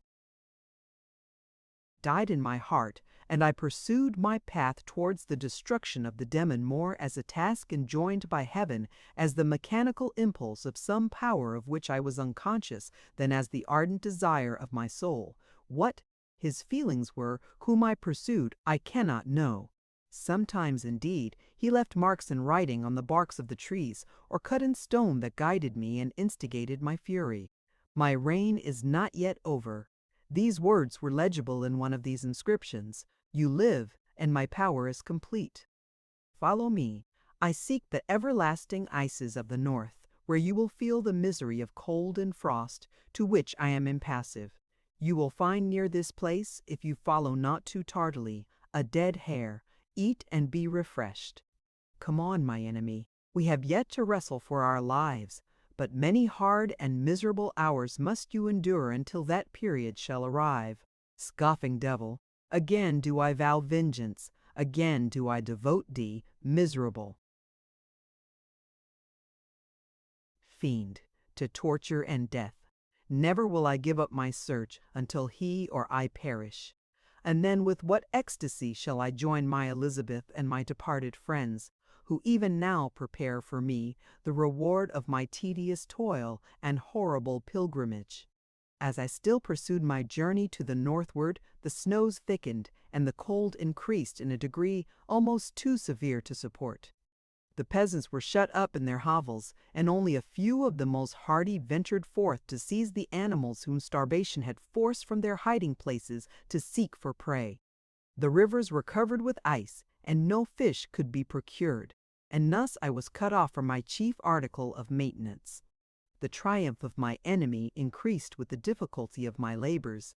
One inscription that he left was in these words: "Prepare, your toils only begin. Wrap yourself in furs and provide food, for we shall soon enter upon a journey where your sufferings will satisfy my everlasting hatred." My courage and perseverance were invigorated by these scoffing words. I resolved not to fail in my purpose, and calling on heaven to support me, I continued with unabated fervor to traverse immense deserts until the ocean appeared at a distance and formed the utmost boundary of the horizon. Oh, how unlike it was to the blue seasons of the south! Covered with ice, it was only to be distinguished from land by its superior wildness and ruggedness. The Greeks wept for joy when they beheld the Mediterranean from the hills of Asia and hailed with rapture the boundary of their toils. I did not weep, but I knelt down and with a full heart thanked my guiding spirit for conducting me in safety to the place where I hoped, notwithstanding my adversary's jibe, to meet and grapple with him. Some weeks before this period, I had procured a sledge and dogs, and thus traversed the snows with inconceivable speed. I know not whether the fiend possessed the same advantages, but I found that, as before I had daily lost ground in the pursuit, I now gained on him, so much so that when I first saw the ocean he was but 1 day's journey in advance, and I hoped to intercept him before he should reach the beach. With new courage, therefore, I pressed on, and in 2 days arrived at a wretched hamlet on the seashore. I inquired of the inhabitants concerning the fiend and gained accurate information. A gigantic monster, they said, had arrived the night before, armed with a gun and many pistols, putting to flight the inhabitants of a solitary cottage through fear of his terrific appearance. He had carried off their store of winter food, and placing it in a sledge, to draw which he had seized on a numerous drove of trained dogs, he had harnessed them, and the same night, to the joy of the horror-struck villagers, had pursued his journey across the sea in a direction that led to no land, and they conjectured that he might have but must be by eternal frosts. On hearing this information, I suffered a temporary access of despair. He had escaped me, and I must commence a destructive and almost endless journey across the mountainous ices of the ocean, amidst cold that few of the inhabitants could long endure, and which I, the native of a genial and sunny climate, could not hope to survive. Yet at the idea that the fiend should live and be triumphant, my rage and vengeance returned, and like a mighty tide, overwhelmed every other feeling. After a slight repose, during which the spirits of the dead hovered round and instigated me toil and revenge, I prepared for my journey. I exchanged my land sledge for one fashioned for the inequalities of the frozen ocean, and purchasing a plentiful stock of provisions, I departed from land. I cannot guess how many days have passed since then, but I have endured misery which nothing but the eternal sentiment of a just retribution burning within my heart could have enabled me to support. Immense and rugged mountains of ice often barred up my passage, and I often heard the thunder of the ground sea, which threatened my destruction. But again the frost came and made the paths of the sea secure. By the quantity of provision which I had consumed, I should guess that I had passed 3 weeks in this journey, and the continual protraction of hope, returning back upon the heart, often wrung bitter drops of despondency and grief from my eyes. Despair had indeed almost secured her prey, and I should soon have sunk beneath this misery. Once, after the poor animals that conveyed me had with incredible toil gained the summit of a sloping ice mountain, and one, sinking under his fatigue, died, I viewed the expanse before me with anguish, when suddenly my eye caught a dark speck upon the dusky plain. I strained my sight to discover what it could be, and uttered a wild cry of ecstasy when I distinguished a sledge and the distorted proportions of a well-known form within. Oh, with what a burning gush did hope revisit my heart! Warm tears filled my eyes, which I hastily wiped away, that they might not intercept the view I had of the daemon, but still my sight was dimmed by the burning drops until, giving way to the emotions that oppressed me, I wept aloud. But this was not the time for delay. I disencumbered the dogs of their dead companion, gave them a plentiful portion of food, and after an hour's rest, which was absolutely necessary, and yet which was bitterly irksome to me, I continued my route. The sledge was still visible, nor did I again lose sight of it except at the moments when, for a short time, some ice rock concealed it with its intervening crags. I indeed perceptibly gained on it, and when, after nearly 2 days' journey, I beheld my enemy at no more than a mile distant, my heart bounded within me. But now, when I appeared almost within grasp of my foe, my hopes were suddenly extinguished, and I lost all trace of him more utterly than I had ever done before. A ground sea was heard. The thunder of its progress, as the waters rolled and swelled beneath me, became every moment more ominous and terrific. I pressed on, but in vain. The wind arose, the sea roared, and, as with the mighty shock of an earthquake, it split and cracked with a tremendous and overwhelming sound. The work was soon finished. In a few minutes a tumultuous sea rolled between me and my enemy, and I was left drifting on a scattered piece of ice that was continually lessening and thus preparing for me a hideous death. In this manner many appalling hours passed. Several of my dogs died, and I myself was about to sink under the accumulation of distress when I saw your vessel riding at anchor and holding forth to me hopes of succor and life. I had no conception that vessels ever came so far north, and was astounded at the sight. I quickly destroyed part of my sledge to construct oars, and by these means was enabled, with infinite fatigue, to move my ice raft in the direction of your ship. I had determined, if you were going southwards, still to trust myself to the mercy of the seas rather than abandon my purpose. I hoped to induce you to grant me a boat with which I could pursue my enemy, but your direction was northwards. You took me on board when my vigor was exhausted, and I should soon have sunk under my multiplied hardships into a death which I still dread, for my task is unfulfilled. Oh, when will my guiding spirit, in conducting me to the Daemon, allow me the rest I so much desire, or must I die and he yet live? If I do, swear to me, Walton, that he shall not escape, that you will seek him and satisfy my vengeance in his death. And do I dare to ask of you to undertake my pilgrimage, to endure the hardships that I have undergone? No, I am not so selfish. Yet when I am dead, if he should appear, if the ministers of vengeance should conduct him to you, swear that he shall not live. Swear that he shall not triumph over my accumulated woes, and survive to add to the list of his dark crimes. He is eloquent and persuasive, and once his words had even power over my heart. But trust him not. His soul is as hellish as his form, full of treachery and fiend-like malice. Hear him not. Call on the names of William, Justine, Clerval, Elizabeth, my father, and of the wretched Victor, and thrust your sword into his heart. I will hover near and direct the steel aright. Walton, in continuation. August 26, 17. You have read this strange and terrific story, Margaret, and do you not feel your blood congeal with horror, like that which even now curdles mine? Sometimes, seized with sudden agony, he could not continue his tale. At others, his voice broken yet piercing, uttered with difficulty the words so replete with anguish. His fine and lovely eyes were now lighted up with indignation, now subdued to downcast sorrow, and quenched in infinite wretchedness. Sometimes he commanded his countenance and tones, and related the most horrible incidents with a tranquil voice, suppressing every mark of agitation. Then, like a volcano bursting forth, his face would suddenly change to an expression of the wildest rage as he shrieked out imprecations on his persecutor. His tale is connected and told with an appearance of the simplest truth.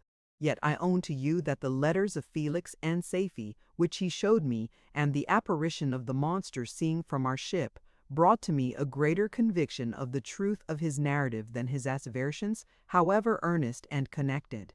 Such a monster has then really existence. I cannot doubt it, yet I am lost in surprise and admiration. Sometimes I endeavored to gain from Frankenstein the particulars of his creature's formation, but on this point he was impenetrable. "Are you mad, my friend?" said he. "Or whither does your senseless curiosity lead you? would you also create for yourself and the world a demoniacal enemy? Peace, peace. Learn my miseries and do not seek to increase your own. Frankenstein discovered that I made notes concerning his history. He asked to see them and then himself corrected and augmented them in many places, but principally in giving the life and spirit to the conversations he held with his enemy. Since you have preserved my narration, said he, I would not that a mutilated one should go down to posterity.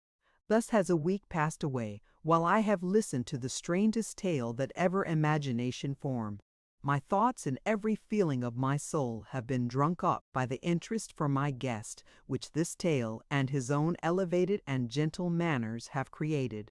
I wish to soothe him, yet can I counsel one so infinitely miserable, so destitute of every hope of consolation, to live? Oh no! The only joy that he can now know will be when he composes his shattered spirit to peace and death. Yet he enjoys one comfort, the offspring of solitude and delirium. He believes that when in dreams he holds converse with his friends, and derives from that communion consolation for his miseries or excitements to his vengeance, that they are not the creations of his fancy, but the beings themselves, who visit him from the regions of a remote world. This faith gives a solemnity to his reveries that render them to me almost as imposing and interesting as truth. Our conversations are not always confined to his own history and misfortunes. On every point of general literature he displays unbounded knowledge and a quick and piercing apprehension. His eloquence is forcible and touching, nor can I hear him when he relates a pathetic incident or endeavors to move the passions of pity or love without tears. What a glorious creature must he have been in the days of his prosperity, when he is thus noble and godlike in ruin. He seems to feel his own worth and the greatness of his fall. When younger, said he, I believed myself destined for some great enterprise. My feelings are profound, but I possessed a coolness of judgment that fitted me for illustrious achievements. This sentiment of the worth of my nature supported me when others would have been oppressed, for I deemed it criminal to throw away in useless grief those talents that might be useful to my fellow creatures. When I reflected on the work I had completed, no less a one than the creation of a sensitive and rational animal, I could not rank myself with the herd of common projectors. But this thought, which supported me in the commencement of my career, now serves only to plunge me lower in the dust. All my speculations and hopes are as nothing, and like the archangel who aspired to omnipotence, I am chained in an eternal hell. My imagination was vivid, yet my powers of analysis and application were intense. By the union of these qualities I conceived the idea and executed the creation of a man. Even now I cannot recollect without passion my reveries while the work was incomplete. I trod heaven in my thoughts, now exulting in my powers, now burning with the idea of their effects. From my infancy I was imbued with high hopes and a lofty ambition, but how am I sunk? Oh, my friend, if you had known me as I once was, you would not recognize me in this state of degradation. Despondency rarely visited my heart. A high destiny seemed to bear me on, until I fell, never, never again to rise. Must I then lose this admirable being? I have longed for a friend. I have sought one who would sympathize with and love me. Behold, on these desert seas I have found such a one, but I fear I have gained him only to know his value and lose him. I would reconcile him to life, but he repulses the idea. I thank you, Walton, he said, for your kind intentions toward so miserable a wretch. But when you speak of new ties and fresh affections, think you that any can replace those who are gone? Can any man be to me as Clerval was, or any woman, another Elizabeth? Even where the affections are not strongly moved by any superior excellence, the companions of our childhood always possess a certain power over our minds which hardly any later friend can obtain. They know our infantine dispositions, which, however they may be afterwards modified, are never eradicated, and they can judge of our actions with more certain conclusions as to the integrity of our motives. A sister or a brother can never, unless indeed such symptoms have been shown early, suspect the other of fraud or false dealing, when another friend, however strongly he may be attached, may, in spite of himself, be contemplated with suspicion. But I enjoyed friends, dear, not only through habit and association, but from their own merits, and wherever I am, the soothing voice of my Elizabeth and the conversation of Clerval will be ever whispered in my ear. They are dead, and but one feeling in such a solitude can persuade me to preserve my life. If I were engaged in any high undertaking or design, fraught with extensive utility to my fellow creatures, then could I live to fulfill it. But such is not my destiny. I must pursue and destroy the being to whom I gave existence, then my lot on earth will be fulfilled, and I may die. My beloved sister, September 2nd. I write to you, encompassed by peril and ignorant whether I am ever doomed to see again dear England and the dearer friends that inhabit it. I am surrounded by mountains of ice which admit of no escape and threaten every moment to crush my vessel. The brave fellows whom I have persuaded to be my companions look towards me for aid, but I have none to bestow. There is something terribly appalling in our situation, yet my courage and hopes do not desert me. Yet it is terrible to reflect that the lives of all these men are endangered through me. If we are lost, my mad schemes are the cause. And what, Margaret, will be the state of your mind? You will not hear of my destruction, and you will anxiously await my return. Years will pass, and you will have visitings of despair and yet be tortured by hope.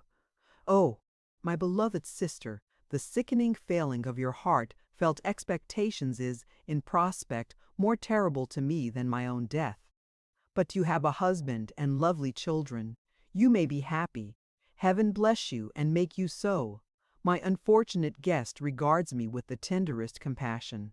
He endeavors to fill me with hope and talks as if life were a possession which he valued. He reminds me how often the same accidents have happened to other navigators who have attempted this sea, and in spite of myself, he fills me with cheerful auguries. Even the sailors feel the power of his eloquence. When he speaks, they no longer despair. He rouses their energies, and while they hear his voice, they believe these vast mountains of ice are molehills which will vanish before the resolutions of man. These feelings are transitory. Each day of expectation delay fills them with fear, and I almost dread a mutiny caused by this despair. September 5th. A scene has just passed of such uncommon interest that, although it is highly probable that these papers may never reach you, yet I cannot forbear recording it. We are still surrounded by mountains of ice, still in imminent danger of being crushed in their conflict. The cold is excessive, and many of my unfortunate comrades have already found a grave amidst this scene of desolation. Frankenstein has daily declined in health. A feverish fire still glimmers in his eyes, but he is exhausted, and when suddenly roused to any exertion, he speedily sinks again into apparent lifelessness. I mentioned in my last letter the fears I entertained of a mutiny. This morning, as I sat watching the wan countenance of my friend, his eyes half closed and his limbs hanging listlessly, I was roused by half a dozen of the sailors, who demanded admission into the cabin.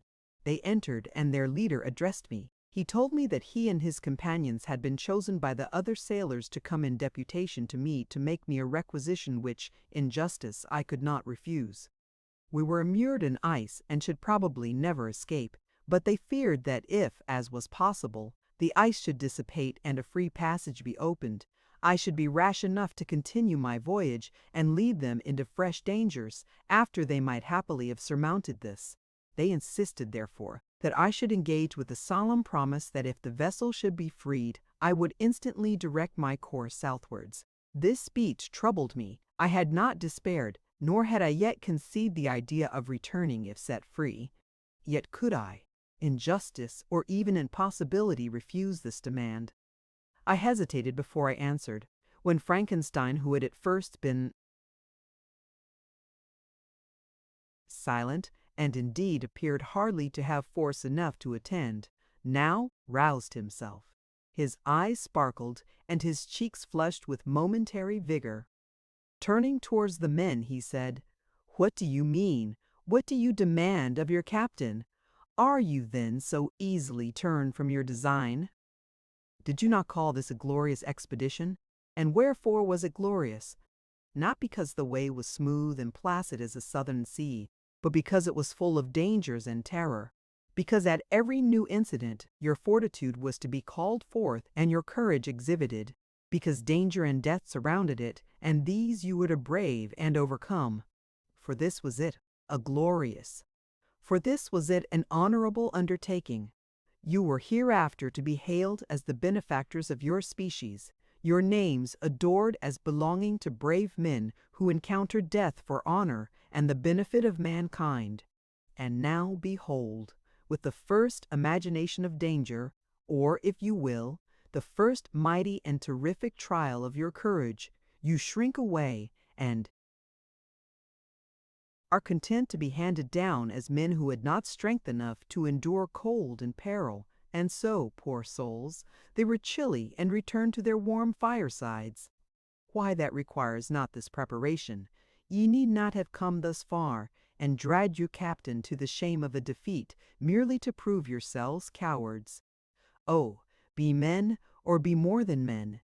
Be steady to your purposes, and firm as a rock. This ice is not made of such stuff as your hearts may be. It is mutable and cannot withstand you if you say that it shall not. Do not return to your families with the stigma of disgrace marked on your brows. Return as heroes who have fought and conquered, and who know not what it is to turn their backs on the foe. He spoke this with a voice so modulated to the different feelings expressed in his speech, with an eye so full of lofty design and heroism, that can you wonder that these men were moved? They looked at one another and were unable to reply. I spoke. I told them to retire and consider of what had been said, that I would not leave them farther north if they strenuously desired the contrary, but that I hoped that, with reflection, their courage would return. They retired, and I turned towards my friend, but he was sunk in languor and almost deprived of life. How all this will terminate I know not, but I had rather die than return shamefully, my purpose unfulfilled. Yet I fear such will be my fate. The men, unsupported by ideas of glory and honor, can never willingly continue to endure their present hardships. September 7th. The die is cast. I have consented to return if we are not destroyed. Thus are my hopes blasted by cowardice and indecision. I come back ignorant and disappointed. It requires more philosophy than I possess to bear this injustice with patience. September 12th. It is past. I am returning to England. I have lost my hopes of utility and glory. I have lost my friend. But I will endeavor to detail these bitter circumstances to you, my dear sister. And while I am wafted towards England and towards you, I will not despond.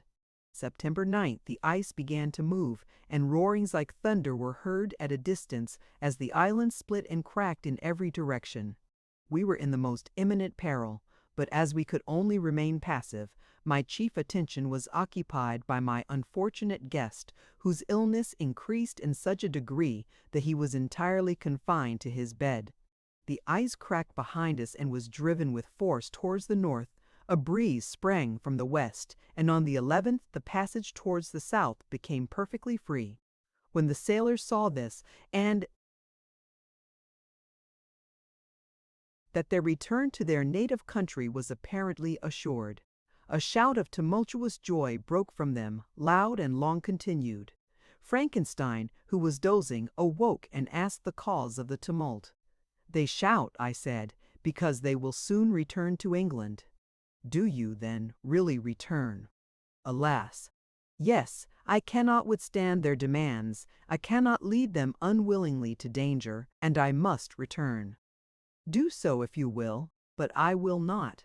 You may give up your purpose, but mine is assigned to me by heaven, and I dare not. I am weak, but surely the spirits who assist my vengeance will endow me with sufficient strength." Saying this, he endeavored to spring from the bed, but the exertion was too great for him. He fell back and fainted. It was long before he was restored, and I often thought that life was entirely extinct. At length he opened his eyes. He breathed with difficulty and was unable to speak. The surgeon gave him a composing draught and ordered us to leave him undisturbed. In the meantime, he told me that my friend had certainly not many hours to live. His sentence was pronounced, and I could only grieve and be patient. I sat by his bed, watching him. His eyes were closed, and I thought he slept, but presently he called to me in a feeble voice, and bidding me come near, said, "Alas, the strength I relied on is gone. I feel that I shall soon die, and he, my enemy and persecutor, may still be in being. Think not, Walton, that in the last moments of my existence I feel that burning hatred and ardent desire of revenge I once expressed, but I feel myself justified in desiring the death of my adversary. During these last days I have been occupied in examining my past conduct, nor do I find it blamable. In a fit of enthusiastic madness I created a rational creature, and was bound towards him to assure, as far as was in my power, his happiness and well-being.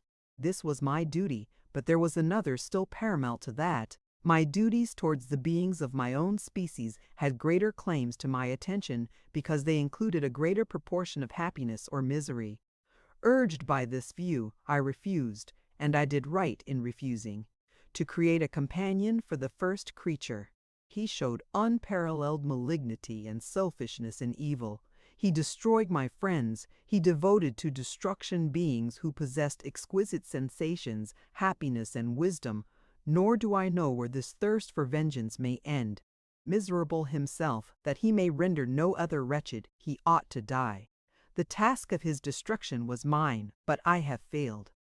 When actuated by selfish and vicious motives, I asked you to undertake my unfinished work, and I renew this request now, when I am only induced by reason and virtue. Yet I cannot ask you to renounce your country and France to fulfill this task. And now that you are returning to England, you will have little chance of meeting with him, but the consideration of these points, and the well-balancing of what you may esteem your duties, I leave to you. My judgment and ideas are already disturbed by the near approach of death. I dare not ask you to do what I think right, for I may still be misled by passion. That he should live to be an instrument of mischief disturbs me. In other respects, this hour when I momentarily expect my release is the only happy one which I have enjoyed for several years. The forms of the beloved dead flit before me, and I hasten to their arms. Farewell, Walton. Seek happiness in tranquility, and avoid ambition, even if it be only the apparently innocent one of distinguishing yourself in science and discoveries. Yet why do I say this? I have myself been blasted in these hopes, yet another may succeed. His voice became fainter as he spoke, and at length, exhausted by his effort, he sank into silence. About half an hour afterwards he attempted again to speak, but was unable. He pressed my hand feebly, and his eyes closed forever, while the irradiation of a gentle smile passed away from his lips. Margaret, what comment can I make on the untimely extinction of this glorious spirit? What can I say that will enable you to understand the depth of my sorrow? All that I should express would be inadequate and feeble. My tears flow, my mind is overshadowed by a cloud of disappointment. But I journey towards England, and I may there find consolation. I am interrupted. What do these sounds portend? It is midnight. The breeze blows fairly, and the watch on deck scarcely stir. Again there is a sound as of a human voice, but hoarser. It comes from the cabin where the remains of Frankenstein still lie. I must arise and examine. Good night, my sister. Great God, what a scene has just taken place! I am yet dizzy with the remembrance of it. I hardly know whether I shall have the power to detail it. Yet the tale which I have recorded would be incomplete without this final and wonderful catastrophe. I entered the cabin where lay the remains of my ill-fated and admirable friend. Over him hung a form which I cannot find words to describe, gigantic in stature, yet uncouth and distorted in its proportions. As he hung over the coffin, his face was concealed by long locks of ragged hair, but one vast hand was extended, in color and apparent texture, like that of a mummy. When he heard the sound of my approach, he ceased to utter exclamations of grief and horror, and sprung towards the window. Never did I behold a vision so horrible as his face, of such loathsome yet appalling hideousness. I shut my eyes involuntarily and endeavored to recollect what were my duties with regard to this destroyer. I called on him to stay. He paused, looking on me with wonder, and again turning towards the lifeless form of his creator. He seemed to forget my presence, and every feature and gesture seemed instigated by the wildest rage of some uncontrollable passion. "That is also my victim," he exclaimed. "In his murder my crimes are consummated. The miserable series of my being is wound to its close. O Frankenstein, generous and self-devoted being, what does it avail that I now ask thee to pardon me, I who irretrievably destroyed thee by destroying all thou lovest? Alas!" He is cold. He cannot answer me. His voice seems suffocated, and my first impulses, which had suggested to me the duty of obeying the dying request of my friend in destroying his enemy, were now suspended by a mixture of curiosity and compassion. I approached this tremendous being. I dared not again raise my eyes to his face. There was something so scaring and unearthly in his ugliness. I attempted to speak, but the words died away on my lips. The monster continued to utter wild and incoherent self-reproaches. At length I gathered resolution to address him in the pause of the tempest of his passion. "Your repentance," I said, "is now superfluous.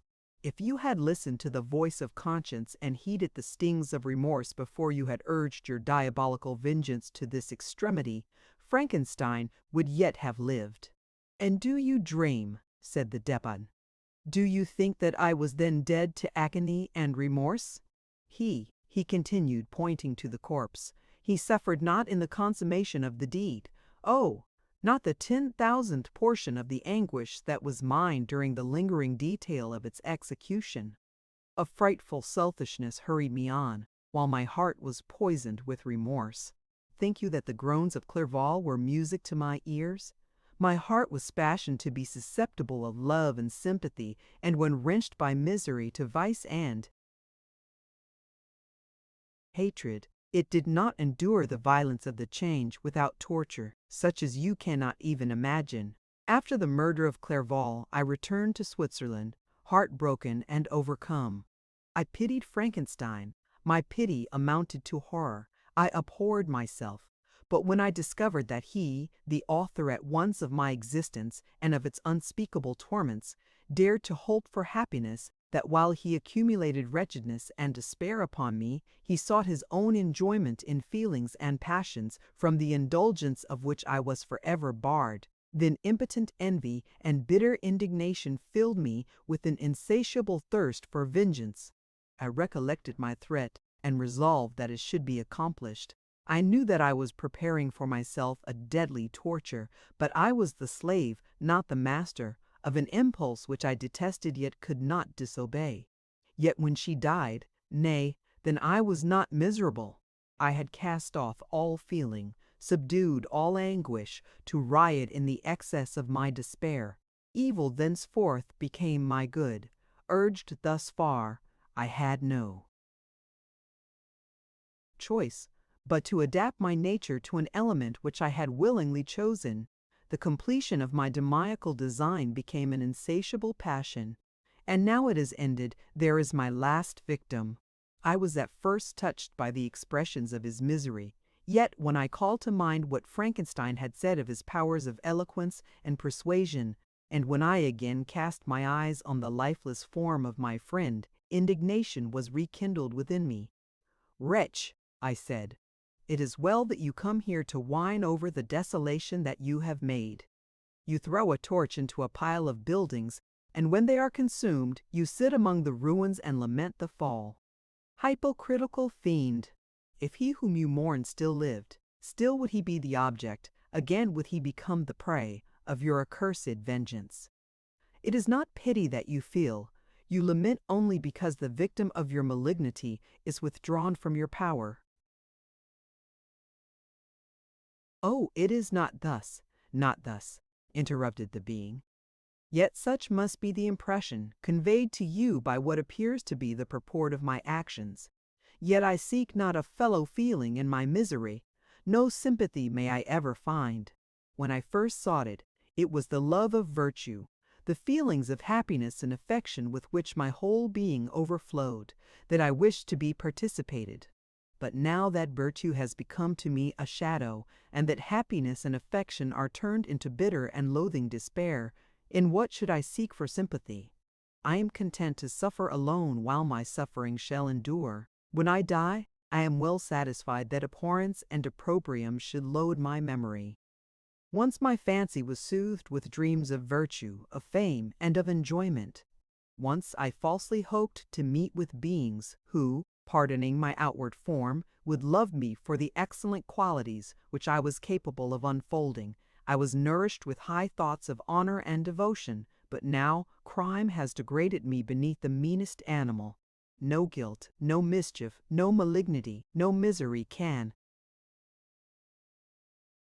be found comparable to mine. When I run over the frightful catalogue of my sins, I cannot believe that I am the same creature whose thoughts were once filled with sublime and transcendent visions of the beauty and the majesty of goodness. But it is even so. The fallen angel becomes a malignant devil. Yet even that enemy of God and man had friends and associates in his desolation. I am alone. You, who call Frankenstein your friend, seem to have a knowledge of my crimes and his misfortunes, but in the detail which he gave you of them, he could not sum up the hours and months of misery which I endured wasting in impotent passions. For while I destroyed his hopes, I did not satisfy my own desires. They were forever ardent and craving. Still I desired love and fellowship, and I was still spurned. Was there no injustice in this? Am I to be thought the only criminal when all humankind sinned against me? Why do you not hate Felix, who drove his friend from his door with contumely? Why do you not execrate the rustic who sought to destroy the Savior of his child? Nay, these are virtuous and immaculate beings. I, the miserable and the abandoned, am an abortion to be spurned at and kicked and trampled on. Even now my blood boils at the recollection of this injustice, but it is true that I am a wretch. I have murdered the lovely and the helpless. I have strangled the innocent as they slept and grasped to death his throat, who never injured me or any other living thing. I have devoted my Creator, the select specimen of all that is worthy of love and admiration among men, to misery. I have pursued him even to that irremediable ruin. There he lies, white and cold in death. You hate me, but your abhorrence cannot equal that with which I regard myself. I look on the hands which executed the deed. I think on the heart in which the imagination of it was conceived, and long for the moment when these hands will meet my eyes, when that imagination will haunt my thoughts no more. Fear not that I shall be the instrument of future mischief. My work is nearly complete. Neither yours nor any man's death is needed to consummate the series of my being and accomplish that which must be done. But it requires my own. Do not think that I shall be slow to perform this sacrifice. I shall quit your vessel on the ice raft which brought me thither and shall seek the most northern extremity of the globe. I shall collect my funeral pile and consume to ashes this miserable frame, that its remains may afford no light to any curious and unhallowed wretch who would create such another as I have been. I shall die. I shall no longer feel the agonies which now consume me, or be the prey of feelings unsatisfied, yet unquenched. He is dead who called me into being, and when I shall be no more, the very remembrance of us both will speedily vanish. I shall no longer see the sun or stars or feel the winds play on my cheeks. Light, feeling, and sense will pass away. And in this condition must I find my happiness. Some years ago, when the images which this world affords first opened upon me, when I felt the cheering warmth of summer and heard the rustling of the leaves and the warbling of the birds, and these were all to me, I should have wept to die. Now it is my only consolation. Polluted by crimes and torn by the bitterest remorse, where can I find rest but in death?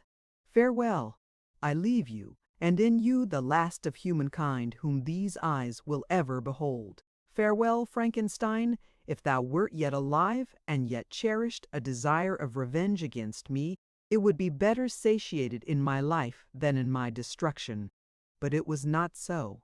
Thou didst seek my extinction that I might not cause greater wretchedness, and if yet, in some mode unknown to me, thou hadst not ceased to think and feel, thou wouldst not desire against me a vengeance greater than that which I feel.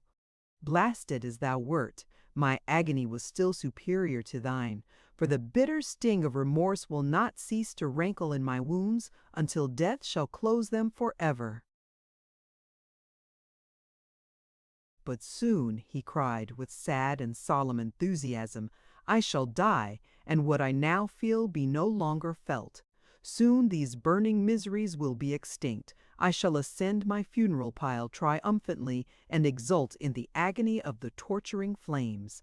The light of that conflagration will fade away. My ashes will be swept into the sea by the winds. My spirit will sleep in peace, or if it thinks, it will not surely think thus. Farewell. He sprang from the cabin window as he said this, upon the ice raft which lay close to the vessel. He was soon borne away by the waves and lost in darkness and distance. 461. The End. Thank you for listening to this story. I hope you enjoyed the journey, the characters, and the world they carried with them. If you enjoyed this audiobook, please subscribe to the channel and leave a comment below. Your support helps keep these stories alive and allows more timeless books to be shared with listeners around the world. Until next time, thank you for listening.